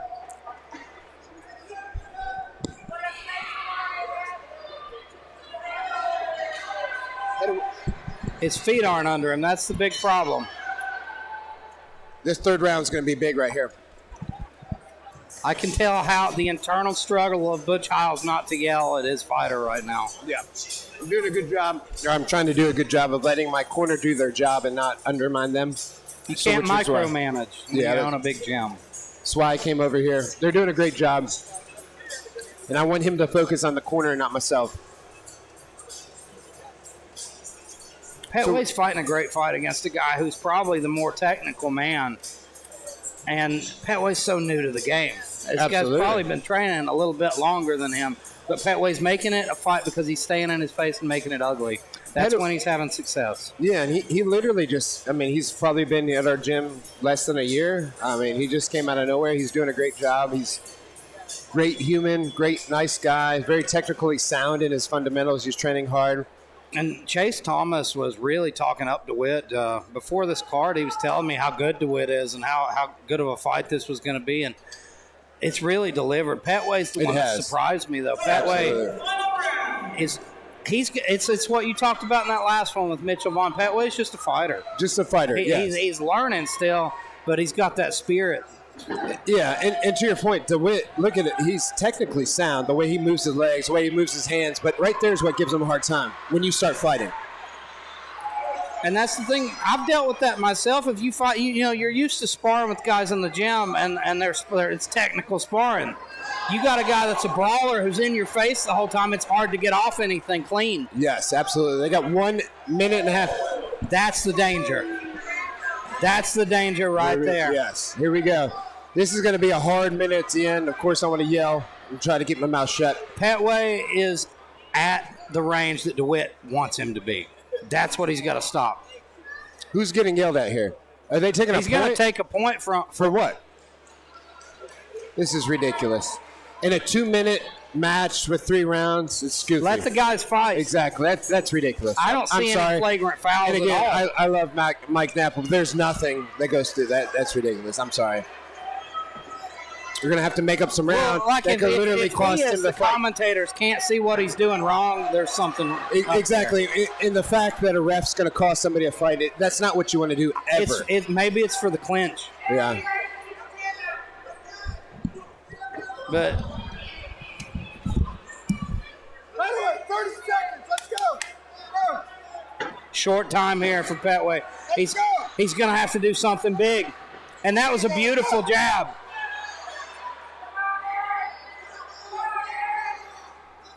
Don't stop. Let's go. Butch calling for him to keep going.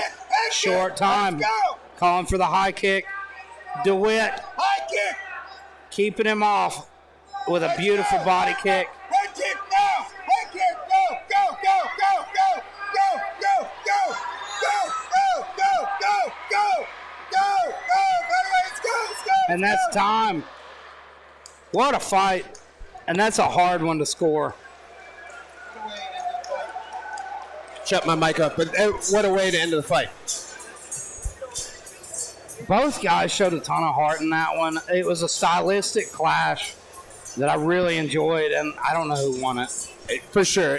And listen, unfortunately, that taking a point away is going to cost the effing fight. Oh, absolutely. And that's why you don't do that. In a close fight like that? Exactly. With a 2-minute round, there's nothing that you can do in a 2-minute round for 3 rounds that deserves to get a point taken away, period. I don't give a crap what you say. Nothing. Doesn't matter if that's my guy or not. I Nothing. might ask the ref why he took that And you should. And you should, because that's making it about you and not the fighters. We don't need that. We don't need it. I'm really curious as to why he did it. He was on to him the whole fight, but I never saw him foul. Yeah, he was. Unneeded.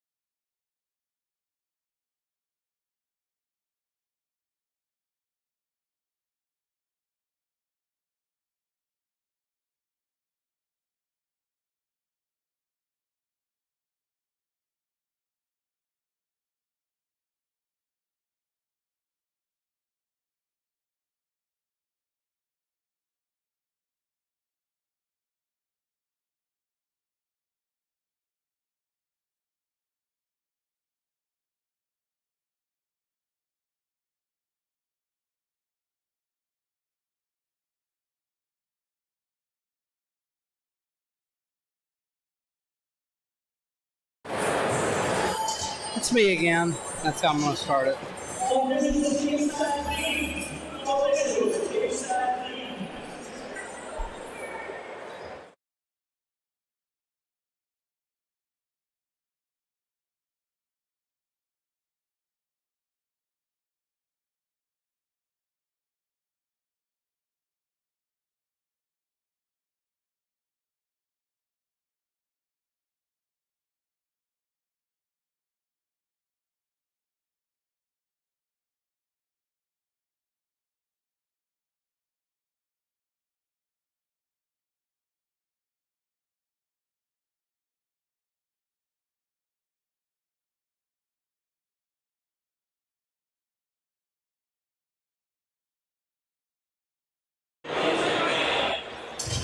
And we are back, ladies and gentlemen, with one of my picks for fight of the night.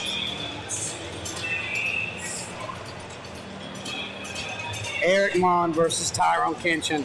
We see Tyrone Kinchin come into the cage now.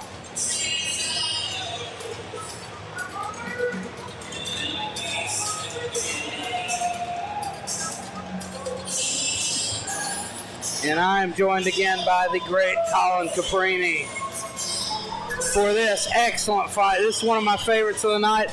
And a guy you know well in Eric Mon. You guys had a fight of the year performance. And a guy that I know well from cornering against him in Tyrone Kinchin. Yeah, he had a great fight with Eli Hawkins. Very back and forth. Brought out one of the best performances of Eli's career.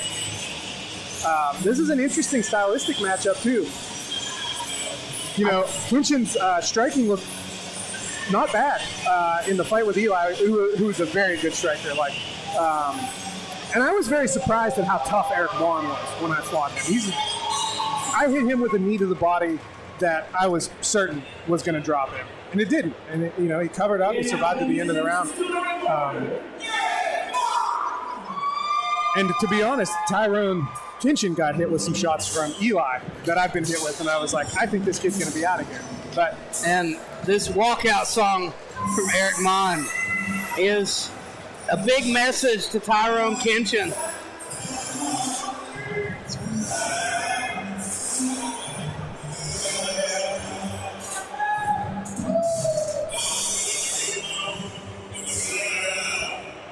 We've got Eric walking out to Afro Man because I got high, and the reason why, these guys were scheduled a few months ago, and the fight fell through on fight day because somebody may have smelled a little bit like something. Very like a prohibited substance around the commission. So, excellent work from Eric Mon on his choice of walkout song here. Although, to be honest, I don't know if that would piss off Tyrone or just make him laugh.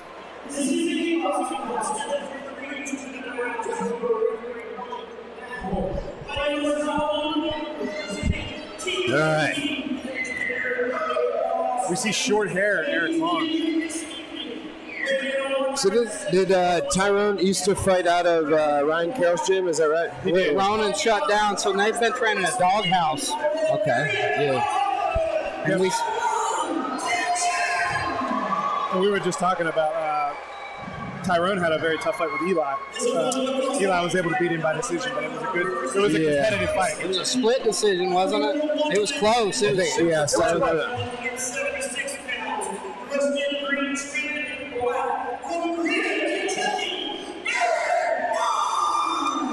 Eric Mon looks to be in a little bit leaner, a little bit trimmer shape than he was when I fought him. Eric is so motivated for this one. He's been wanting this fight for a while. As I said, it fell through before, but here we are. The moment has come, and this may be my pick for fight of the night. It's going to be fireworks. It certainly has the potential. We're going to see a big height disparity here, but we've seen Eric in other fights do a good job using defense to get inside and use kind of casting hooks, which is like the classic, Bob Schreiber versus Sidney Shield style of how to deal with a taller opponent.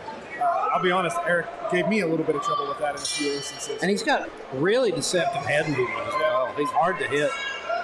And we see Tyrone using front kicks to try to keep that distance, which is something that Eric's previous opponent did a good job of, but then couldn't maintain. Eric's biting on Tyrone's feints. Unlike most of the guys that I've seen tonight, Eric's at least was keeping his hands out. I know he's not now, but look at that guard. It's very nice, right? And Eric switched over to Tartarus. It's a little bit closer for him. He's been traveling a lot to train up in Portsmouth at Heathen Clan. So now working with Mitch Vaughn, Zach Wilds, Eric Swan. Billy Poe there as well.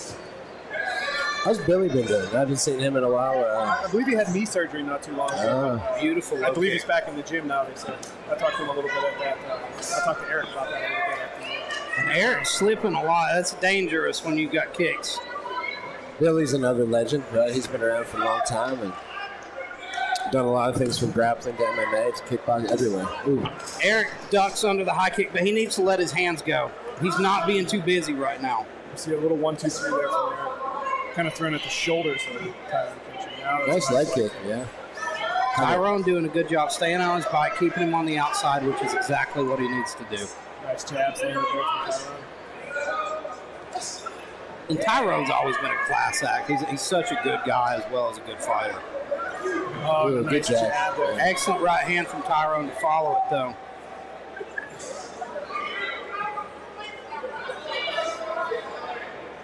And a beautiful body kick. Yeah, I believe that Eric was able to block that on his forearm. Ooh. Oh, and a nice right hand from Eric. Looked like Mon said he had enough and he's coming after him. And Tyrone shook his head there.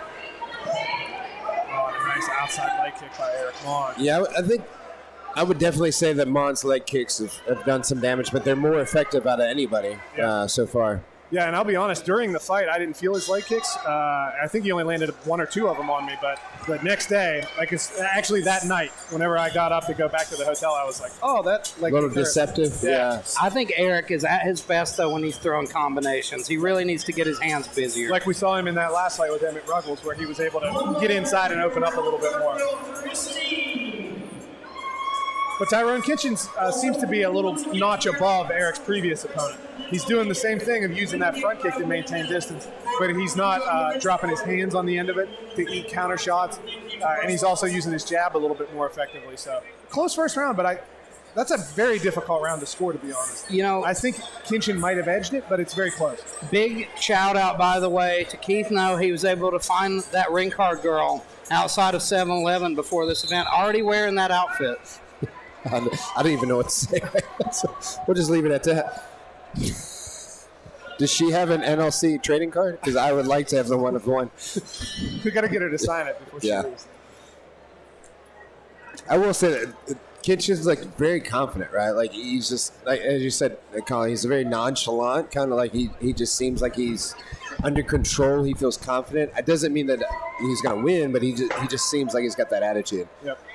And we saw Eric doing a little bit of a better job there with some short combinations. And, you know, Tyrone's first fight that I saw him was New Line 6, that first event I called. And I think he was the guy who impressed me the most that night.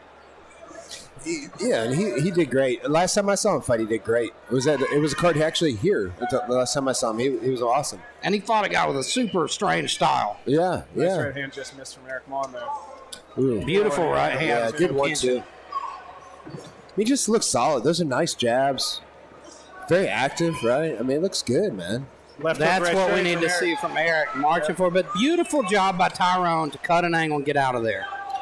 Not letting Eric trap him up against that cage. Yeah, we see Kinchen's legs starting to come together, though. I wonder if he's beginning to wear the damage from that leg kick. Well, he's very active, right? He's throwing kick after kick, both legs, both hands. I mean, it's very impressive. Eric always really defensively sound, but he's eating some big shots in this one from Tyrone. I think he's landing the better rounds up, or the better shots here against the cage, though. Yeah, I think they're better shots. They're just few and far between. That right? was a good hard leg kick. And Ooh, that was a good one too, right to the hip. That body kick he felt. Yep. It's just tough being the shorter fighter if you're not getting inside, right? Like throwing those big overhand rights, getting inside. As you said, like normally he's got a very good weapon to get inside, and he's not doing that as much. Oh, big right hand. By Biggest shot of the fight from Eric Mon so far with that big overhand right. And you hear I don't know if it's the corner or just the coach somewhere calling for the jab from Eric. There's a nice left hook. Eric's starting to feel it. And that's the thing. That's when he's at his best, when he's actually in the zone, having fun in there. But yeah, you really don't want to stand there and exchange jabs with somebody that's taller than you. Yeah. That's a game you're going to lose. You need to use head movement to get inside. How do you score this fight so far? 1-1 maybe. I think 1-1. I think Eric did more damage that round. The first round was very close still, though. So, and obviously I'm not inside the judges' heads tonight. But, Zach Wilds wanted him to catch that front kick and dump him. Yeah. Well, I think we all after the last fight, those scores were rough. I don't know. And we've seen a couple tonight that we thought should have went a little differently. The Joe Perry Honecker fight, I think that definitely should have been a draw. Yeah, I agree. Look, we can argue all day. You know, it was so close. And after you land a head kick like that, it's hard not to lose. That was beautiful. Yeah.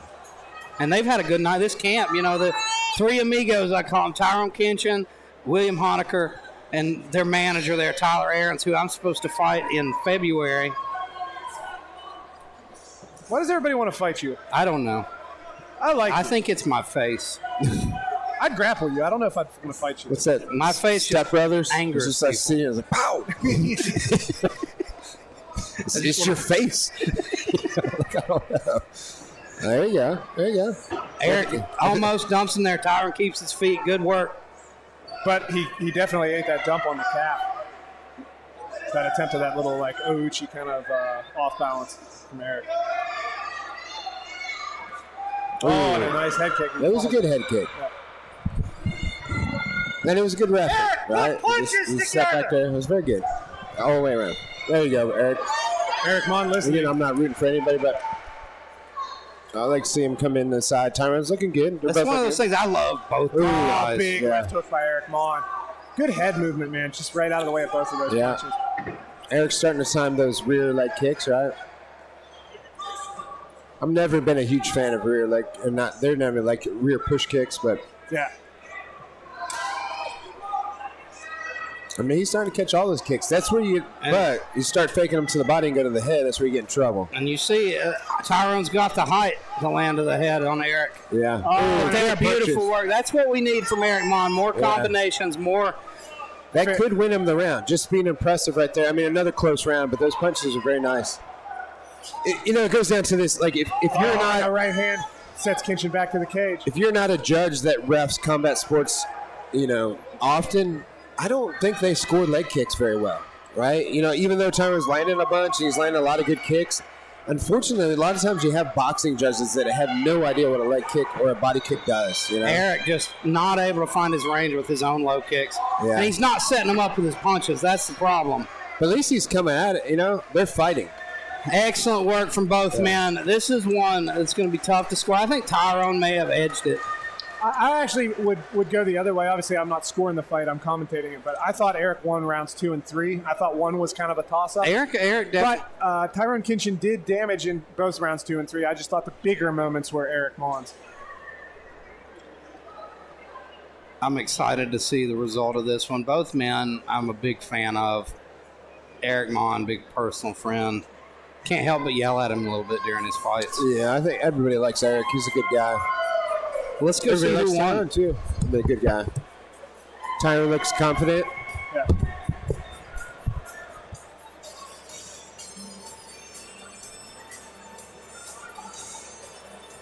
Eric Mon seems like he's a little bit frustrated with his performance tonight. Yeah, and if I was him, I would understand. It's like sometimes you think you can't, you just didn't pull the trigger. I'm not saying he didn't, but I feel like that's probably why. If I was frustrated and I was him, that's what he's probably thinking. I think he's thinking that if he would have been reacting to those kicks in the first round the way he was in the third. Yeah. What's that? That's a good fight. It's close. I don't know who's going to win this. Eric Mon just walked over to us and said he's better than I thought he was. I walk around daily and look at people, and I think this like, Jesus. Yeah, it's a different world we live in now. Everybody trains, everybody's good.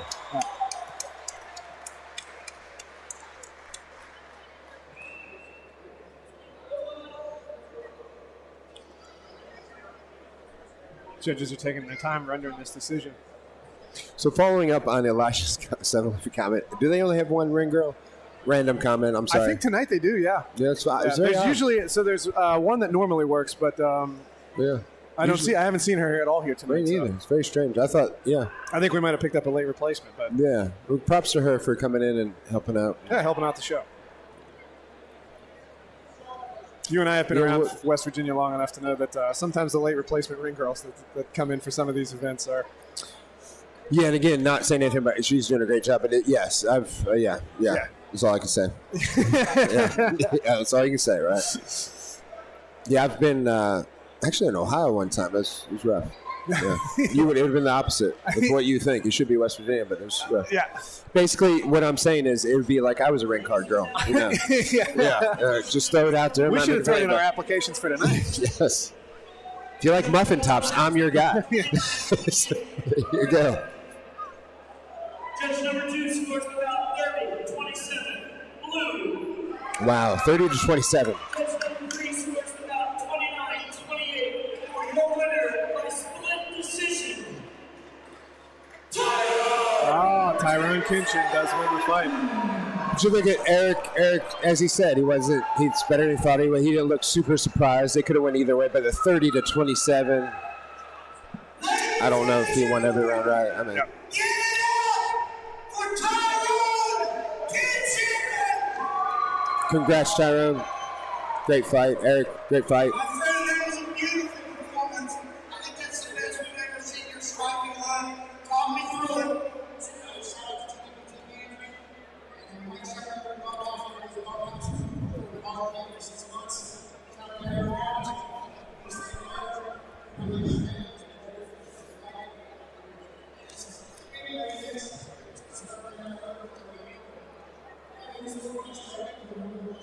What a great guy. Seriously. One of my favorite commentary moments, maybe of all time, was when Eli fought Tyrone. It went to a decision. Eli won a decision, 29-28. It was kind of a close fight. I thought Eli won pretty clearly, but obviously it was near his hometown, so more people they weren't happy with the decision, particularly his girlfriend. And Elijah on commentary said, "Incredible show of sportsmanship from everybody involved, except for Tyrone." Because she was kind of yelling as we were, shaking hands in the ring. That's awesome. She shouldn't be here. Yeah. But-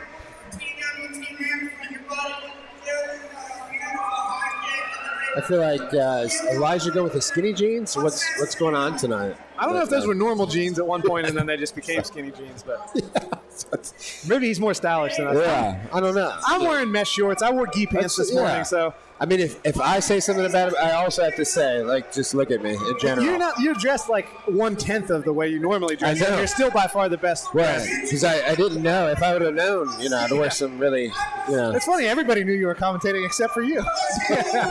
You thought you were just going to get to enjoy the fights. You got Shanghai to put the work. Sadly, I probably knew too, and I just, didn't pay attention.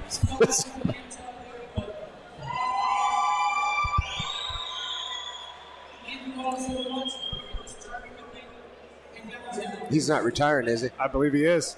Eric Mullins laying down the gloves. Let me just say, Eric, you're a friend of mine. The first time I saw you, Shit, it's not my phone. Yeah, you can check that one if you're looking for the time. I was going to take a picture of to help him out. said that in the commentary.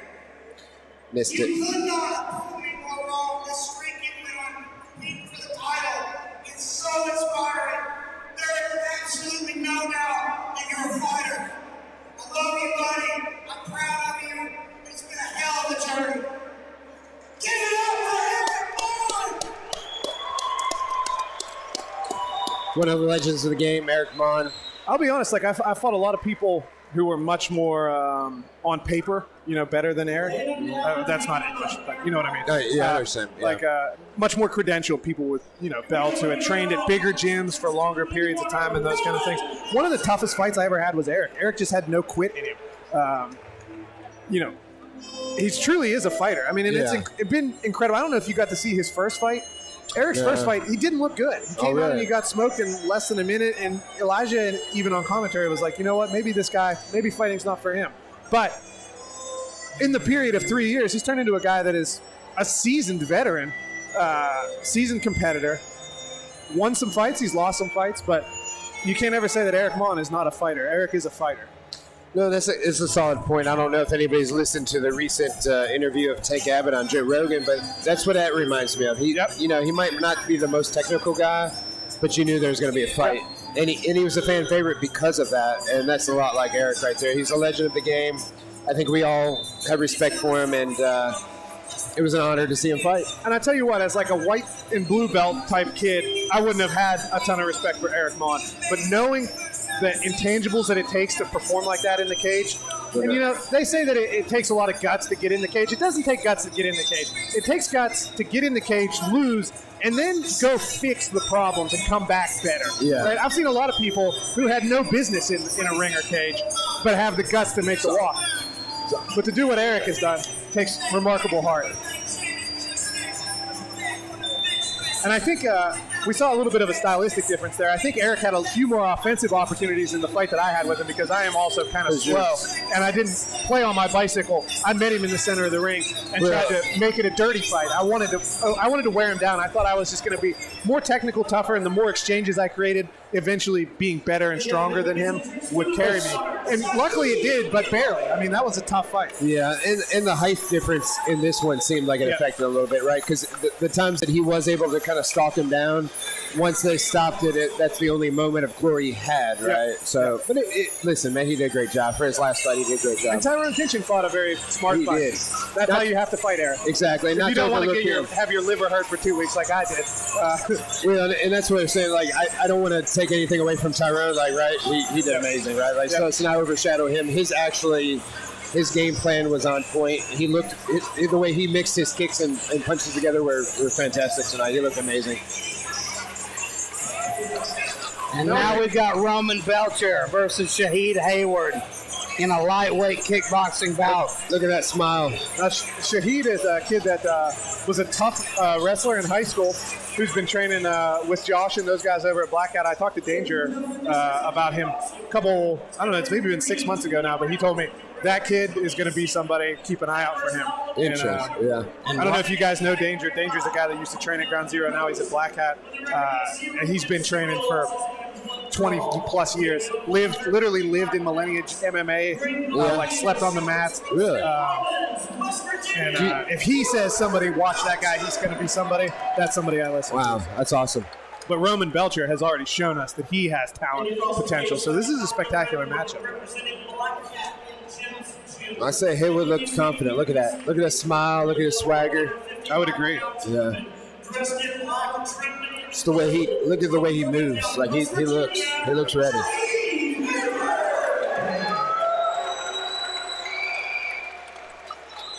And we last saw Roman in action taking a draw in a close fight. He won the first 2 rounds pretty clearly, and then he got dropped in the third round, which lost him a 10-8 there in Kentucky in Lexington. But this is going to be a much different fighter. That was like a karate-based guy in headgear. This is a person that's the same height as him or close to it, it looks. And that was a war. It was a dogfight from beginning to end. Ooh. Yeah, good. I agree. I think we're all like, whoa. The more dirty... The more dirty that Shahid can and he already puts him down. Yeah. The more dirty Shah can make this fight, the better it is for him. And we see him getting in his face and making it scrappy. He's ready to go. He's like, I better get in my corner. Yep. He doesn't want to stay in the. He doesn't want to stay on the outside. Let's see how they come out of this. I think Hayward's going to attack. I mean, he should. This one's not going to last long. Yep. Every time he touches him with the right, it puts him down. Roman Belcher, they might stop this. Belcher's got good composure. His hands are good. He's just getting tagged, right? Now, Belcher needs to stay on the outside, stay on his bicycle. Don't get lured into a firefight. Exactly. Yeah, he's got to get away. He's got to start cutting angles and moving. I mean, we got a minute left. He could potentially make it, but his chin's up in the air. Look at him right now. He should be ducking his chin low. He's going to get hit with every shot. Look at that. And he's just loading up on that right. He knows he's got the power to put him away now. And not an MMA fight. A little bit of wrestling. Yeah. It looked like Shahid started that, but... There's actually kind of a good mood for Belcher if you want to kill some time, right? Belcher looks a little gun-shy here. Yeah, I would be too. There's a different... Like, he's not looking through his forehead, right? His chin's up a little bit. He turned on that low kick beautifully. Yep, yeah. and he evaded that big right-hand counter that Shahid's trying to time that low kick, and he's trying to counter it. Ooh, that kick's a little slow. Look at him. Those left rear kicks. He switched to southpaw for those. Shahid needs to calm down a little bit, and I think he would put him away. I agree. I'd be surprised if Belcher doesn't make the last 20 seconds, but we'll see. Oh! Man by Roman. Belcher hurt him there. Yeah. but he's not following up. He's still hurt too. But this might buy Roman Belcher some time here to recover. 5 seconds. Both guys now need to shake off the Oh, cobwebs. they called that a knockdown. That was a push kick. Yeah, that was a slip. That is not it. Oh, dear gosh. Yeah. Man. And I think we might be looking at, now we're looking at 3 knockouts. I think that might take us I think if this commission makes another mistake, Butch Howes might have a stroke. We're not doing good today. I almost had a stroke after the decision in the Lily yeah. fight. Obviously, I'm a little biased in that And one. it's been a That's rough one of my night. training partners. But And I love those guys. Yeah. I mean, I love the commission. It's been a rough night. They're doing their best. Yeah. Been a rough, yeah. you sound like my mother. She's rubbing off on you. Speaking of that, I want to give a shout out to Glenda Caprini, the sweetest woman on earth. That woman is a saint. She brought me a bunch of stuff for my baby. Butch Howes didn't do that. Nobody else did that. My Only mom Glenda probably would have brought Caprini. you some, but she's dead, so she couldn't. I always got to play that card. You can't always just say my mom's dead and think it's all going to go away, Butch. I was just throwing it out there. She's a lovely woman at some point in her life. This is the first New Line event my mother has attended. Just so the viewers at home know, Cuss twice. I'm sorry. Butch Howes' his mom is She's dead. here. She can't hear the My conversation. mom is dead. Colin Caprini's the only one here with a mother. Yeah. And she never came to New Line when I fought. Well, but she's here. She came to support me. That's right. Well, this is interesting. The longer this fight goes, the look more at that. favors. Yes. Yeah. Roman Belcher, make no mistakes about it. Roman Belcher is a better technical kickboxer than Listen. Shahid. But he needs to keep it in a technical kickboxing match. Oh, that was close. That right hand. Yep. And let's put it this way: like, if you got knocked down 3 times, like, to have the will to fight like Belcher does is amazing, right? A lot of people would fold and be scared and be gun shy, but look, he's pushing him against the cage and going at him, right? Props to him. And those are not knockdowns, Yeah, so please don't call that another one.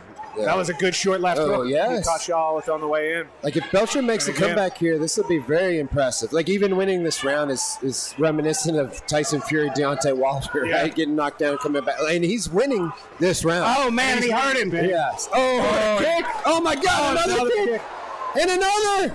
And look, he's He's got to mind his P's and Q's here. He'll get caught again. Oh, look, he's hurt. His eyes shut. He's hurt. He's got Hayward in a ton of danger. This is crazy. Stay sharp. Stay technical. That's the name of the game here. Yes. And if you're in Shahid's corner, you got to make. Oh, my gosh. These head kicks are the difference. Away, yep. To not circle always to the power kick side. And he punishes him with the low kick as well. All right, let's go back to this. So if he doesn't call this a knockdown, which he's not going to, the 3 knockdowns are impossible to make up. Yeah. Right. And this is why that's a problem. Unless they still called it a 10-8 somehow. I don't know how the rules in this commission work. If it's an automatic point for each knockdown like it is in some states. The fact that was a legit knockdown compared to that I think we're other getting one. close to Roman Belcher putting him away here. I agree. Another head kick right here would have been the answer right now. There it is. Oh! And at the end of the round, he rocks him again. I'll be honest, though. That was pretty one-way traffic. That's 10-8 territory. And they won't give it to him. Yeah. Right. This is not the commission that's going to give him a 10-8 round. Unfortunately, it's me talking trash. I think you're right, though. Yeah, no, it's awful. It's now an you look at objective that assessment. corner of Eric Kuhn, and I only have to assume that that's Eric Kuhn's father. He certainly looks like it. Because it looks like if Eric Kuhn fell asleep for 20 years, like a Rip Van Winkle situation, over there in the corner of Hurricane. I said it like I'm from West Virginia. I know, it's terrible. I'm assimilating. All right. So round 3. That's category 5. I wonder what kind of adjustments we're getting from Eric Mon. Excuse me, not Eric Mon. Eric. Oh man, I'm forgetting Eric's name. But let's the say professional boxer from Morgantown. Let's say that He's he in the corner dominates here. this round again. He can't win because he had 3 knocks. You know what I mean? Like, and the fact they didn't call that last knock, like, he's gonna have to literally finish him. Yep, he's got to stop him. Oh, and drops him with a low kick. No knockdown again. And they didn't call that one. I know. That's bananas. Yeah. I don't think this Shaw can survive at referee. this pace. I don't think he can survive. I think this referee's prescription on his glasses may be a little off. That's my theory. Some people maybe not judged kickboxing before, right? I mean, that's the problem. I don't know. Oh, the spinning back fist lands. And the other one. Hayward tried That should be a knockdown. Will it be scored? I think he's Finally. I think he slipped though. He caught a right hand on the way down. Agree, but at some point you got to give him. He was falling, and that's true. At this point, I'm just rooting for fairness. I mean, which is sad, but even it out a little bit. Yeah. Oh, what a beautiful It work. really looks like Roman's going to put him away here. Good left hook. And good hooks, good combinations again. And a good right hand to the such body. an incredible comeback. Look at Eric Kuhn. Oh, he stopped. Wow. Yeah. Wow. Look at the Kuhn boys go. So all I know is Elijah Thacker's getting $50,000 for the best fight of the night, luckily. Yeah. Out of his own pocket. It's very hard to not call that fight of the night. I agree. Comeback of the year, maybe. My God, it announced itself immediately, right? Within the first 30 seconds, I think we had 2 knockdowns, right? That was wild. If we didn't have to spend so much time complaining about what was going on, it would have probably been a better fight. Yeah. I mean, a better, us going. Viewing It was a great fight. Yeah. Yes, exactly. It's a phenomenal fight by those. It was two. amazing. It's not those two's fault. No.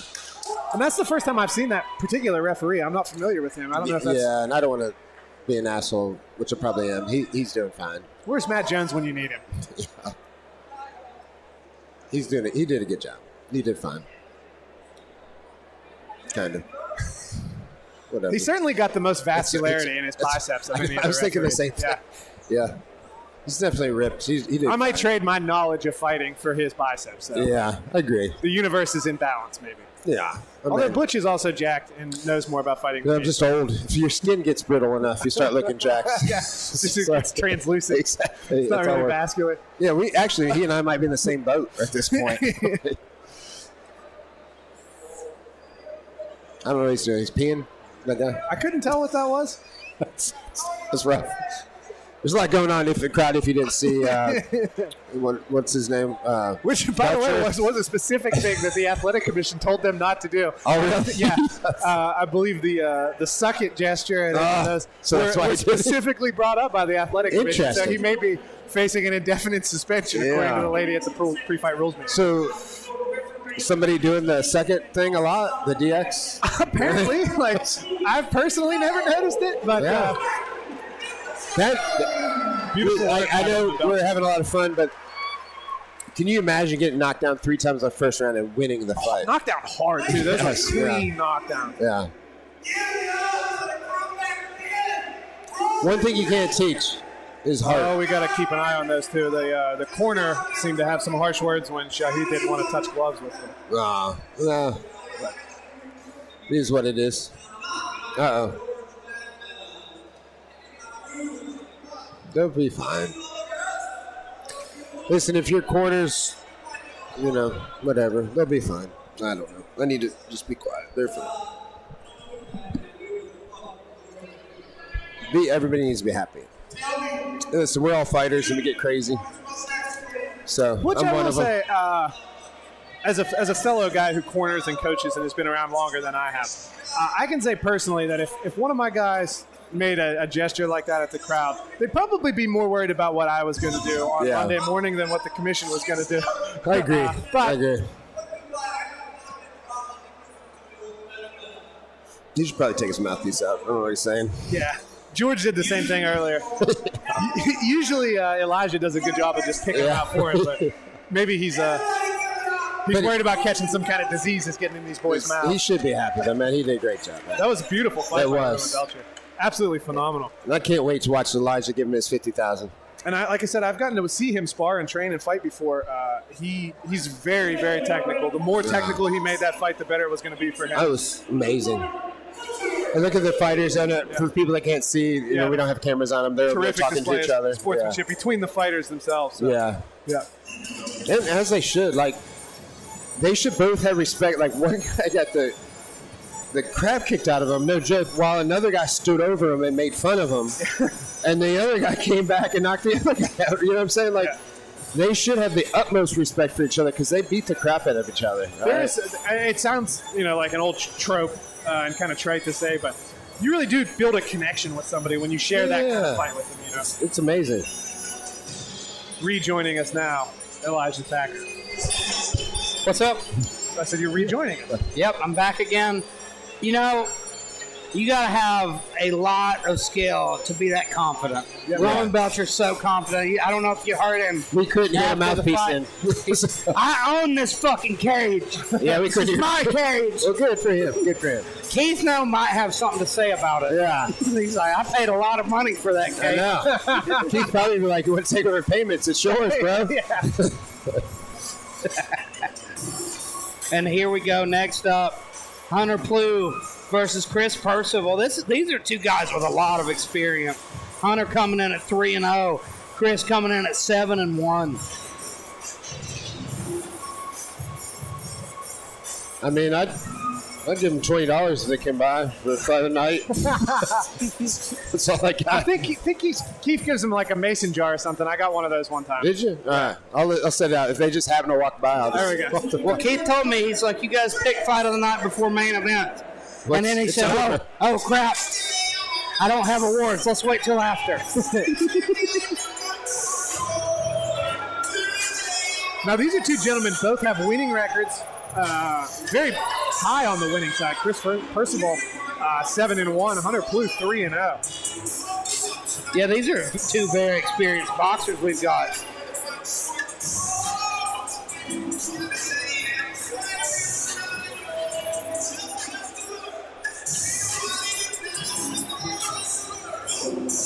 And this was a fight that I think materialized pretty recently as well. Both guys at 10 minutes on short notice. I'm going to get him this fight of the night bonus. Maybe. We'll see.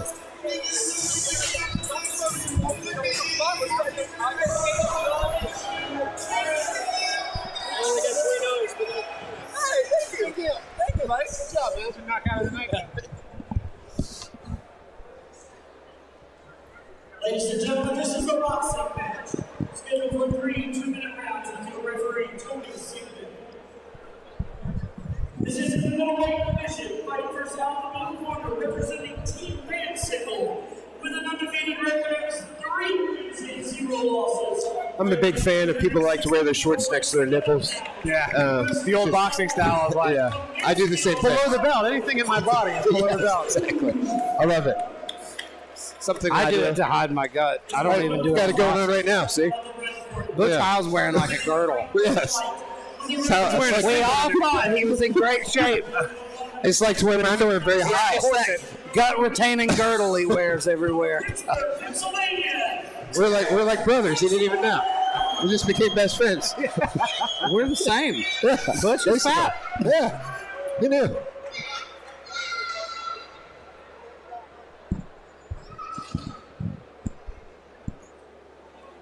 Now, what brand of girdle do you wear if I ever decide to get one? It's a good question. I need a faster answer. I don't know. We don't have a haberdasher on speed dial like you, Elijah. You didn't think you wouldn't be the only one to ever say the word haberdasher. I do wear. That's 2 pay-per-views that we've used the word haberdasher or haberdasher or however you say it. You can West Virginianize it. It's fine. Haberdasher. Or Kentucky. Are you from Kentucky or West Virginia? Kentucky. Okay. Yep. Well, Kentucky yeah. fella. Nice job. So I'm a little higher class than both of you guys. Well, Butch is from Ohio. Yeah. I'm from Pennsylvania. Oh. We're all Screw West adopted Virginia. sons, What are we doing over here? Yeah. You've got all the surrounding states. And we've not said a single thing about this fight yet, so we should probably do that. They We should saw probably some hit nice each other jabs first. by Hunter Plew. No, they're doing a good job. I mean, after you watch the fight of the night, it's just really hard to get into something else when, you know, right? Like, it's exhausting, right? Like, the adrenaline dump, you're down, it's rough. So we'll get back into it Blue here. doing a good job defensively and just sticking him with You those basically pot shot a shots from the takedown. I was outside. confused there. We're seeing an interesting southpaw versus orthodox matchup here where both guys are kind of playing a long style. Plew's definitely trying to play southpaw on the back foot here. Oh, beautiful right hand. And it looks like Percival is trying to get in his face and make it a bit of a dirty fight. And now Plew's switched stances. He's fighting southpaw now. Yep. Yeah, it's, you know, I'm still on the fence about that, right? Because you got the other guy's very technical, and he's coming in. He's not switching around. He's being, right, direct to the point. So I'm not sure that, switching. And again, that was a good punch. But again, switching styles, I don't know if it's helping. And he caught an elbow there. But it's the way of the new world, right? That's what everybody's doing. TJ Dillashaw-ification. Exactly. The Bang Ludwig effect. But we see some nice punches moving forward here from Percival. Nothing terrific, but it's a good round. Finding a home, yeah. Yeah, it's a very good round. Difficult round to score. Blue doing some decent work off of the back foot. Percival getting some forward pressure going. I don't mind seeing a guy switch stances if he does it well. Yeah. But Correct. you see so many beginners trying to do it, and they do it terribly. Yeah. Literally everybody walks in the gym's doing it, and they're like, "Yeah, but this is my style." And you're like, "Yeah, but that's not your how you style's do it." bad. Yeah, it's not how you do it. Everybody You in gotta here learn. can beat you up, so why don't you take our style? It's rough. I don't know. That's how Hickson Gracie talks about jiu-jitsu, too. He says learn everything to one side. Once you're good on one side, then we can get good on the other side. I don't know if I ever developed my left side. That's Just true. like, let's just pass to the right. There are some things I can do kind of ambidextrously, like Connie Basami, single leg X, that kind of stuff. But butterfly, like I play it off my right hip with the left butterfly when I'm playing half butterfly. Like that's just my stance, and most people pass that way. John Gutta came into town recently and forced me to play my guard on the other side, and made me feel like a child who had never done jiu-jitsu, which was quite humbling. Well, people don't get it when you don't do jiu-jitsu. It's know. not much different than riding with your left hand. It's very strange at first. It's interesting though in jiu-jitsu, and I'm sure the same as boxing or anything else, where somebody can they throw something at you, something at you, and then they find your weakness, and then boom, boom, boom, boom, and you're like, yeah, what are you doing? Yeah. You know? I really do like the counter work from Blue. And good forward movement when he needs to. This is a high-level boxing fight, gentlemen. And he's fighting a guy who's got twice the amount of experience in the ring as him, and he doesn't. It doesn't look like there's that much of a discrepancy.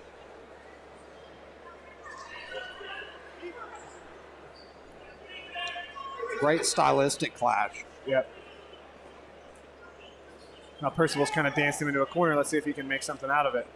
Now here's my question for you guys. What's more tiring? Is it chasing a guy or is it staying on your back foot? For me personally, it's on the back foot. I can be very economical with forward pressure. Yes. Sean Strickland style. That's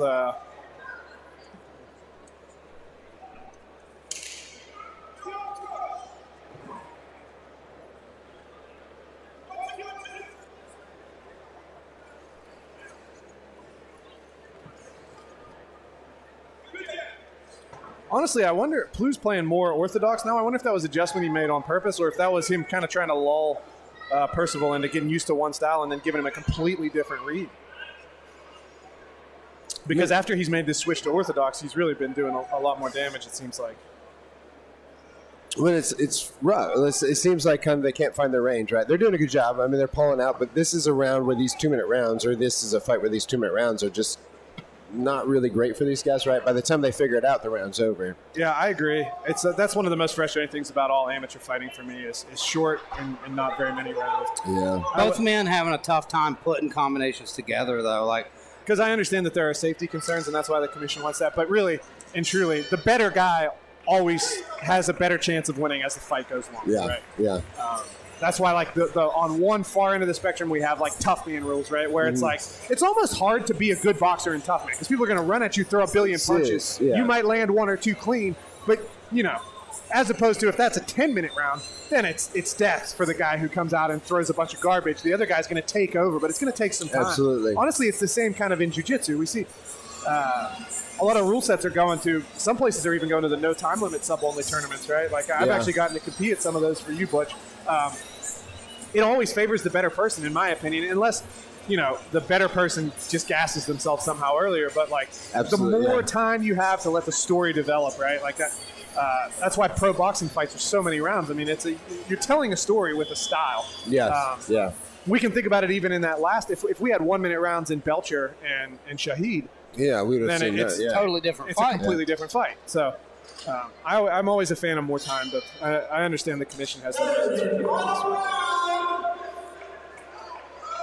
Good jab by Plu. Our ring announcer's doing a good job, but I do wish he wouldn't say anything during the fight. It's funny. Oh, nice left hook from Percival, but this is a very technical fight, but it's just funny. Like our level of excitement because of the last fight is just not there. You know, I've been trying. That last fight was so epic. It tickles a different part of my brain. I'm enjoying this one more, but I had a more visceral reaction. Yeah, to the previous exactly. one. I almost feel guilty because we're not saying much, right? Yeah. It's a great fight. Blue's doing a good job working behind that. It's such an even matchup and such an interesting clash of styles between these guys. You got the counter fighter versus the aggressive fighter in Percival. And it'll be interesting to see how the judges score this, to be honest, because personally I think Blue is kind of taking control this last round and a half. But a lot of forward pressure from Percival. Yeah, I think I'm saying that right. I hope I am. And well, Percival, look how he keeps his chin down low the whole time. He's very, very technical. I just don't know if it translates well for the scoring, right? Yeah. I mean, because to that point, the other fights we've seen have not been that technical, but they've been excited. Like they're throwing and they're going crazy, and it kind of gets the crowd into it, the judges into it. Oh, it's a good left hook, right? Landed by Blue. Oh, man! Right uppercut. Yeah. Biggest punches of the fight. Okay, Oh, but left he to eats right. two. Percival Hard trying to get right-handed him left back. hook. Oh! Well, that was strange. A slip there. It kind of screwed up his momentum. Yeah. Yeah. See how this last 20 seconds is going to be very interesting, folks. Oh, look, he didn't stop. There Winging big hooks. 15 Waiting seconds. in is Percival. There you go. Oh, and another Overhand big right. overhand right. Big left hook. Now the footwork on the other guys is a little rough there. Oh, and another big left hook from Percival. He's really finding a home for that over top of that right hand. Yeah, but look, he weathered the storm, and he was winning the last 5-10 seconds, That was right? a great technical back and forth matchup. Yeah. Spectacular fight there from those boys. Hard one to score as well. That last round, my gut instinct watching it live, which again I'm not scoring.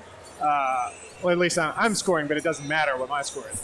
I thought that that Percival probably won the first round just based on forward pressure because he wasn't landing a bunch of shots, but he also wasn't walking into counters the way he was in the second round. Yeah. The second round seemed pretty clearly to Blue, and then that third round, both guys. It was definitely the most offense from both guys. They just went at it. Yeah. It seemed like more shots landed from Blue, but maybe more significant shots from Percival, but we didn't see a knockdown by either guy, so this is a tough one to score. It's a very tough. Yeah, I trying to say not anything bad. Meaning, as the way some of those were, I would have no clue. But I'll be honest, like this one could go either way, and yeah, I won't legit. crumble. Yeah, So. exactly, legit.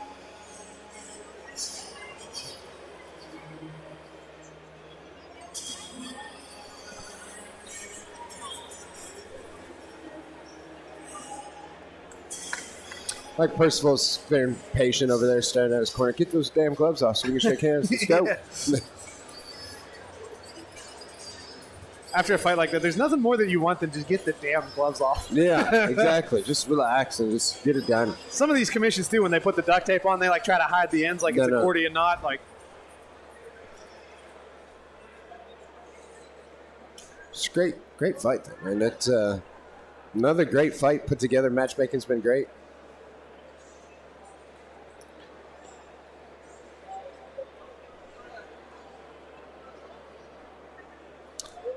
So our next fight is a championship fight, huh?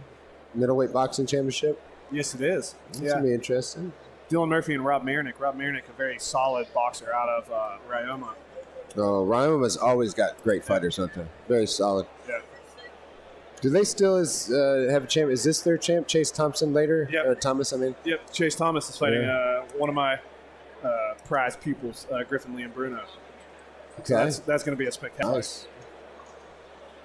Griffin's 2-0 in his last two fights. So correct me if I'm wrong, is Chase the kind of the shorter? Yeah. Okay. Yeah. All right. Redheaded guy? Yeah. Yeah. 29-28. Ripon. Split decision? Split decision. 29-28.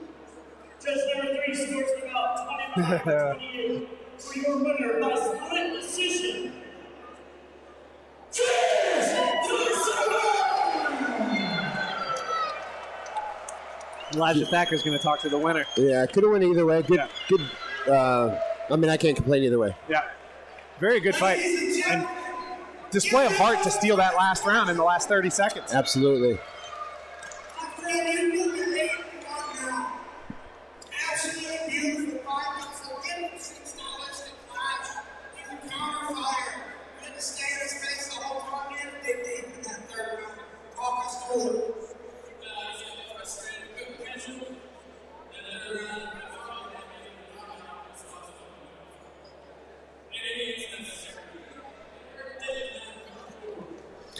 Yeah, You're going to celebrate an incredible opponent. What's next? Are you running for that title?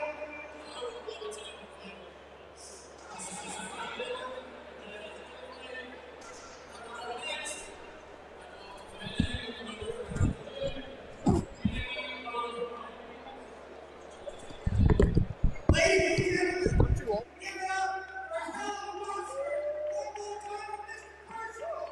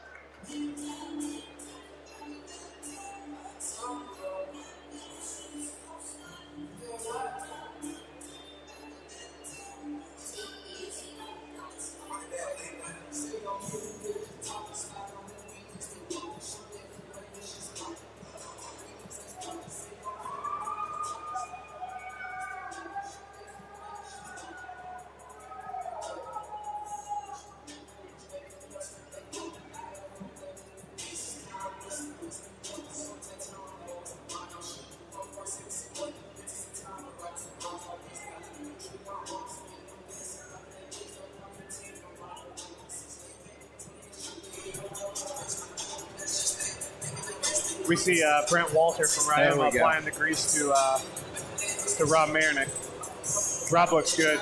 He looks This is one of my potential fight of the night picks for sure.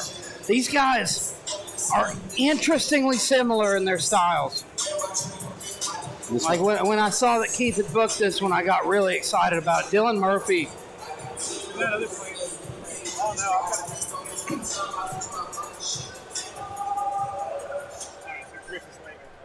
And I mean, that's 18 fights, right? By Dylan? yeah, Dylan walking at 12-6, and we saw Percival just called him out. If he wins tonight, he'd like to fight him for the title, even though they trained together. Oh, wow. Really? Yeah. What kind of gym do they got? Yeah. Backstabber. Do they not spar hard enough already? Yeah. He said, even though we trained together, he said, I'd love to fight for a title, and if it's Dylan, then it's Dylan.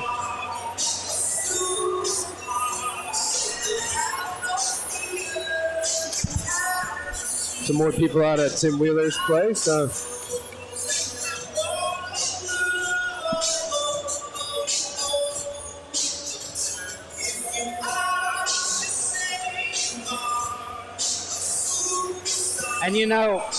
I think that Percival was actually originally scheduled against Murphy.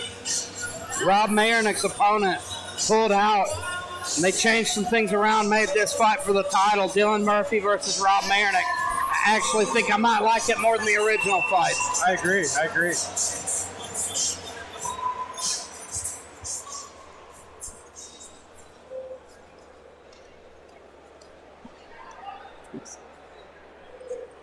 Ladies and gentlemen, this is a boxing match scheduled for three-minute rounds with your referee, Mike Campbell. This is in the middleweight division.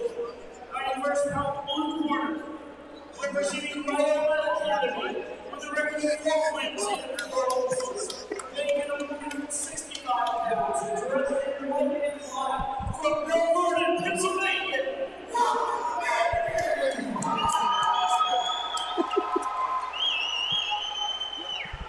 This is Norman Washington, standing up the red corner, representing Tom Thomas Boxing Club, with a record of 12 wins and 6 losses and 1 draw.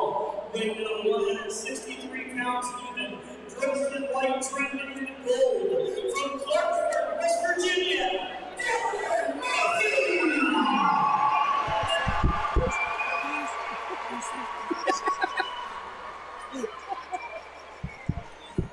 And here we go with this middleweight boxing championship. Two very serious-looking men in the cage here today. And Rob looks lean and mean. both built similar, both stylistically similar. Rob Marinick is a tough guy. I've been giving all the Ryoma guys nickname. Rob Marinick, Ironhead. I like that, like Kazuki Fujita. Yes, well, you got the Fireball Kid with Chase Thomas. It's all pride names. I'm just recycling them. Yeah. And then this new guy, DeWitt, tonight, I've nicknamed him String Bean. That's out of left field. You got to stick with a theme. Good jabs by Murphy, but Marinick doing a good job defending him so far.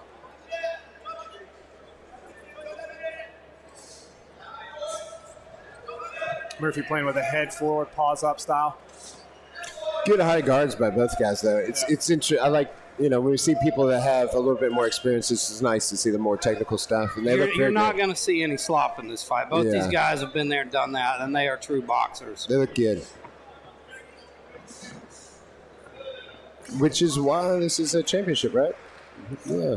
Good body shots by Rob. Good jab. Good exchange. Yeah. And this is a title that Rob Marinick's been hunting for a long time. And we should say Dylan Murphy's last fight, I felt, was highway robbery against Brendan Kelly. One of those losses. We last saw him at New Line against Brendan Kelly. I think I was there, right? Yeah, like we called that one together. Yeah. And we both thought that Dylan had done enough to win it, and the judges didn't see it that way. Yeah. I was cornering some other people that night, and I didn't get to watch it, but I heard the crowd's reaction, and you could tell it was highway robbery, especially when a crowd favorite, the decision is that unpopular. And that's a solid point, right? Yeah, because when everybody's excited for Brendan Kelly, right, and then all of a sudden they turn when he wins, they're like, that's wrong, 100%. Which goes back, if we're having that many bad decisions, you've got to look at some stuff. And it's interesting. I know we got different sets of judges. Sometimes I'm very impressed. And Absolutely. Sometimes I'm very distressed. Yeah. This is one that these judges are going to have to watch very closely. Exactly. And Rob's having the harder well. shots, but he's having a hard time making them land. Both guys have been trading jabs throughout the fight. Good feints from Marinick. Nice right hand. Marinick has evolved a bit. We used to see a lot more of that Mike Tyson style, that rolling into punches. He's not doing that a lot tonight. That was a good 2-1-2. Absolutely, yes. Maintaining the inside space. That real estate between the gloves. That Dempsey roll style is what I know Marinick for. And I've not. There it is.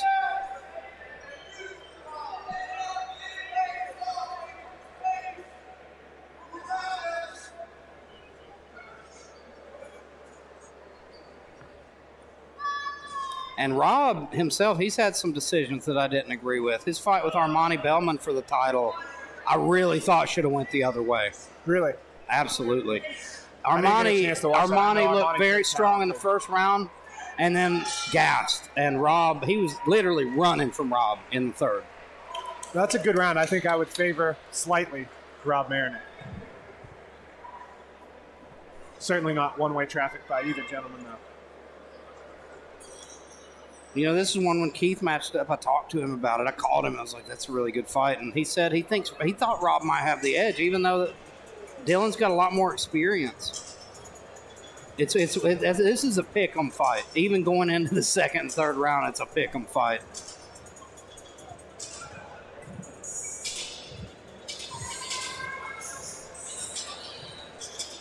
Our photographer's T-shirt makes me think I need glasses. It makes me feel like I'm actually leaving Las Vegas.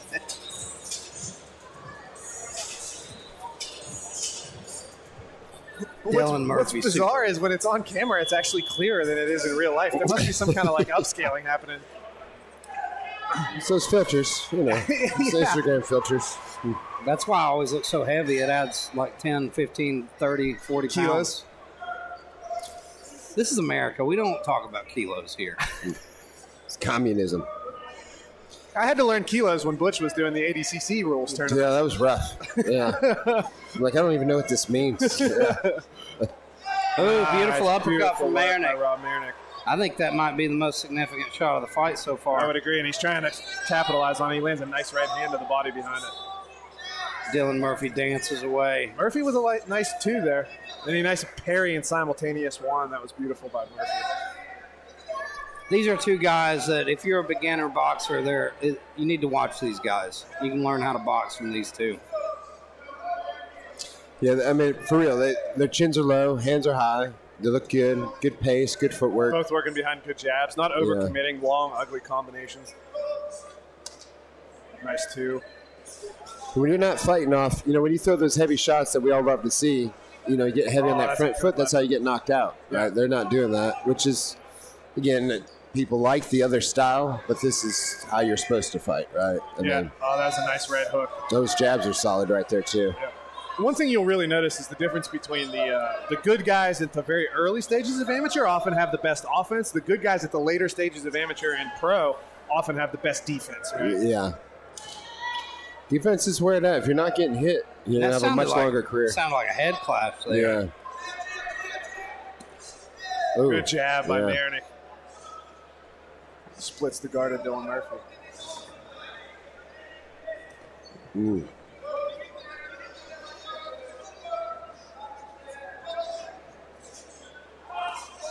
Excellent work by Murphy, but I think Rob blocked most of those. Yeah. But those were some good body shots. No, and a nice right hand he works behind it. Murphy coming on strong now, finding his range. Yeah. He's certainly taking control of the latter half of this round, it looks like. Ooh, good block. Blocks that hook from Marinick. Murphy seems to maybe be finding his distance a little bit here, finding his rhythm. Beautiful counter hook from Murphy. Oh, and he lands a nice right hook. That was his biggest shot of the fight thus far. Well, that's a solid point that you make, Colin, too. If you notice, mostly up until that point, they're not doing a lot of movement, right? They're kind of standing in the pocket and just firing. It might not be as impressive, but it's not one guy chasing the other guy down, one guy backing up. They're pretty much standing toe-to-toe. It's just technical. Yep. And, in fact, you see Marinick starting to open up a little bit more, and that's now good. Murphy's getting the best exchanges of the fight for him. Yeah. This has been a very back and forth round. Yeah. And like I said, to their credit, they're standing right there.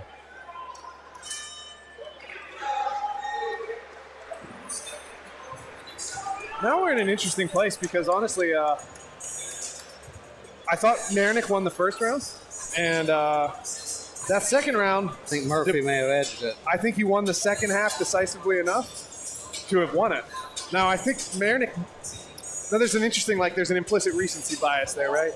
Because I think Marinick landed maybe the harder shots of the round, but I think more of a time period of the round was controlled by Murphy. So I don't know. I think round judges tend to remember the last half of the round more. I would agree. Yeah.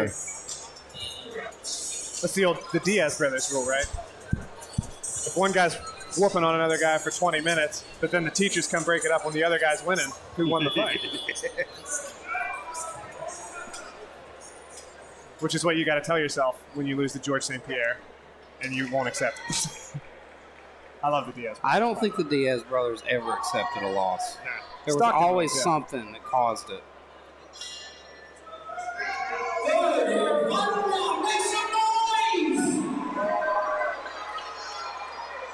Nice uppercut by Marinick there. Big overhand right as well. That's a push. Yeah. Kind of a push at the hip. Mike Napple doing a good job there. He was on it. Napple really has been a spectacular referee tonight. I thought Napple did a great job of letting guys work a little bit in the clinch. Staying and keeping himself out of the fight as much as possible. That's what you want from a good referee. He must have been in the back during the Petway fight. Well, I must have. Elijah just being quiet during that one. That's okay. Elijah came through for me. It is what it is. That's a nice one. I'm not going to say anything. I'm not going to say nothing. I will say, one thing is when your guy loses, you're a little upset. And I'll just leave it at that. Fair. Yeah. He let our boxing girl work in the clinch a little bit, which I thought favored her. So that's probably why I think that. He took a point away from ours for working in the clinch. Really? Yeah, exactly. In a 3-round fight where there were 2-minute rounds, it doesn't make sense, but it happens. It's the only fight that happened. So meaning that he has done a good job tonight, that fight. And again, it stands out more because it's the guy that I know. But we'll give you one mistake each night. Yes, you can mess up one fight. It's fine. I mess up every day. But that's it. Yeah. Beautiful left hook from Mayernick. Oh, and an overhand right there, too. This has been such a back. He's made some fight. adjustments where he's able to keep that volume without exposing himself like he was in the second half of the second round.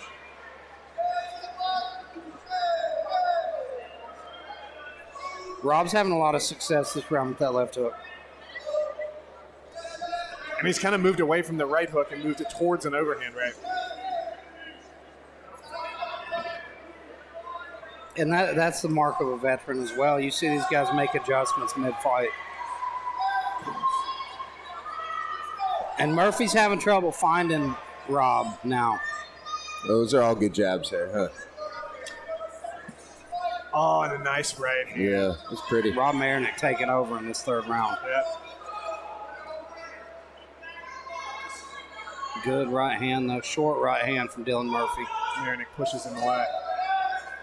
20 seconds. This fight's still up for grabs, ladies and gentlemen. But Rob Mayernick appears to be taking control of this third round. Murphy's slowing down a bit here at the end. But he's still landing some good shots. This is a war. Crowd's getting into it now. Yeah. Good jabs. I think we're looking at 29-28 Mayernick if we're looking at Collins' cards. And, you know, like I say, Rob Mayernick's – well, both these guys have been on the end of some bad decisions. So, you know, neither one of them wanted to leave it up to the judges, but here we are. Let's see how they saw it.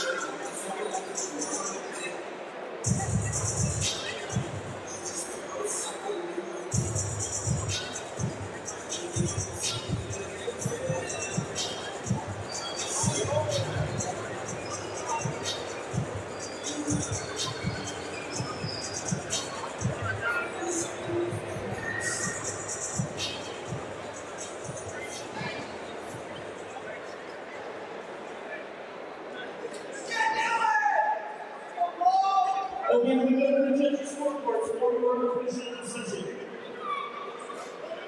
Judge number 1 scores about 29-28, red corner. Judge number 2 scores about 29-28, blue corner. Judge number 3 scores about 29-28 for your winner by split decision. And now your new Line Cagefighting boxing champion,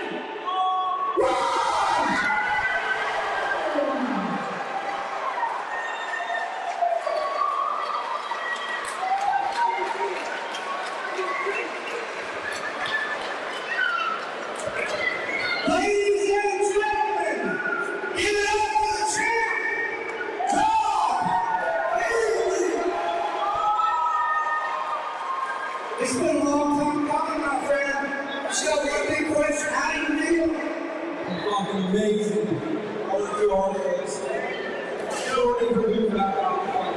You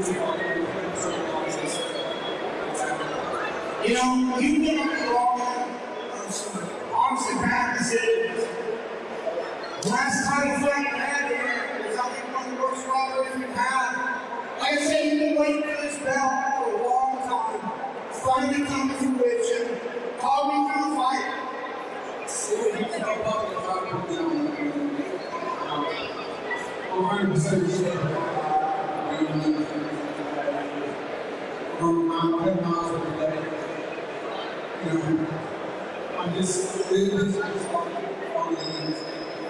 Ladies and gentlemen, give it up for somebody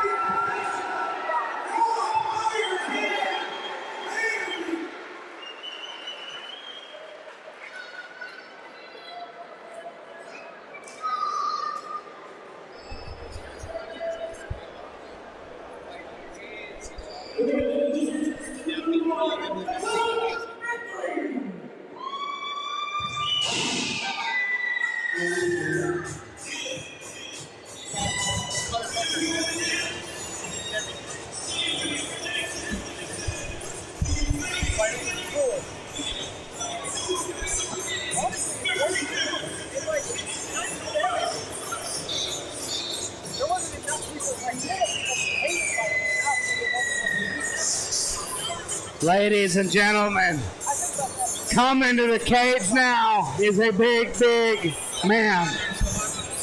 Dakota Fat Thor Bigley. And this guy has absolute dynamite in his hands. And we saw him suffer, unfortunately, a truncated appearance in his last bout. I think he had an ankle injury that happened early in the fight, but hopefully everything's 100% in his back here.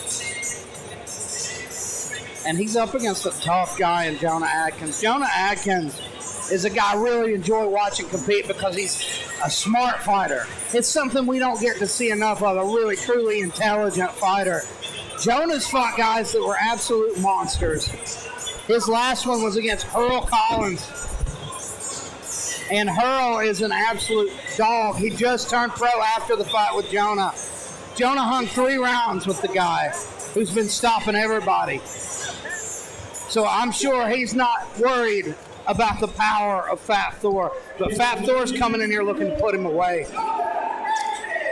So if anybody don't know, Cullen just had to sign an autograph on his, NLC official trading card. Yes, everybody buy your official NLC trading card. That guy's just trying to forge your signature for bad checks. So, tomorrow I'll find out that I opened a $20,000 line of credit. It's beautiful. Right after we started talking about it, it couldn't have been set up any better. Yeah, I know. I feel special. Keith No makes me feel special. You know, Keith No didn't make a card for me. Man, I think he can go suck an egg. There you go. It's all right. You got punished for inactivity.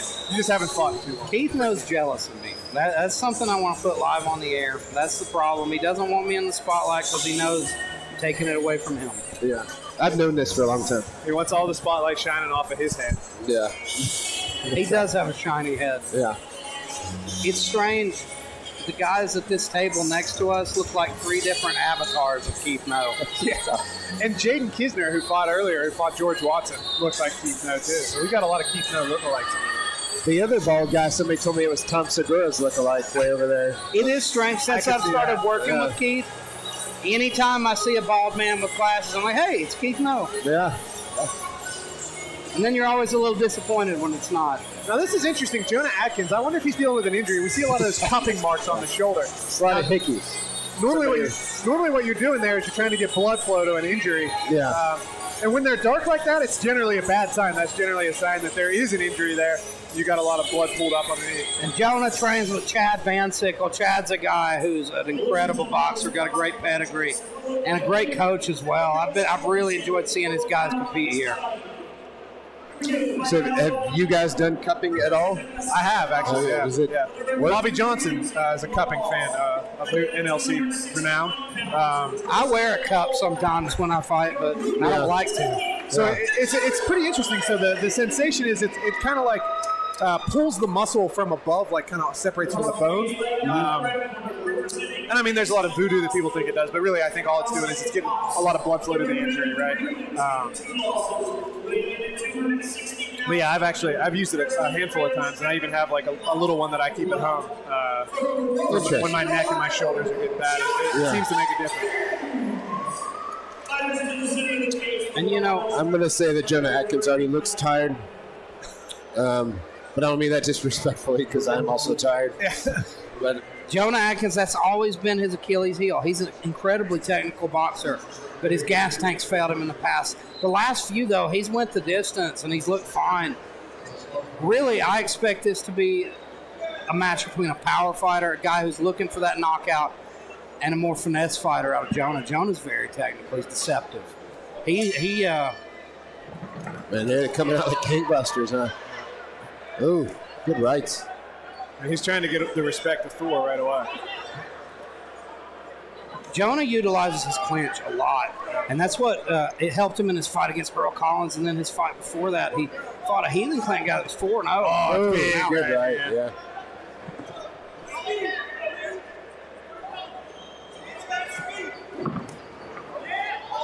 Dakota with a right hand to the body enters into the clinch.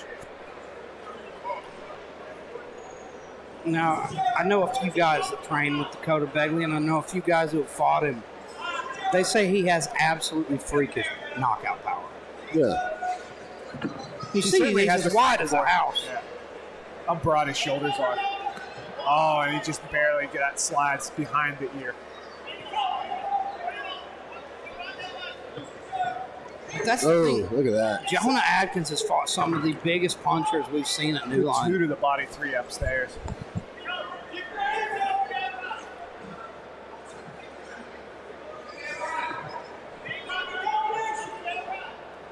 So far, Dakota's done a pretty decent job of making it a bit of an ugly fight, which I think is what kind of favors him. By ugly, I just mean in tight, a little less on the outside, technical boxing. Interesting fact about these guys, Jonah and Fat Thor did an interview before this match, and Jonah is a guy who can get under your skin. Yeah. And he managed to piss off. Oh, the left hook. Beautiful shot from Jonah Atkins. Puts him down. Think they scored us a knockdown? They did not score the knockdown. Apple put his mouthpiece back in and did score a knockdown. But that was another right. Yeah. Right after that. That's 2 mistakes. You're out of here. You go tell him that. Look at that guy. He looks like he'd strangle me with his beard. I'll give him one more chance just because of the beard.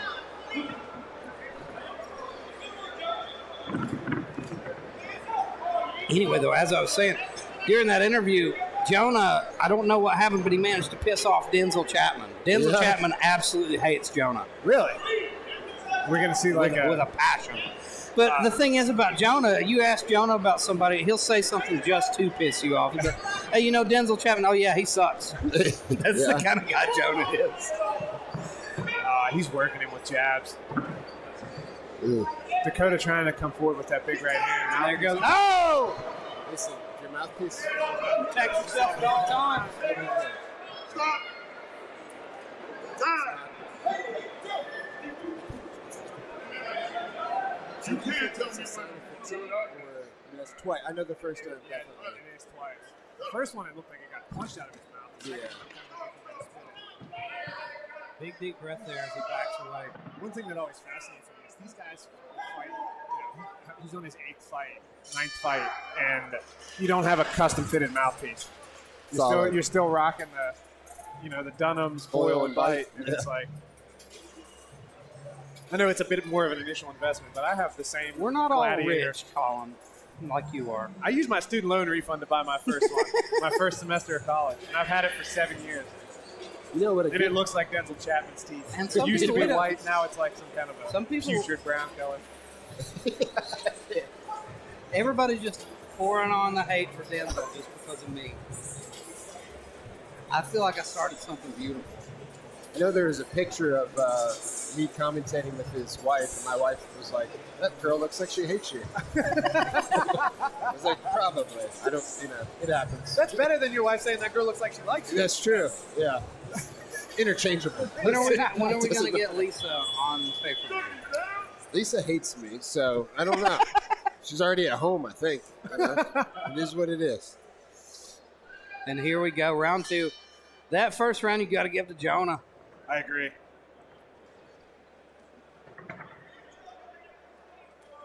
Begley's got to land a game-changing shot here. And he's trying with that right hand, but Jonah sees it coming a mile away. Jonah's very defensively sound. That's what I've been impressed with since I've seen him fighting for us. Thor loses his mouthpiece again. Yeah. It's not a good. It's and they're not going to call that one a knockdown either.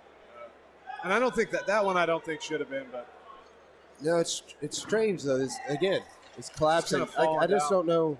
It's strange, right? I wouldn't say he's tired, but maybe it's just strange, right? I think more off balance than anything. He's not getting his feet under. Jonah's wearing on him.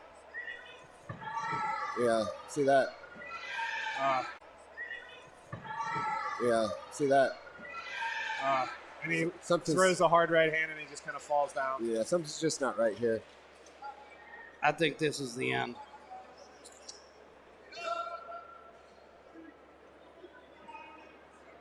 Yeah. Yeah, that's the end of the fight. And he takes a knee there. Yeah. Something just didn't seem right. Yeah. I wonder if maybe, because honestly, I got kind of the same read from him in that last fight. I wonder if he's recurring the same injury or if, I don't know. Maybe Don't ever want to question a fighter's heart. He's not. Yeah. No, I don't think it's his heart. Maybe, I don't know. He's walking real gingerly on that foot. I'll that be same honest, foot though, he injured. I've had fights where I was losing and I go back. I mean, I've never gotten stopped there, but I've gone back to the corner and just. I remember one fight I went back and told Eli, I don't like fighting anymore. I don't want to do this. Yeah. You shouldn't be having a conversation. And I said it at that pace, in between fights, in between rounds 2 and 3. And he's like, well, we can stop after this, but maybe let's focus on what was. All right, I guess. Same thing I tell people. There's a time where I would die in the ring, and then you had kids, and I'm like, I should go home and hang out with my kids. Yeah. It's time to quit fighting, right? I don't know. Something didn't seem right. Yeah, there's something about that. I mean, Mike Tyson calls it the fighting guts, right? Remember whenever he lost that last fight where he just kind of, he's like, I don't have it anymore. I don't have that thing that I used to have. Yeah. I don't have it, so. Yeah, and I remember Roy Jones saying that same. He's like, I just can't get up for these fights, right? He's like, it's...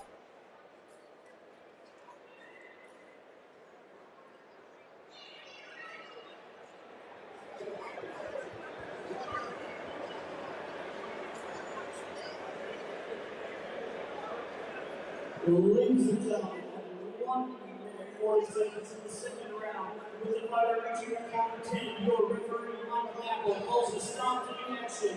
Your winner by TKO, and now your new Line Cagefighting heavyweight champion, Jonah.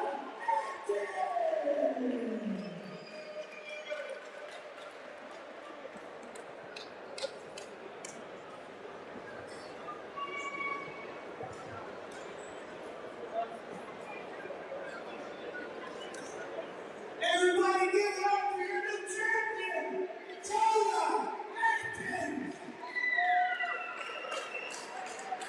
My friend, absolutely beautiful performance. I told you post champ, I proved me right. I was picking you in this one. You're the more technical man here. You have the experience. Talk me through how you got this win.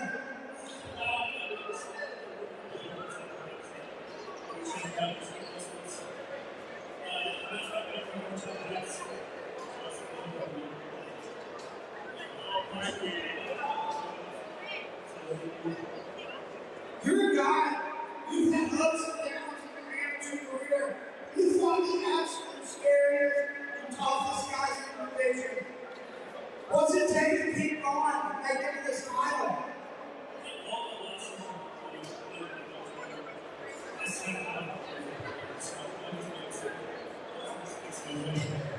Always a pleasure to watch you fight. I'm a fan. One of the most technical heavyweights I've seen in your amateur. Ladies and gentlemen, give it up for your champ, Jonah Atkins.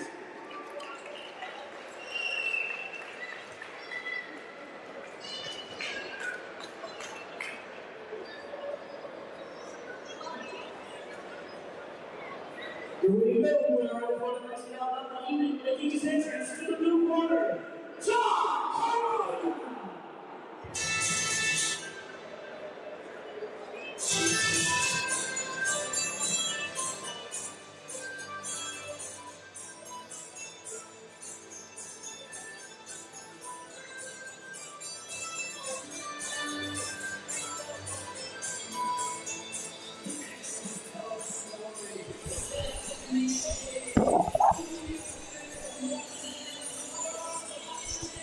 And now we have moved to our first professional fight of the evening. Troy Bolin versus John Carmona. John Carmona coming out to drop kick Murphy's. He's 31 years old, fighting out of Fargo, North Dakota. This man's come a long way to be here. Yeah, that's insane, isn't it? He's got a record of 0-4. But it looks like he's fought nothing but tough guys.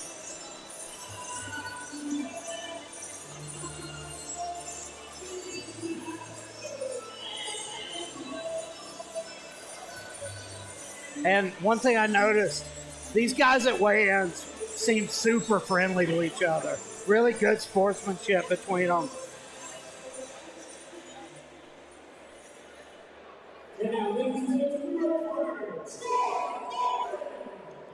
And here is Troy Bolin, standing at 6'2", fighting out of Columbus, Ohio. He's 0-1, first loss. Little bit of a setback, but looking to get that first professional win tonight. Looks like he's training under Zane Fry there in Zanesville, Ohio. Yeah. Zane's a guy we've seen a lot of. He definitely looks ready, doesn't he? He looks ready to go. Zane Fry Boxing with a good support there, good support team. And you know, Zane's a guy, he's not had the best professional career, but he has a love for the sport that's infectious. He's a guy who comes back after every loss, looking sharper, trying to get stronger and better. And his biggest passion's coaching. That's been his end game for a long time. And now he looks like he's got a few guys under him that are competing. And a pro heavyweight here under him, trying to get that first win at some awesome looking shorts. Reminds me of Elmo. Tickle me Elmo, right? Wearing the signature Elmo shorts is Troy.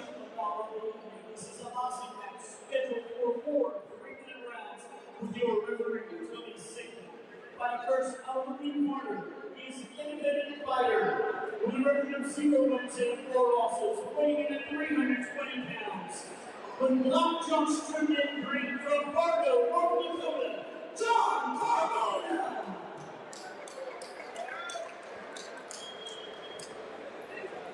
This is going across the cage by the dominant red corner, representing CFT with a boxing record of 0 wins and 1 loss. Weighing in at 219 pounds, dressed in red from Columbus, Ohio, Troy Bolin.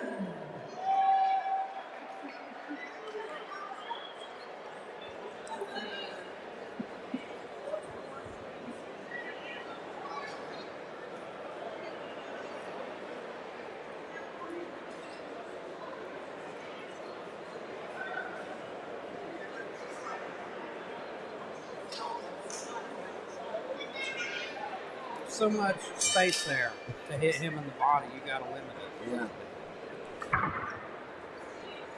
This will be a good fight. These guys are ready to go. Look at, and you know, talking about judging book by its cover, who would have ever picked Andy Ruiz to knock out Anthony Joshua? Absolutely, yeah. We're just having some fun, but absolutely. It's just the way the game goes, right? Some people, it doesn't mean they don't train hard. He could be our Andy Ruiz. Absolutely. And already he looks calm. He's not breathing. He's breathing on his nose better than I do. He looks good. The man's had he's been in there, dangerous opponents. You know, nerves are not going to be a factor. Well, he looks good. Look, hands you are come down. all the way out from Fargo. Absolutely. You came to fight. He's ready to go. Look at, I mean, and he's asking to fight. He put his hands down, doing a little Philly shell right there. He just slides away from that overhand, takes the steam off of it. But he is backed against the cage here. It's going to be interesting. Lands his jab. And you got to wonder if it's the first time either of these guys have competed in the cage. And that's good. I literally was thinking the same thing. You know, boxing not in the cage is a different thing than here, right? I mean, there's so much ground to cover, and you know that doesn't suit Carmona's style. And there's more corners to get stuck in, right? I mean, obviously, it's an octagon, or I mean, it's just different. The whole thing's different. You can't use the ropes. No. And that takes a lot of defensive game away from guys who tend to use that rope-a-dope style. Yeah. A lot of guys use the ropes to touch their back of their calf. They know when they're getting close, they'll use the ropes to kind of back up, dodge some punches. None of that's going to happen now. You back up, your back's against the cage, and you're getting hit. Good filling out round, right? There's not a lot of action right now, but they're figuring each other out. That was a good right. Another good right. Bolin pouring it on, but Carmona coming back. Yeah. I'm sure Carmona's a tough guy. Definitely seems to be. Yeah. You know, you see a lot of these fights, you're like, okay, this guy might be a cannon. He doesn't look like it. He looks like he knows how to box. He absolutely, he really does. I mean, he's got a good style. Very calm.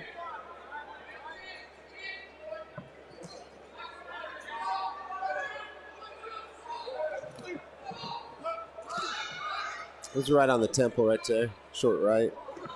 Ooh, good jab. Beautiful jab, and I believe that hurt him. Yeah, he looked down. That was a little odd, huh? Ooh, another jab. Those jabs are hurting him, which is odd, right? He's hitting him right on the button. Yeah. Another, like, every time he gets jabbed, he's like, shit. You can just see it on his face. He's, you know. He's trying to answer that overhand, but he's nowhere near close enough. He's starting to look a little hesitant. Yeah, now here's the difference. Once we got into a little bit more, I wouldn't say his cardio is hurting him because he's not working a whole bunch, but the difference is you can see Bolin's on his toes and he is not, right?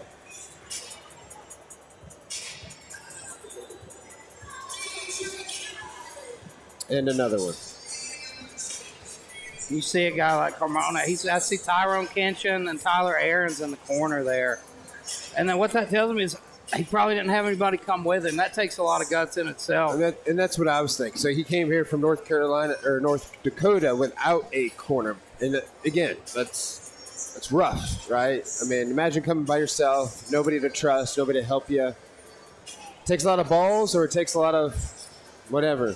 He did it. And you see guys, like I've seen the difference. You see guys that come out like that and they're not all there.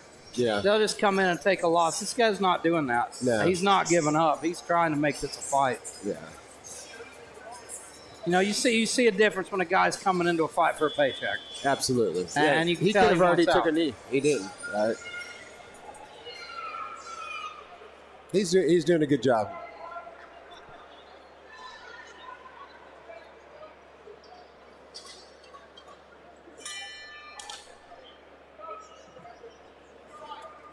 Ooh, another good jab. That jab has been his most potent weapon in this fight. And they're stiff jabs, right? They're not just flicking. He's putting a little pop in them when he's stepping into them. And there's another. We knew he was the taller man, the longer man. He's utilizing that reach perfectly. Oh, that left hook was beautiful. And he's rocked. Yeah, he's hurting right now. He's just got to follow him up, stay tight, and put him away. Carmona hanging tough, though. This could be the beginning of the end, though. Big, deep breath from Carmona as well.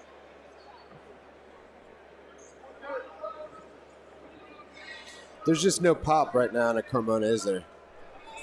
Oh, that was a good right. Another good right. And you see that from the beginning of the fight, though, the power difference. Yeah, this that Bolin. jab. Again, another stiff jab kind of backed him to the cage. Bolin's got to be smelling blood here. Yeah. But he's being patient, and I like to see that. Reminds me of a guy that... Oh, there it was. Yeah. Beautiful combination. Puts him down. And Carmona's back to his feet already. He's a tough guy, a lot of heart. Reminds me of a guy that tried to finish a fight one time and got caught, right? So he knows better. So he's taking his time in there. And you see, I think that's what happened in that first fight. He's 0-1. He got caught in the second round. Yeah. And you can see he's learned from that. Some blood coming out of Carmona's nose there. Beautiful stiff jabs and then the overhand. Now those are tight. Those are tight. He's really sees the finish mouthpiece here. is out. Ref's taking a close look, and that's it. That was a good stoppage. Troy Bolin. Yeah, protect him from damage. Gets his first professional win here. You know, we can argue some of these stoppages, but there wasn't a lot of offense coming the other way. Right? He didn't complain. I like that stoppage. I agree. No need to take any more damage. I think we all saw the writing on the wall with that one. Yeah, I agree. Great job of the referee. I know we've been critical on some things, but that was a great job. Let's go talk to Mr. Bolin.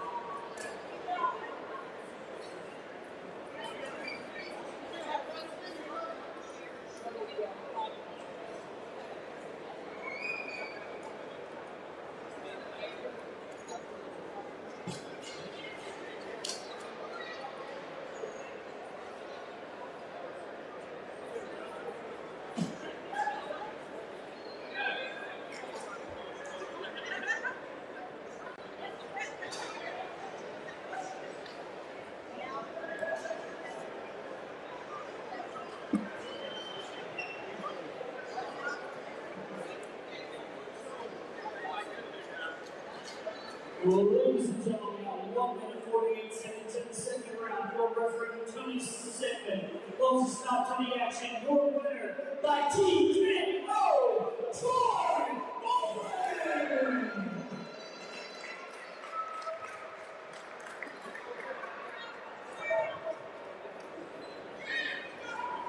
Ladies and gentlemen, give it up for my man Troy Bolin! Now, my friend, how does it feel to get that first professional win? Oh, it feels amazing. I was a new champion. A lot of things going on here for that team. I'm lost about it, but I'm changed. You came to stellar performance there. You knew you had it hard right here. It was only not that tough. You stayed patient. That was the best part about it. You looked like you had took the loss in the first time. You knew it called, you stayed back, good clean shots, and put it away. Talk me through it. I was just trying to stay patient. At the same time, the whole time, so we got hit this thing. We got a lot of speed on it. He stayed low. Just trying to stay in the pocket and make something myself. Tell me what's next. You know, we got these wins. We're right down there. Ladies and gentlemen, give it up for Troy Bolin!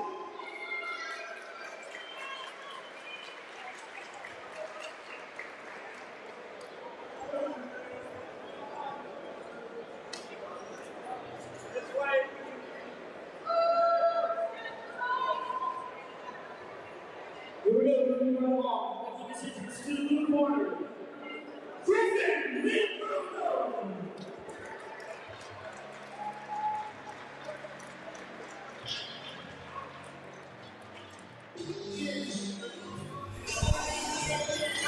Here we go. This is going to be a good one. This is a hell of a fight.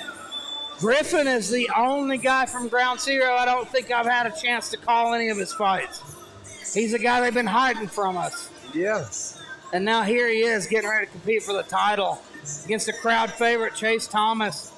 But we're right here in his backyard, and he's ready to surprise some people. Colin Caprini told me he had a great wrestling background, really solid wrestling, and he's an excellent striker as well, karate style. So it should be an interesting stylistic matchup with Chase. He's definitely got a height and reach advantage here. Well, this would be interesting because I see Chase typically take people down and they can't stop his wrestling. But if we have another wrestling background, if he nullifies, it could be an interesting That fight. was the first thing that I thought was interesting when Colin told me that, because, like you say, most people haven't been able to stop that from Chase Thomas. Yeah. Excellent wrestler himself. Let's see if tonight it cancels out and we see a striking match. That would be interesting.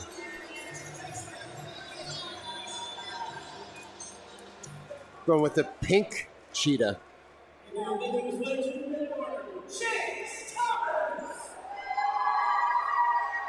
And here he is, the Fireball Kid, back again to defend his belt. You have your Chase Thomas t-shirt on tonight. Of course. Every time he fights, I've Yeah. got to. I've got 3 more in a bag over here now, so I could wear a Chase Thomas shirt every day of the week almost. Here's another Dropkick Murphy song right now. And you know, it's funny. I think I've told you this before.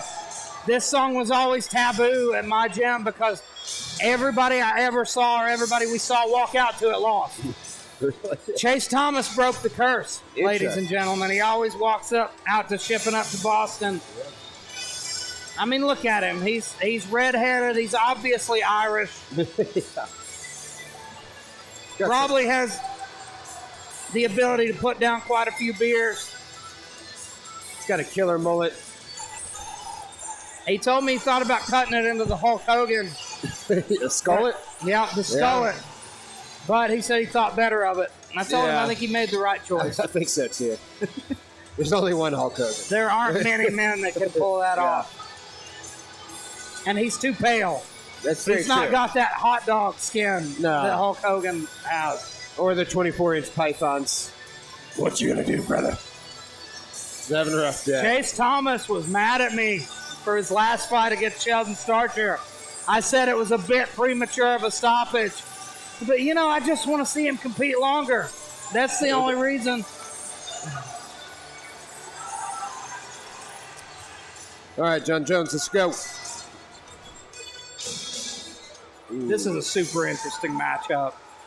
From a guy in Griffin that he's such an unknown quantity. The new Line Cagefighting Heavyweight Championship, scheduled for three 3-minute rounds.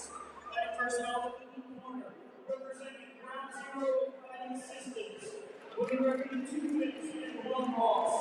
Weighing in at 145 pounds even, dressed in pink hot trucks from Morgantown, West Virginia.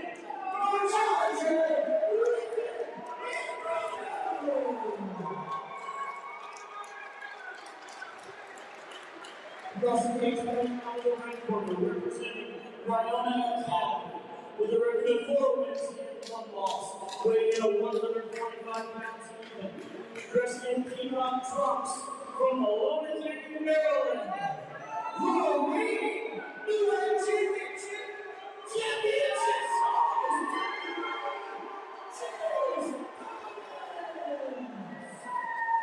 Fighters in the center of the cage for final instructions by our referee, Tony Stephanie. Championship. Or the US Senate, or the World or Line Cagefighting.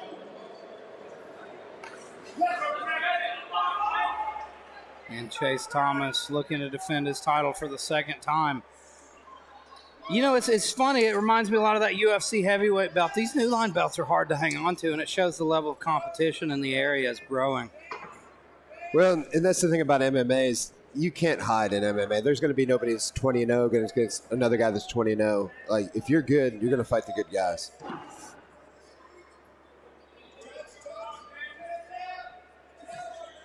Nice jab from Griffin. Yeah, and already we're seeing kind of a stand-up battle. I don't know if they've already kind of decided it's going to be hard to take each other down, or we're going to see here in the next little bit.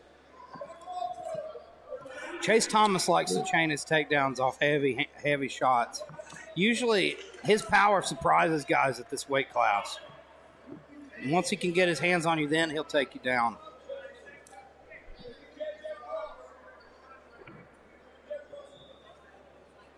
But Griffin using excellent footwork, staying in and out, doing exactly what he needs to do right now.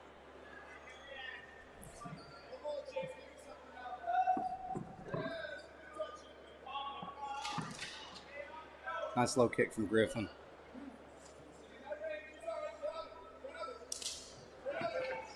You know, I know that kick sounded good, but it also kind of landed at the elbow, and sometimes those hurt worse. Oh, sometimes it can break your arm. Yeah. It landed in a super bad spot. But Griffin doesn't look any the worse for wear. He keeps going. He's still throwing kicks. And I think so far he's taken this round. Chase is having a tough time getting in that range he likes. Oh, good Eats knee. a big hook coming in and a knee. And then a kick. Griffin's staying busy. So is this the toughest round you've seen Chase have in a while, Elijah? Absolutely. I think Chase took a loss up in Pennsylvania, I believe, not too long ago. But at New Line, he's been stellar. Yes. Absolutely unstoppable. And again, it's early in the round, but it definitely looks like he's trying to find the distance. It's taking him more time to figure this guy out. It's a step up in competition here. Griffin, I knew when I saw that he came from Ground Zero in Morgantown, he's going to be ready. Absolutely. Even though I knew nothing about him, they're not going to throw a guy into a title fight against Chase Thomas. They know Chase really well, so they had to have a lot of confidence in Griffin. Yeah, and that's what Colin was saying before he left, too, that he considers him his protege, and he thinks he's definitely a young, up-and-coming stud. Look at the redness on the leg there. It looks amazing, He caught him with that knee up the middle, grazed him, and Chase nodded in acknowledgement. Yeah, and Chase's right leg is very red right near the knee. I think Chase Thomas is going to have to get inside, start utilizing his clinch a little more, make this a more gritty, dirty fight. We've yet to see him shoot.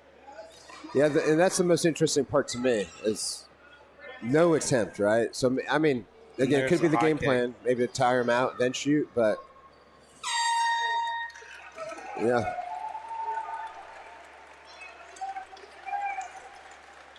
And Griffin looks very confident. Yeah, their corner's very happy, as they should be. That was a good round for them.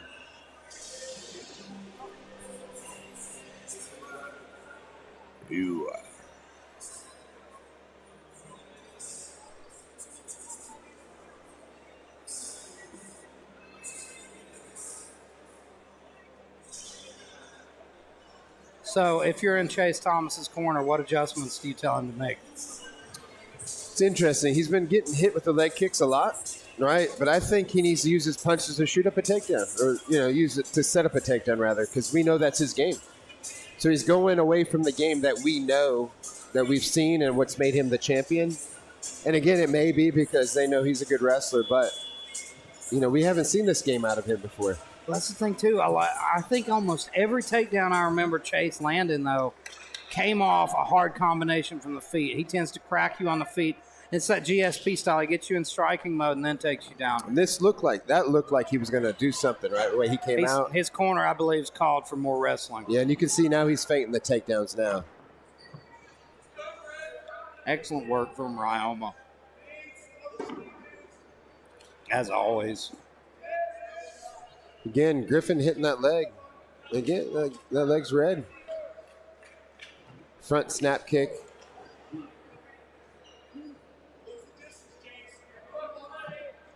Threw it up high, too, almost like an axe kick.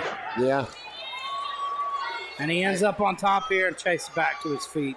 Yeah, and I don't think there was much there, right? It was a slippage, but crowd reacted. Nothing really happened there. And excellent work from Liam Bruno to seize that now opportunity. Those looked tough. Those look good. Again, he's peppering that front leg. And Chase looked like he was going to switch stances there for a second. He didn't. You can see the redness there. Look at it. Starting to bruise. But again, it's odd. But somebody that's got red hair, a little bit fair skin, they're going to kind of mark up a little bit more than we are. So it might not be as bad as it looks. But it's red. This is interesting because I believe Liam Bruno missed weight for this fight. Interesting. So it can't be a title fight? Or? Well, if Thomas wins, he retains the title, and if Liam Bruno wins, he doesn't get the title, which has got to be a big bummer for Liam Bruno, especially as well as he's performing right now. But Chase does not look right from the past that I've seen him. Would you agree? This just doesn't look like the same guy we've seen fight before. I think a big part of it, though, is the step up in opponent, because Liam Bruno is a really bad stylistic matchup as well. He's so long, throwing those kicks up the middle, keeping him off of him. Yeah. And the guys we've seen before, they didn't have that wrestling. Absolutely. To combat Chase Thomas. Well, now we're seeing Chase go backwards a lot. Look at that. Followed up with punches and kicks, but he's very, very, very measured, right? He's not getting out of a place where he can get taken down.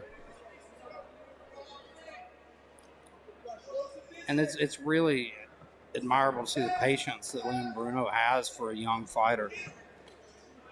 He's staying super technical, picking his shots. Fighting a perfect fight, really, so far. Absolutely. I'm just not seeing a whole lot of the normal Chase right now. And, that's the hard part. Everybody has off nights. Absolutely. There's the takedown. Oh, man, and a big knee. Chase Thomas's chin holds up, but you can tell he felt that one. Yeah. Let's see if that scared him a little bit. If that'll make him shoot again or not. These are the fights, so when you're a guy like Chase Thomas, you see what you're made of. And that tests you like, and this is what you need before you turn pro. Absolutely. A fight like this.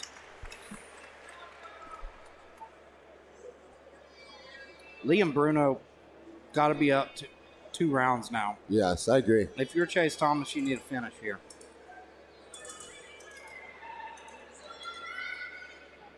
And if you're in the corner, Liam Bruno, what are you telling him? More of the same? More of the same. I'd say we're up 2 rounds to none. Don't mess up, right? There's really not any adjustments to make, right? Those front up kicks that he's done, those snapping kicks are keeping the takedowns away.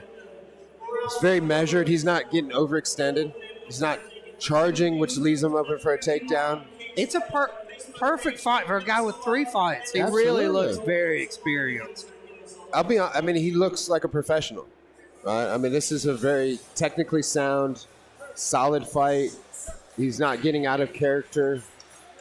And it just looks good. He looks like he's well-trained and well-prepared, which I expect nothing less from that team. But it's same for the Ryoma, right?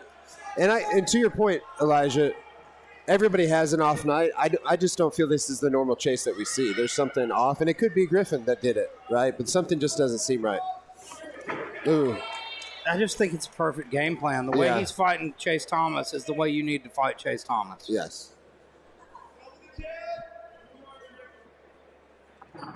Oh. Chase Thomas is at the point where he's going to have to start taking some big risks in order to get this win. My leg's going to hurt tomorrow, I got a feeling, huh? Oh, absolutely. You see the redness there on it. I can't even see some redness on his right arm there. So maybe took a couple kicks to the bicep. Oh, and a big right hand, or left hand sneaks through from the southpaw. Liam Bruno.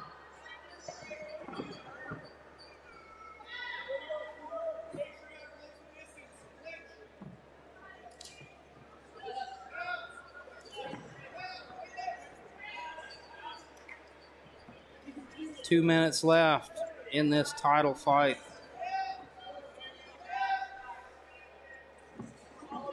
And Liam Bruno absolutely looks picture perfect. So far, he's not been in any trouble. Ooh, head clash there. Nasty. We got, half of this round is over, and I'm just not seeing anything different, right? It's coming down to desperation time from Chase Thomas. He's going to have to do something big here. But I'm surprised, even on the leg kicks, maybe try to catch one. I'm not a big fan of catching it, but you just got to change something up, right? Sweep that away with your hand. And we've seen very little clinch work. Yes. There he catches that kick. Yeah. Let's see what he can do with it. Oh, beautiful job from Liam Bruno. But, this is where he needed to have the fight, right? Because now it's different, right? He's got the clinch, dirty boxing. And there it is. More success. Again, this is where he needed to be. He's calling him to the center of the ring. Yeah. Trying to make something happen here with 40 seconds left is the Fireball Kid. Those leg kicks. As he watches this title slipping from his grasp. Now you see the confidence in Griffin where he just stalked him down there. And another kick up the middle, keeping Chase Thomas at bay.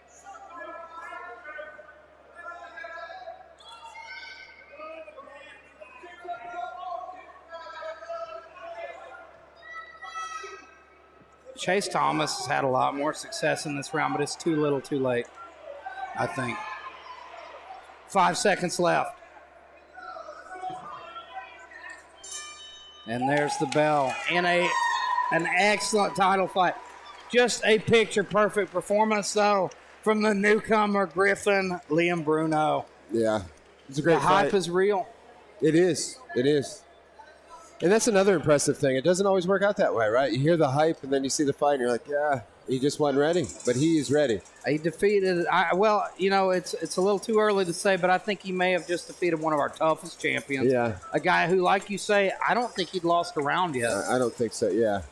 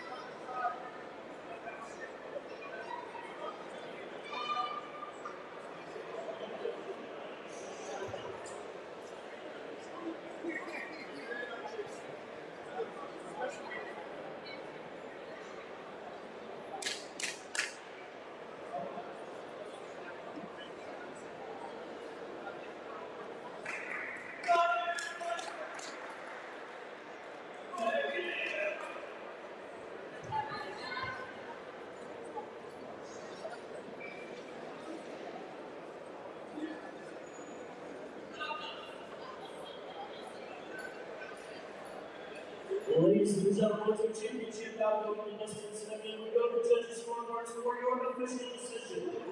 All three judges see this bout the same, 30-27, for your winner by unanimous decision. And now,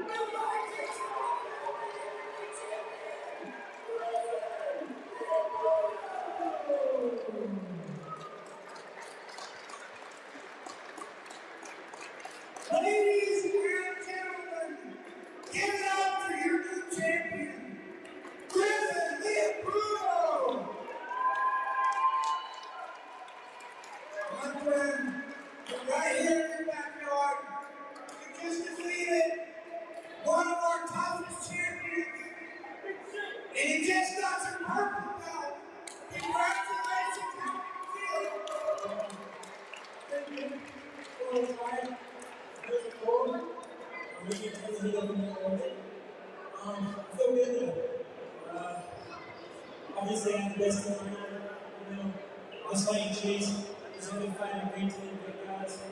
I don't think there's any gym out there that's better than Guns here. Look everyone do. Paul Brady told me before this fight that he wants to adopt you as his son. What do you think? I think it's cool. Yeah, it's time, so I'll allow it. I don't know. He's looking a little wild, so maybe it's too much. So what's next for you, my friend?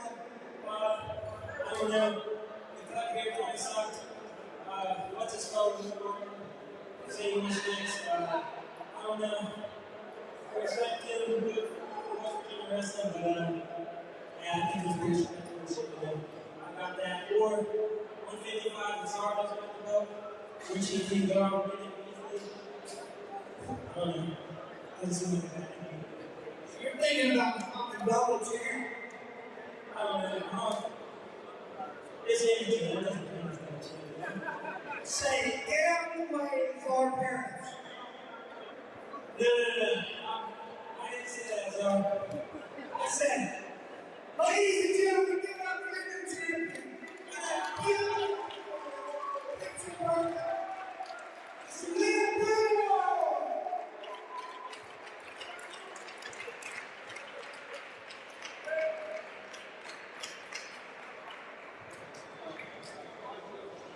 we are ready for the next bout on the card. Making his entrance to the blue corner, Cameron Taylor.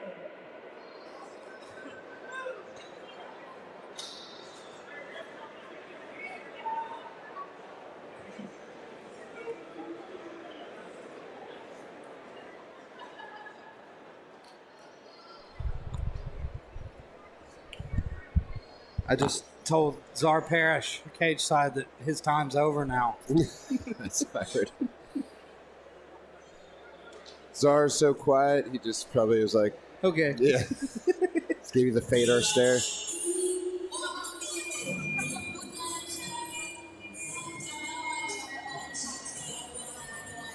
And now we've got Mr. Cameron Taylor. Cameron is a guy who's had a rough road at pro, 0-3, but he's fought nothing but killers. And each time I see him compete, though, I admire him. He's got a presence about him, a calmness that he takes into the fight that you don't really see. His signature move, you always see him, he comes into the cage and lays down. Yeah. I don't know if you remember him. Yeah. We'll see it here. Cameron's a really interesting guy to talk to as well.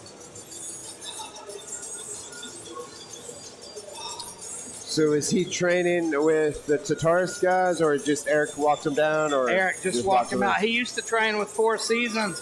He's kind of been doing a lot of stuff on his own lately.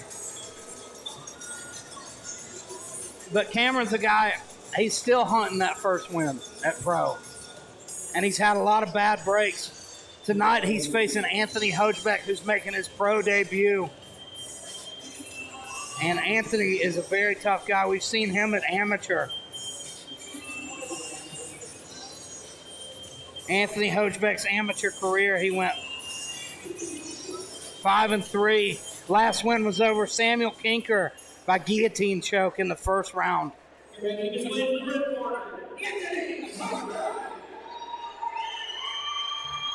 And Anthony is 27 years old, trains out of Frederick, Maryland, out of Stout PGH. Typically, those stout guys have good takedowns, good wrestling. I mean, they're good all the way around. Those guys are good. Very dangerous guys up in Pittsburgh. Absolutely. And here comes Colin Caprini, who I would think is a very happy man. Your newly adopted son just got his first win. Dude, that was a beautiful performance, too. Like, I mean, I spent a lot of time watching how Chase fights and spent a lot of time imitating him. And I'll be honest, Griff was beating me so badly when I was imitating Chase. I was like, am I not even doing a good job of this? But after I watched what happened tonight, I was like, no, I was doing all right, yeah. And, you know, we were talking about it. He does not look like a guy with only 3 fights. Yeah. Just, that's what, I mean, he probably trains 8-10 sessions a week. He's in my Monday, Wednesday, or my 11 a.m. class as many days as he can make it, sometimes 5 days a week for periods of time. And he's one of the most coachable guys I've ever worked with. Just like, I can't say enough good things about that kid. Really everybody that fought for us tonight, but, you know, obviously Griffin's got kind of the spotlight here tonight, but well deserved. And we see Anthony Hogebeck here getting ready to step into the cage. I don't know if you remember his last fight against Sam Kinker. He won by beautiful guillotine choke. And he set it up from like top. He let Sam come up into turtle as he was sinking in the guillotine.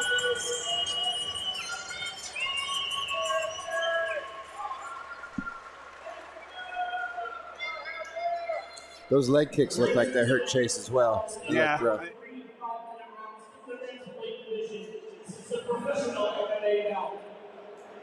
By now, blue corner representing Kenny Lee with a record of 0 wins and 3 losses, weighing in at 135 pounds, dressed in yellow and pink trim.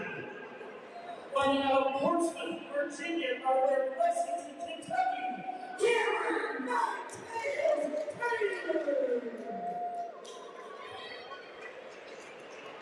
His opponent across the cage, fighting out of the red corner, representing Stout PGH, making his debut this evening, weighing in at 136 pounds, dressed in black. Fighting out of Pittsburgh, Pennsylvania, out of Frederick, Maryland, Anthony Hogebeck.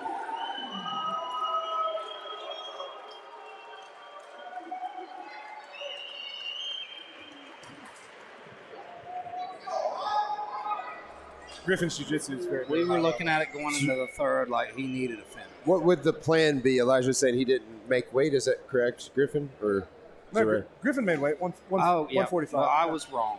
I just wanted to make sure that we made. No, I'm just kidding. I told Butch he missed weight. He doesn't. Okay, scratch that. Whoops. Just cut this out of the thing. It was a tough cut. Yeah. I'm still dehydrated from sitting in the hot tub in the sauna. Oh, that was the worst. Yeah, I remember those days. Ooh, man, that's it. That right hurt him bad. Yeah. Cam Taylor not reacting. Yeah, that's it. I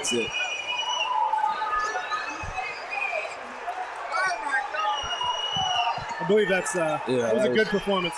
Yeah. Good stoppage by Mike. Absolutely. Beautiful. Cameron's not happy, but it's a good stoppage. Dude, he was going to get hurt. Yeah. Beautiful knockout by Anthony Hogebeck.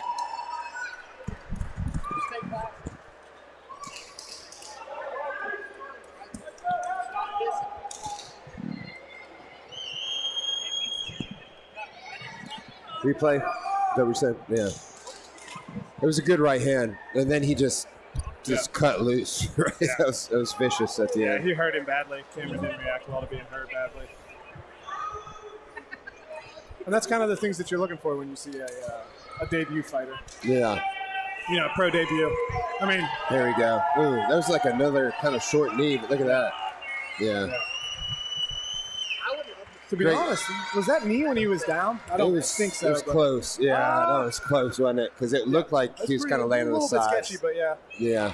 But obviously that is not the deciding factor. Exactly. It didn't change the fight, right? Yeah, we're seeing that a lot. Good replay to watch it, but I would like to see the right hand before that. Let's take a look one more time. We'll wind it back a little bit. We'll talk to our man in the truck. Can we see the right hand before that by chance, or they don't have it? No big deal. Okay, no worries. That was beautiful, though, and he was I gone. can reenact it. Just kidding. Me and Butch are going to go in. I got to go. Yeah, and that's what you kind of want to see out of somebody looking to make their pro debut who's trying to make a run at it. Right? I mean, you bring it.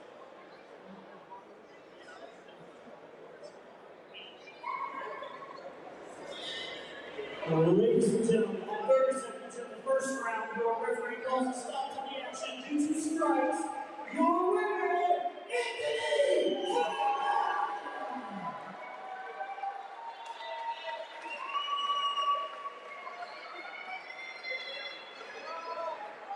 Ladies and gentlemen, give it up for your winner, Anthony Holtzman. Friend, I don't think you can ask for a better professional debut. I want you to talk me through that finish. I saw the balls, and it's wonderful, so that's that. So tell me, what's next for you? I don't know. Let's see what the opportunity presents itself, and go from there. Not trying to get too far ahead. Just the opportunities that come in, so we'll see what happens. Ladies and gentlemen, give it up for your winner one more time. Dangerous man, Anthony Holtzman.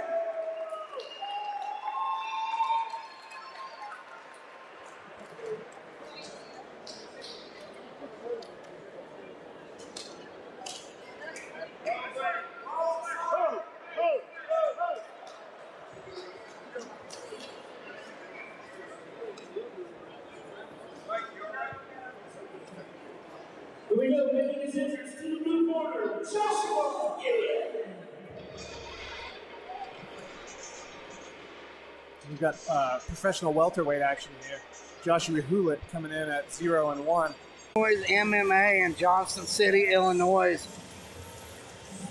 Current record of 0-1, looking for that first win.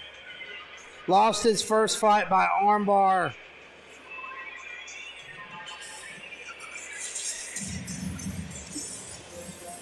And that was back in 2010.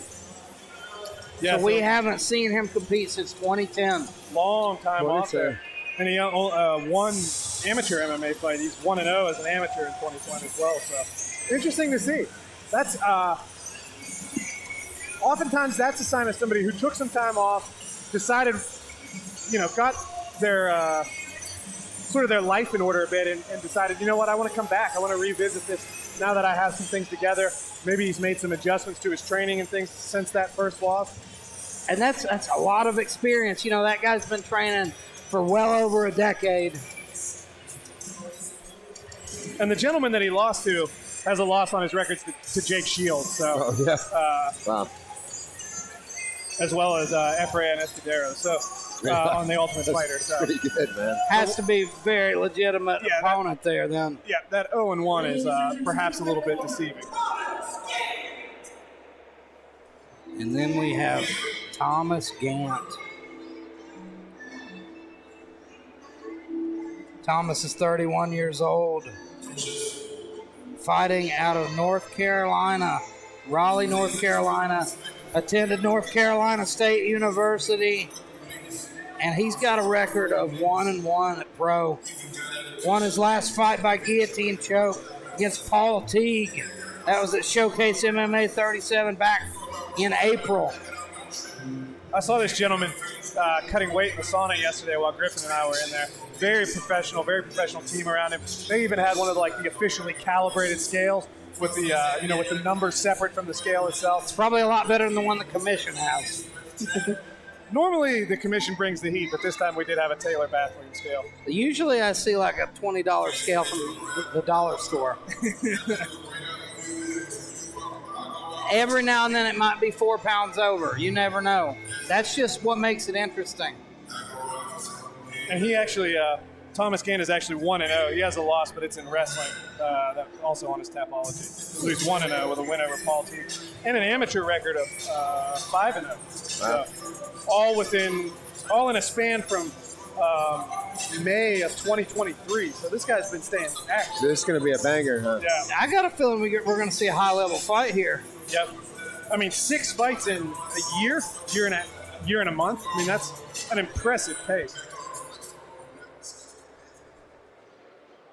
Ladies and gentlemen, this is a professional welterweight division MMA match scheduled for 3 5-minute rounds. Fighting first out of the blue corner, representing 413 Jiu-Jitsu, with a record of 0 wins and 1 loss, weighing 165 pounds. Dressed in all black, from Marion, Illinois, Joshua Hill. His opponent across the cage, fighting out of the red corner, representing Jawbreaker Boxing and Elevate MMA, with an undefeated record of 1 win and 0 losses, weighing at 165 pounds, dressed in black, red, and white, from Raleigh, North Carolina, Thomas Port, and then I'm thinking Little League World Series. Yeah, it all works. There's no port there, but It's you won't odd that find- they have such a big arena in Williams, right? It is a over beautiful. And 3,000. that first one was bumping. I knew Yeah. Keith was onto something. And when I spoke to Keith, and you know, I don't like a lot of promoters. I like Keith. Yeah, You know, speaking I of think ports, everybody's the same. where's right? the port here in Bridgeport? I was going to go on a sunset sail before this fight. I don't. Yeah. I think they just had to come up with a name to make a place next to Clarksburg for rich white people. Yeah, Bridgeport sounds like it fits that bill. It kind of sounds like it might be in New England somewhere. I saw a Cybertruck driving down the road the other day. I was like, what the heck's going on right here? And a Lamborghini today. Bridgeport's popping. Superman punch action. It's kind of a Clark Kent punch there. A little bit.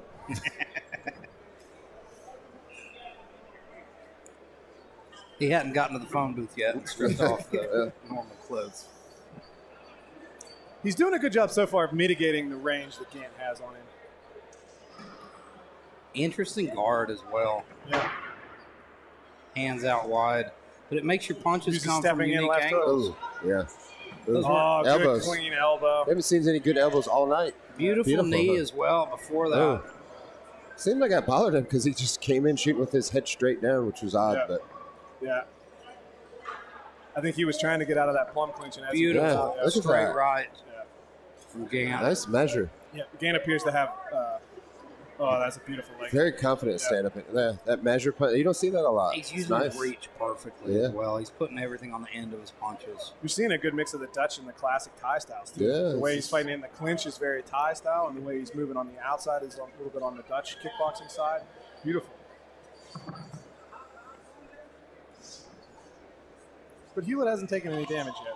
No. Oh, Oh, that no, one I was guess good. that was a hard right hand Yeah. that he took. The And good And knee. a big knee to the body as well. Those will add up later in this fight. We were spot on. This is very impressive. Oh, and a short right hand over the top out of the clinch. So far, one of the most skillful technical matches so far. Good, beautiful Yeah. use of that underhook to get him against the wall. Now he's going underhook wrist control. I'm very impressed with Gant. Yeah, Gant's See if he underhook does- wrist control and that knee Yeah. right in the space that you make with that wrist control. Now he's got head position. He might be starting to look towards taking him down here against the cage. We've still got 2 minutes and 50 seconds. And now you that we're can- in the pro ranks here. You can see those knees are bothering Hewlett because he's trying to block him with that leg now. Yeah, he's kind of putting it out almost like that little pseudo standing butterfly type defense. So you know that last knee to the body, he felt that. Yeah. Now we might be looking at a drop Soto from here. Now that he's getting behind and shelf the leg up, but he's able to turn the corner. Excellent work from Hewlett, getting out of trouble there. Oh, but a nice left hook and then right back. Oh, Oh, my man, God. beautiful elbow. Right on the temple. And he's looking to close the show here. Good guard work, though. This is I am exactly why you use the guard. amazed that did not open a cut. I mean, Absolutely. that was a beautiful elbow. Great. I mean, look at that. Nice guard work to save himself. He's recovering. He's got 2 minutes left, though. Yeah. But look, he's doing everything right, which means it definitely hurt him, but it didn't confuse him or daze him because he's got his wits with him right now. Now he's trying to use that half guard to get back to Turtle, maybe try to get underneath him and try to quad pot up. But This is a prime example of elbows doing the damage that really more people should be utilizing, right? This is there's another. Oh, this is brutal ground. Look at those elbow elbows to the to- body yeah. and then one to the head. This is a man that knows how to use the elbows. I love it. Look at that. Like you said, he's You turning up.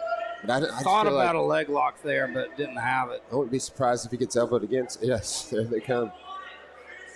And they're looking to find Ooh, look, Chin another over that elbow. rear naked choke. Love it. Just punishing him here, though, Yeah. on the ground. Beautiful work. Yeah. Oh, that's a beautiful elbow on the backside. And a minute left Good wrist in this ride. first round of work. Exactly. Yeah. Here comes another elbow. Ooh. Those are a little bit on the back of the head, or that one was, but Ooh, Oh, nice knee to Anderson the Silva solar knee to the body. plexus. And I'm a big fan of guys using that, like, kind of bring your hips in when somebody's trying to wall walk. ooh, another Pressure. elbow. Oh, another big one. These are He's got brutal. 45 fights. seconds to survive. The and those ref's are taking brutal. a really close look here. Oh, those are blocked, but gosh, they're painful, right? Look at this. No, he's going to stop it. Apple's seen enough. Excellent work. No complaints, right? Yeah. He was in a lot of trouble. Yeah. I think he knew that it wasn't, Look at Wasn't now we going see the better from blood. there. There's blood coming down off the face now. Yeah, I think some of those later elbows snuck through. Thomas Gant. Beautiful Step work moves by to Thomas 2-0, and he looks absolutely dangerous. Yeah, he looks like a professional. Yeah. Looks very good. Yeah.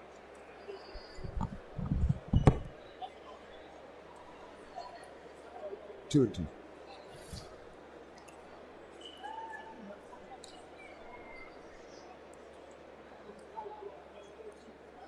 Yeah, see the blood dripping down on both sides there. Yeah, and this is going to be the one that started it all off. So we see that into the tie Oh, clinch, and then that, yeah. So he landed the left hook, went right into the tie clinch, and then the right Here it elbow. comes again. And that's the thing, man. When guys are in a tie clinch, I mean, Matt Brown was just yelling at me about this. When you're in that kind of a clinch, you've got to control bicep ties, whether it's inside bicep ties or outside bicep ties. You cannot allow that lane from their Yeah. elbow to your skull. You have to control that space. If you don't, that's what's going to go down. Yeah, especially, I mean, it's one thing you can get away with it, but with some people, but that guy knows how to throw elbows. Yeah. Man, look at that elbow. Gosh, look at that. Oh, gosh. It's so brutal, isn't it? Yeah, it's just an absolutely brutal finish. Yeah. Where's his trading card? Yeah, I know. Yes. Why do they That's a have good one of job. me and they don't have one of that guy? That guy's, yeah. Ladies and gentlemen, give it up for the dangerous man, Thomas Gant. My friend, you're moving to doing now as a professional. Couldn't have been a better performance. Talking You've been out here now. Going to work on Chad, man. What's trying to go to? Tell me you come all the way from North Carolina, one of the most talented prospects I think you've ever seen. We're going to see you back again in New York. July 2. I'll be good. I don't know what to do, so that. Absolutely beautiful work. Nasty elbow. I think that man is dropping over here with such a clean elbow. Can't wait to see you back in there. Ladies and gentlemen, give it up for Thomas Gant.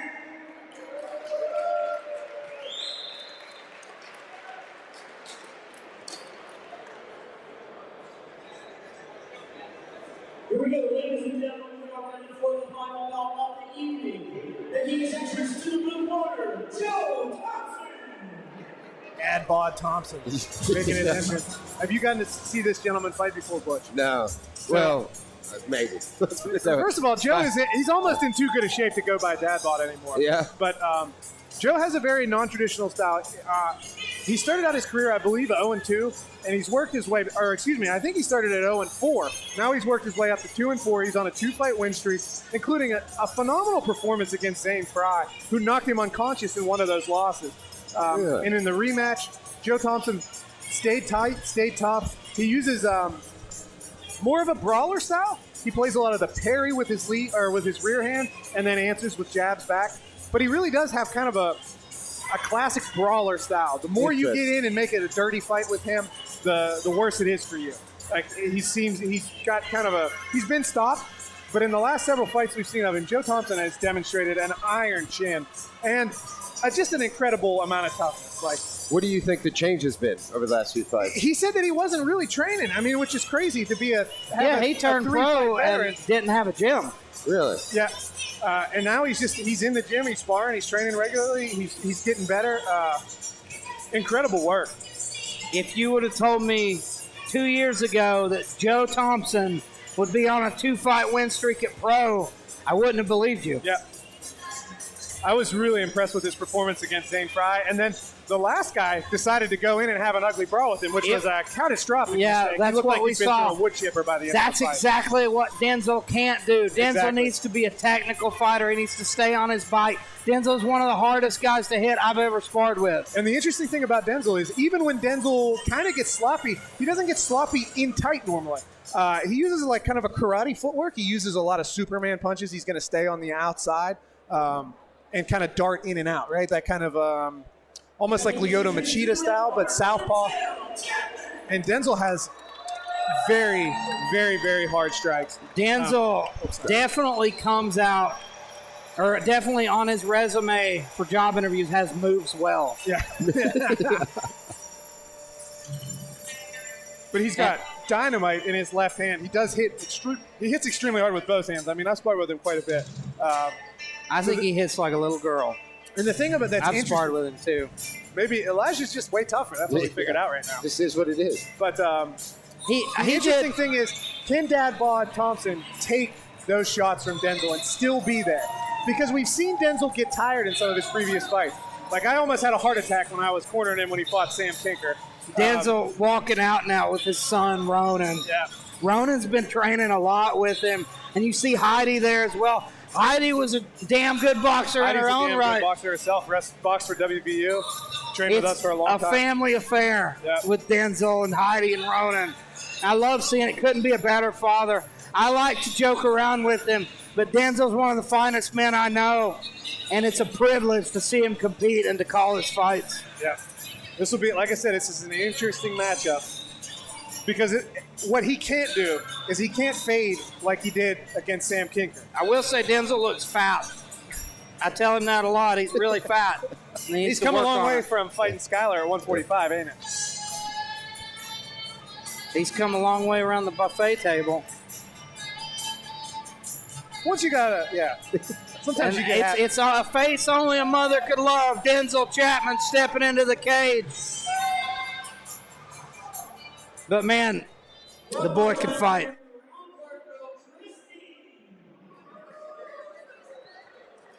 Ladies and gentlemen, this is our final round of the evening. This is a professional middleweight boxing bout scheduled for 4 3-minute rounds with the referee, Tony Segman. Here we go, fighting out one corner, representing Mike MMA, with a record of 2 wins and 4 losses. Weighing 167.9 pounds and dressed in all black from Cleveland, Kentucky, Joe Thompson.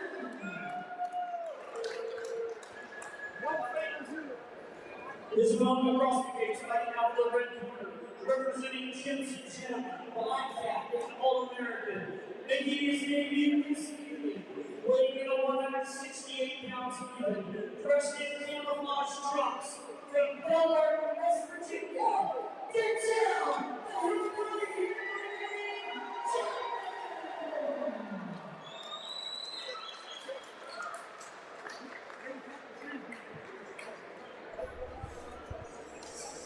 But here we go. One of the finest fighters I know. And he's back again. In pro boxing, that's something I didn't expect, honestly. I agree. That's actually what I was thinking before you said that. It's like, it's interesting. When I saw the gloves on, I didn't even read the thing. I was like, oh, boxing. Not something I was expecting. And but this is a fight Denzel asked for.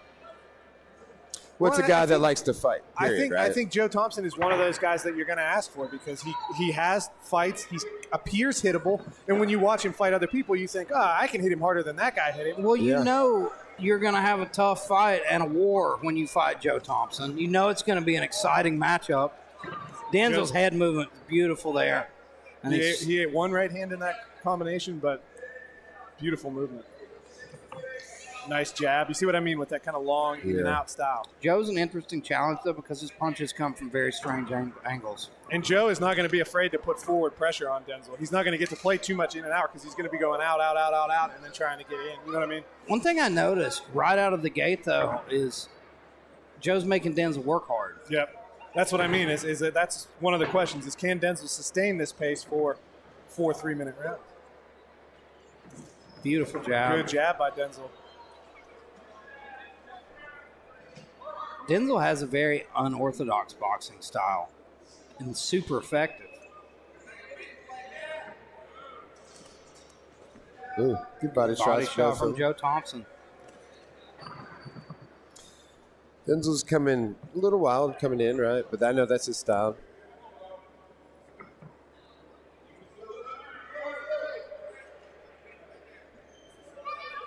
Halfway through this first round. So far, Denzel's having his way, but Big left hand from Denzel, and there's an uppercut. oh, and a nice right hook over the top. I couldn't tell how cleanly it is. That's the thing is, Joe Thompson is one of those guys that it's hard to hit cleanly.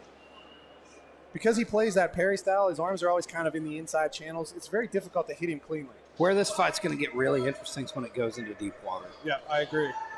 There's that. That's Denzel's best punch. That in straight cross, and Joe Thompson ate it 2 in a row. And he comes back with a right hand and a jab.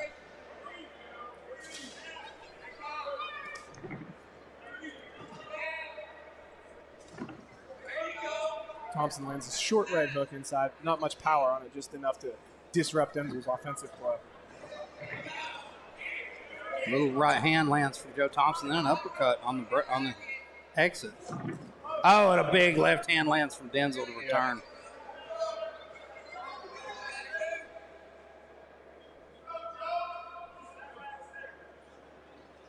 We're seeing Denzel. He doesn't appear to be tiring too much right now. Maybe slowing down slightly. He looks comfortable in there. He's settled in, I think. I think Joe needs to keep his work rate up a little bit if he wants to wear him out going into deep waters. What do you think about Denzel backing up a lot towards the tail end of this round? I think he's seeing something in Joe. I think he's seeing he can maybe make him walk into a counter. Oh, and then nice right hand from Denzel and a left hand from Joe Thompson. Beautiful head movement at the end of the round from Denzel. Beautiful work. I definitely think Denzel sees a counter opportunity there. That's why he's trying to draw him in. And Joe's a hittable guy. It's like you said, Joe doesn't move his head a lot. Yeah, he's one of those guys, like I said, you watch him fight and you think, like, I'll be honest, I think I could box that guy. Like, he doesn't. I think the thing Joe Thompson banks on is that toughness. He's like, if you can hit me, I can probably hit you back. Exactly. And I'm going to hit you harder. Yep, and I'm going to fight in a way that I don't get tired. We see Mac from Jim's Gym in Morgantown in the corner there doing some work with Denzel, as well as Matt Brown. Excuse me, Nick Brown. I don't recognize the corners of Joe Thompson. I haven't seen them with him before. Joe's typically a guy, though, he's typically just got whoever's there cornering, which is that's a challenge. Having a new corner every fight is a challenge. One thing that's for certain with Joe Thompson, he's going to bring 110%. Well, the game plan's always the same. That's what's beautiful about Joe. You know exactly what to expect from a Joe Thompson fight, and he eats a big counter from Denzel. He landed a right hand, but there's not a ton of pop on his shots. He relies on volume, and he relies on wearing you out. See, that's why I like the fact that Denzel's sitting back more. Yeah. Letting Joe come to him. I think that's the thing. I think that might have even been a corner adjustment saying, hey, don't chase him. You're not going to be able to put this guy away early. The more you do that, the more you're playing into what he's trying to do.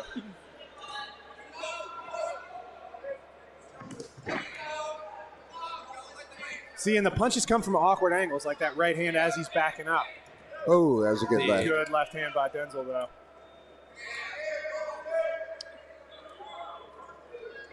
Denzel took a big breath there. Yep, and that's the thing is those big offensive motions. Leaping in jabs, even that. Like, there's very energy intensive. Is that a new tattoo on Denzel's back since last time we saw I was thinking the same thing. I think he's getting an outline done, right? Yeah.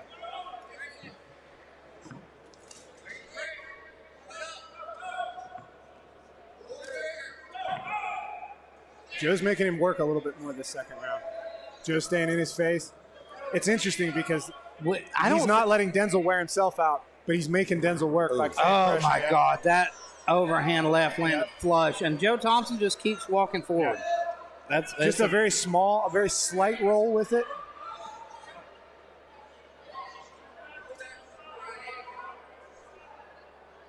That's the other thing, too, is you wonder with a guy like Joe Thompson, especially when we see Denzel coming up a couple weight classes here, do you take a guy that has that kind of style that seriously? That's one thing, like, you can't take Joe Thompson lightly. I think Zane Fry learned that the hard way. Good right hand there from Joe Thompson. Joe smiling. Joe, we've yet to see typical Joe Thompson, though. Usually he's in there talking. Yeah. Usually he's in there throwing wild. He's slowed down his pace a lot for this one. But I think it's dealing with the challenging style of Denzel as well.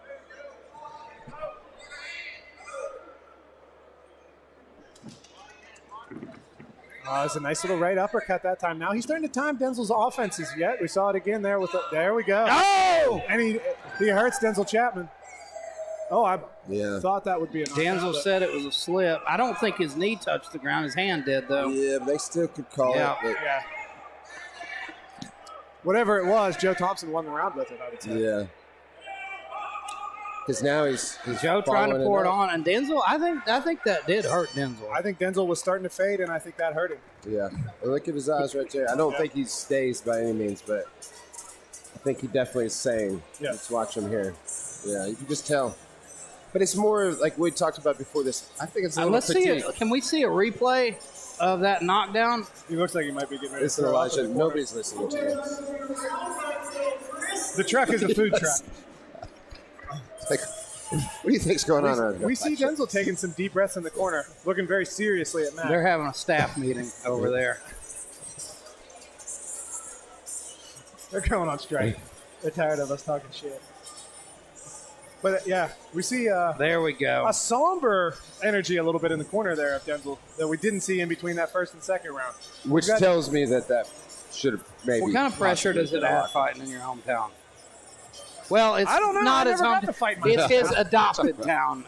I fought in Virginia and all over. I guess I fought once in Clarksburg, but that was like I was a blue belt that nobody knew, so it wasn't even like a hometown.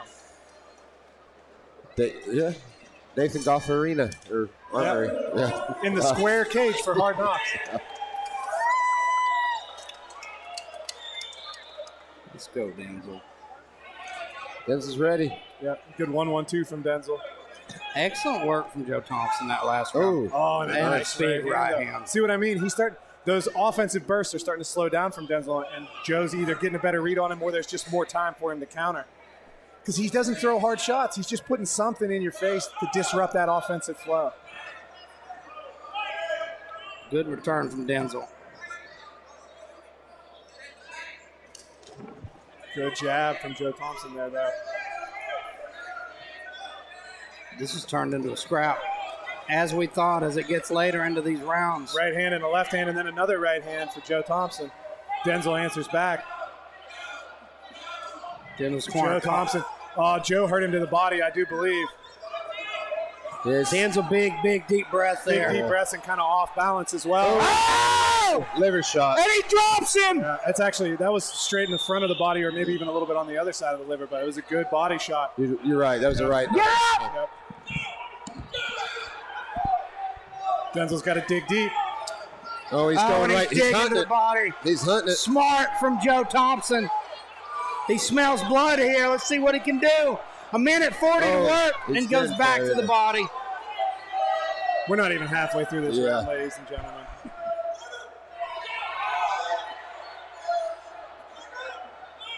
Nice uppercut. I mean, you guys hit the nail on the head from the get-go, right? Joe's just... That's what I mean, and this is an interesting stylistic matchup. Hard right hand. Joe's a deceptively hard another fight. Body shot. You see that? Landed in there. He knows. He's mixing up highs and lows. Oh, and a big uppercut. Denzel's still hurt But to you the know, body. going back to what you guys were saying earlier, is like he's kind of got that Sean Strickland style. He's right in front of you, and you're like, you what feel the like hell? he's right here. I can hear you. But his head doesn't move, but something is just not. And to me, that's a sign of a real fighter. Absolutely. Another body shot and a left hook after it. Denzel's hurt. One thing I notice about Joe Thompson that you don't see with a lot of guys that are as green as him is he sees everything. Yes. He has no flinch. Yes. To me, that's a sign of a guy who spends a lot of time sparring and not a lot of time hitting the bag and thinking how good his offense Or maybe just a guy who doesn't care to get hit in the face, which is not normal, but it works for him. There's that body shot again. He's Denzel's recovered digging well. deep, but Joe Thompson is really taking control in this round. He's recovered well. Denzel landed some shots, though. Because he's a fighter, right? He's right back in there. He's hurt. Oh, and Joe hits But him hard to the body again, and then hard upstairs. with the Denzel right hook. staggers there. Denzel is hurt. He's I can't tell tired which one as hurt him well. worse. But he's landing those hard shots, but Joe is right there in front of him. Good round. Beautiful guys. jab Good at job. the end of the round. Excellent work from Joe Thompson. I think he's taken 2 and 3. I agree. Now 2 was kind of close, so this is Yeah. an interesting. This is an interesting round 4. Yeah, because Denzel. it could be a draw. If we gave him 2, right, it could be a draw with that 10-8 round. This might be the most important round of Denzel Chapman's life. Yeah. I would agree. And like I said, I mean, I've been in Denzel's corner when he blows that wad in rounds 1 and 2, and then he's like, you just got to try to keep him alive for This round is a 3. fight that's going to show Denzel a lot about who he is. Yep. It's going to show us all a lot about what fighting is, too. Corner's telling him to throw that overhand right. Yep. I think they're bringing Denzel's hands down with the body shots, and now they're ready to go up high. It's going to be a good round. Exciting way to end the night. I think it's going to be. It's still. I don't. Denzel's not fully recovered from that body shot. No. Though. You But got no. to tell Joe to keep digging to that body. And the thing is that when you're already tired and then you get hurt to the body hurts and being tired hurts. Denzel Nice right hand on the inside there. coming like I out with said. the aggression that he needs. He's Yeah. definitely got to get in Joe's face and make something big happen here. Oh, Beautiful shot. oh. But he stepped off right Does there. he still and got have? lit up. Does he still have the power to put Joe away? If he didn't have it at the beginning of round 1, this is an interesting fight, guys. Big smile from Denzel Chapman. He loves fighting. Him He and Joe, does. like this is Yeah. a contest of the guys who love fighting the most.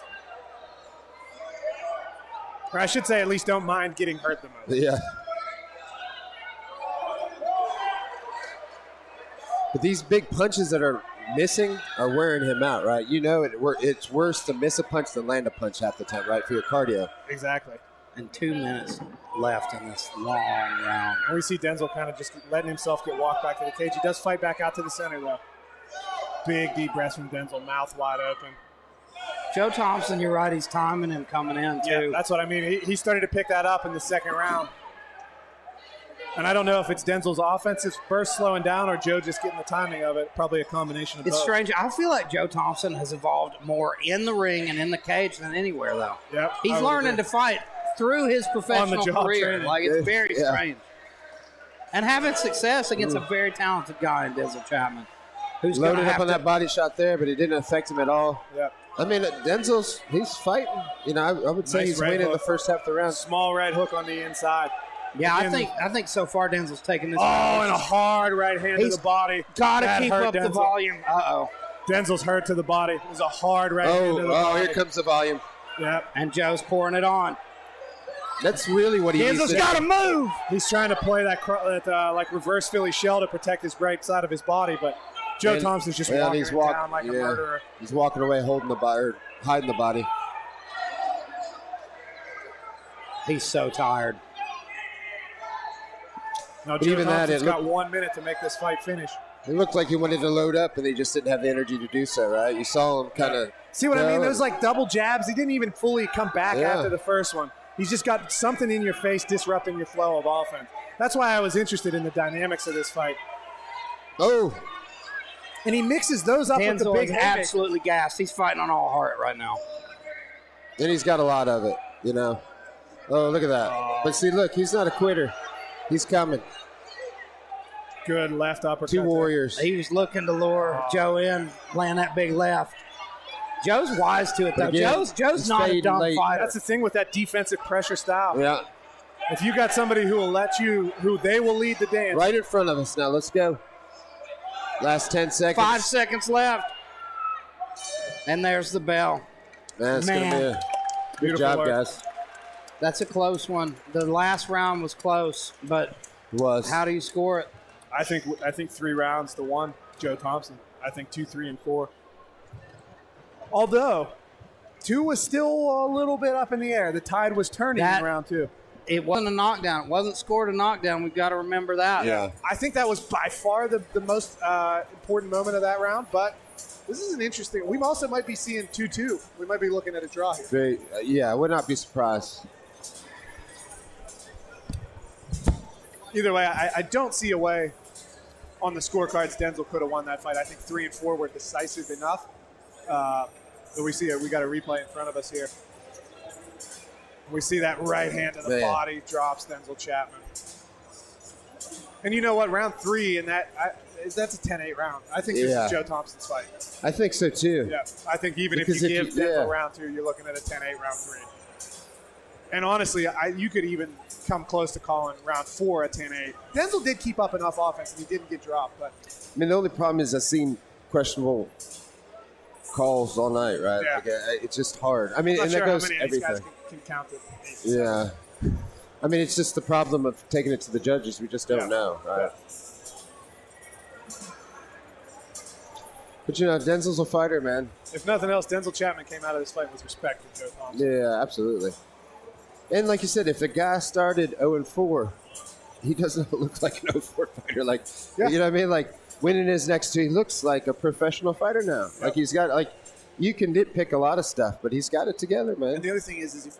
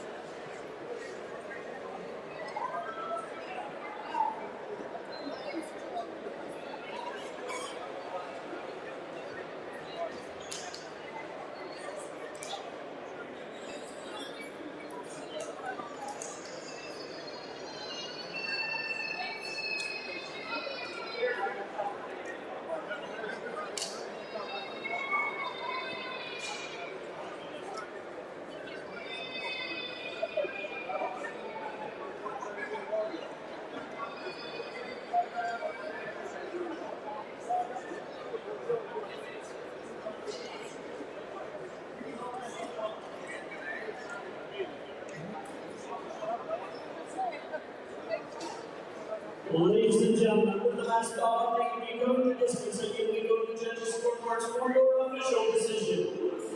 Judge number 1 sees about 39-36, blue corner. Judge number 2 scores about 38-37, red corner. Judge number 3 scores about 39-36 for your winner by split decision, Joe Thompson!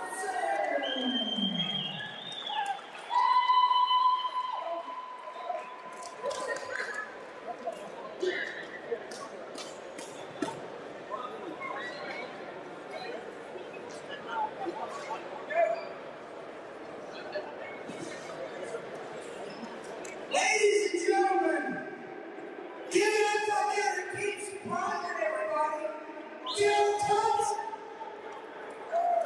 My friend, you've been on an incredible streak. This makes 3 in a row. You just defeated Denzel Chapman, my fight, toughest guy you face. Being the underdog in this fight. To the ball. Talk me through this one.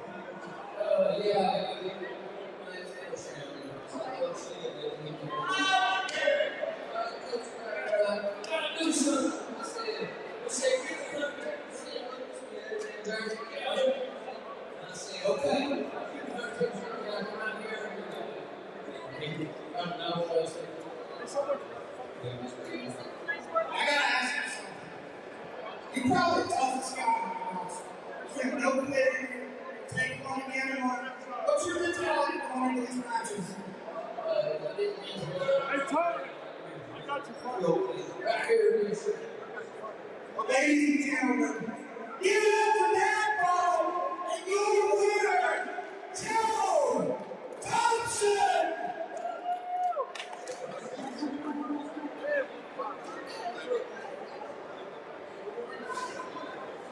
Ladies and gentlemen, once again, we'd like to thank our sponsors, Preston Dental Care, Wingate by Wyndham, Ground Zero Bridgeport, Global Family Printing, for all of us here at New Line Cagefighting. Sandy, bring them out. God bless.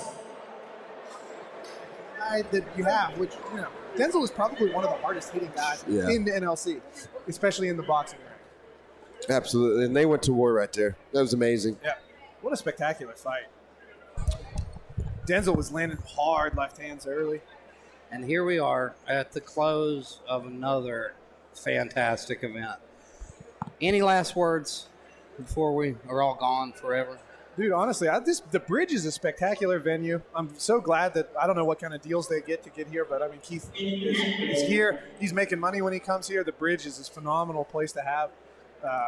This is one of the nicest places we get to compete, especially in West Virginia. I mean, One of the nicest places, period. Yeah. It doesn't even make sense. The first time I drove up the hill to here, I was like, this can't be the building. It's got to be like a shed out there somewhere. It doesn't make sense at all, actually. And then apparently they're putting in a dome stadium somewhere. So and phenomenal performances tonight from a lot of different fighters. I mean, absolutely. But I'd say the last few fights, they closed out the night amazingly. And I would agree. And I'll be honest, though, even with those tough fights at the end, I think Shaheed and Roman Belcher still get fight of the night. They better since I lost $20 or gave $20 away, right? Yeah. They got the Butch House fight of the night, so that's what matters. So, coming up next, we've got New Line Cagefighting 26, Saturday, July 20th, Boyd Convention and Arts Center in Catlettsburg, Kentucky. That's an awesome venue, too. Next up, after that, we got another great venue, Lexington, Kentucky, Central Bank Center. That'll be on August 3rd. So we will see you folks next time. I'm Elijah Thacker here alongside Butch Hiles and Colin Caprini. Time to go smoke a cigarette. I am. See you guys.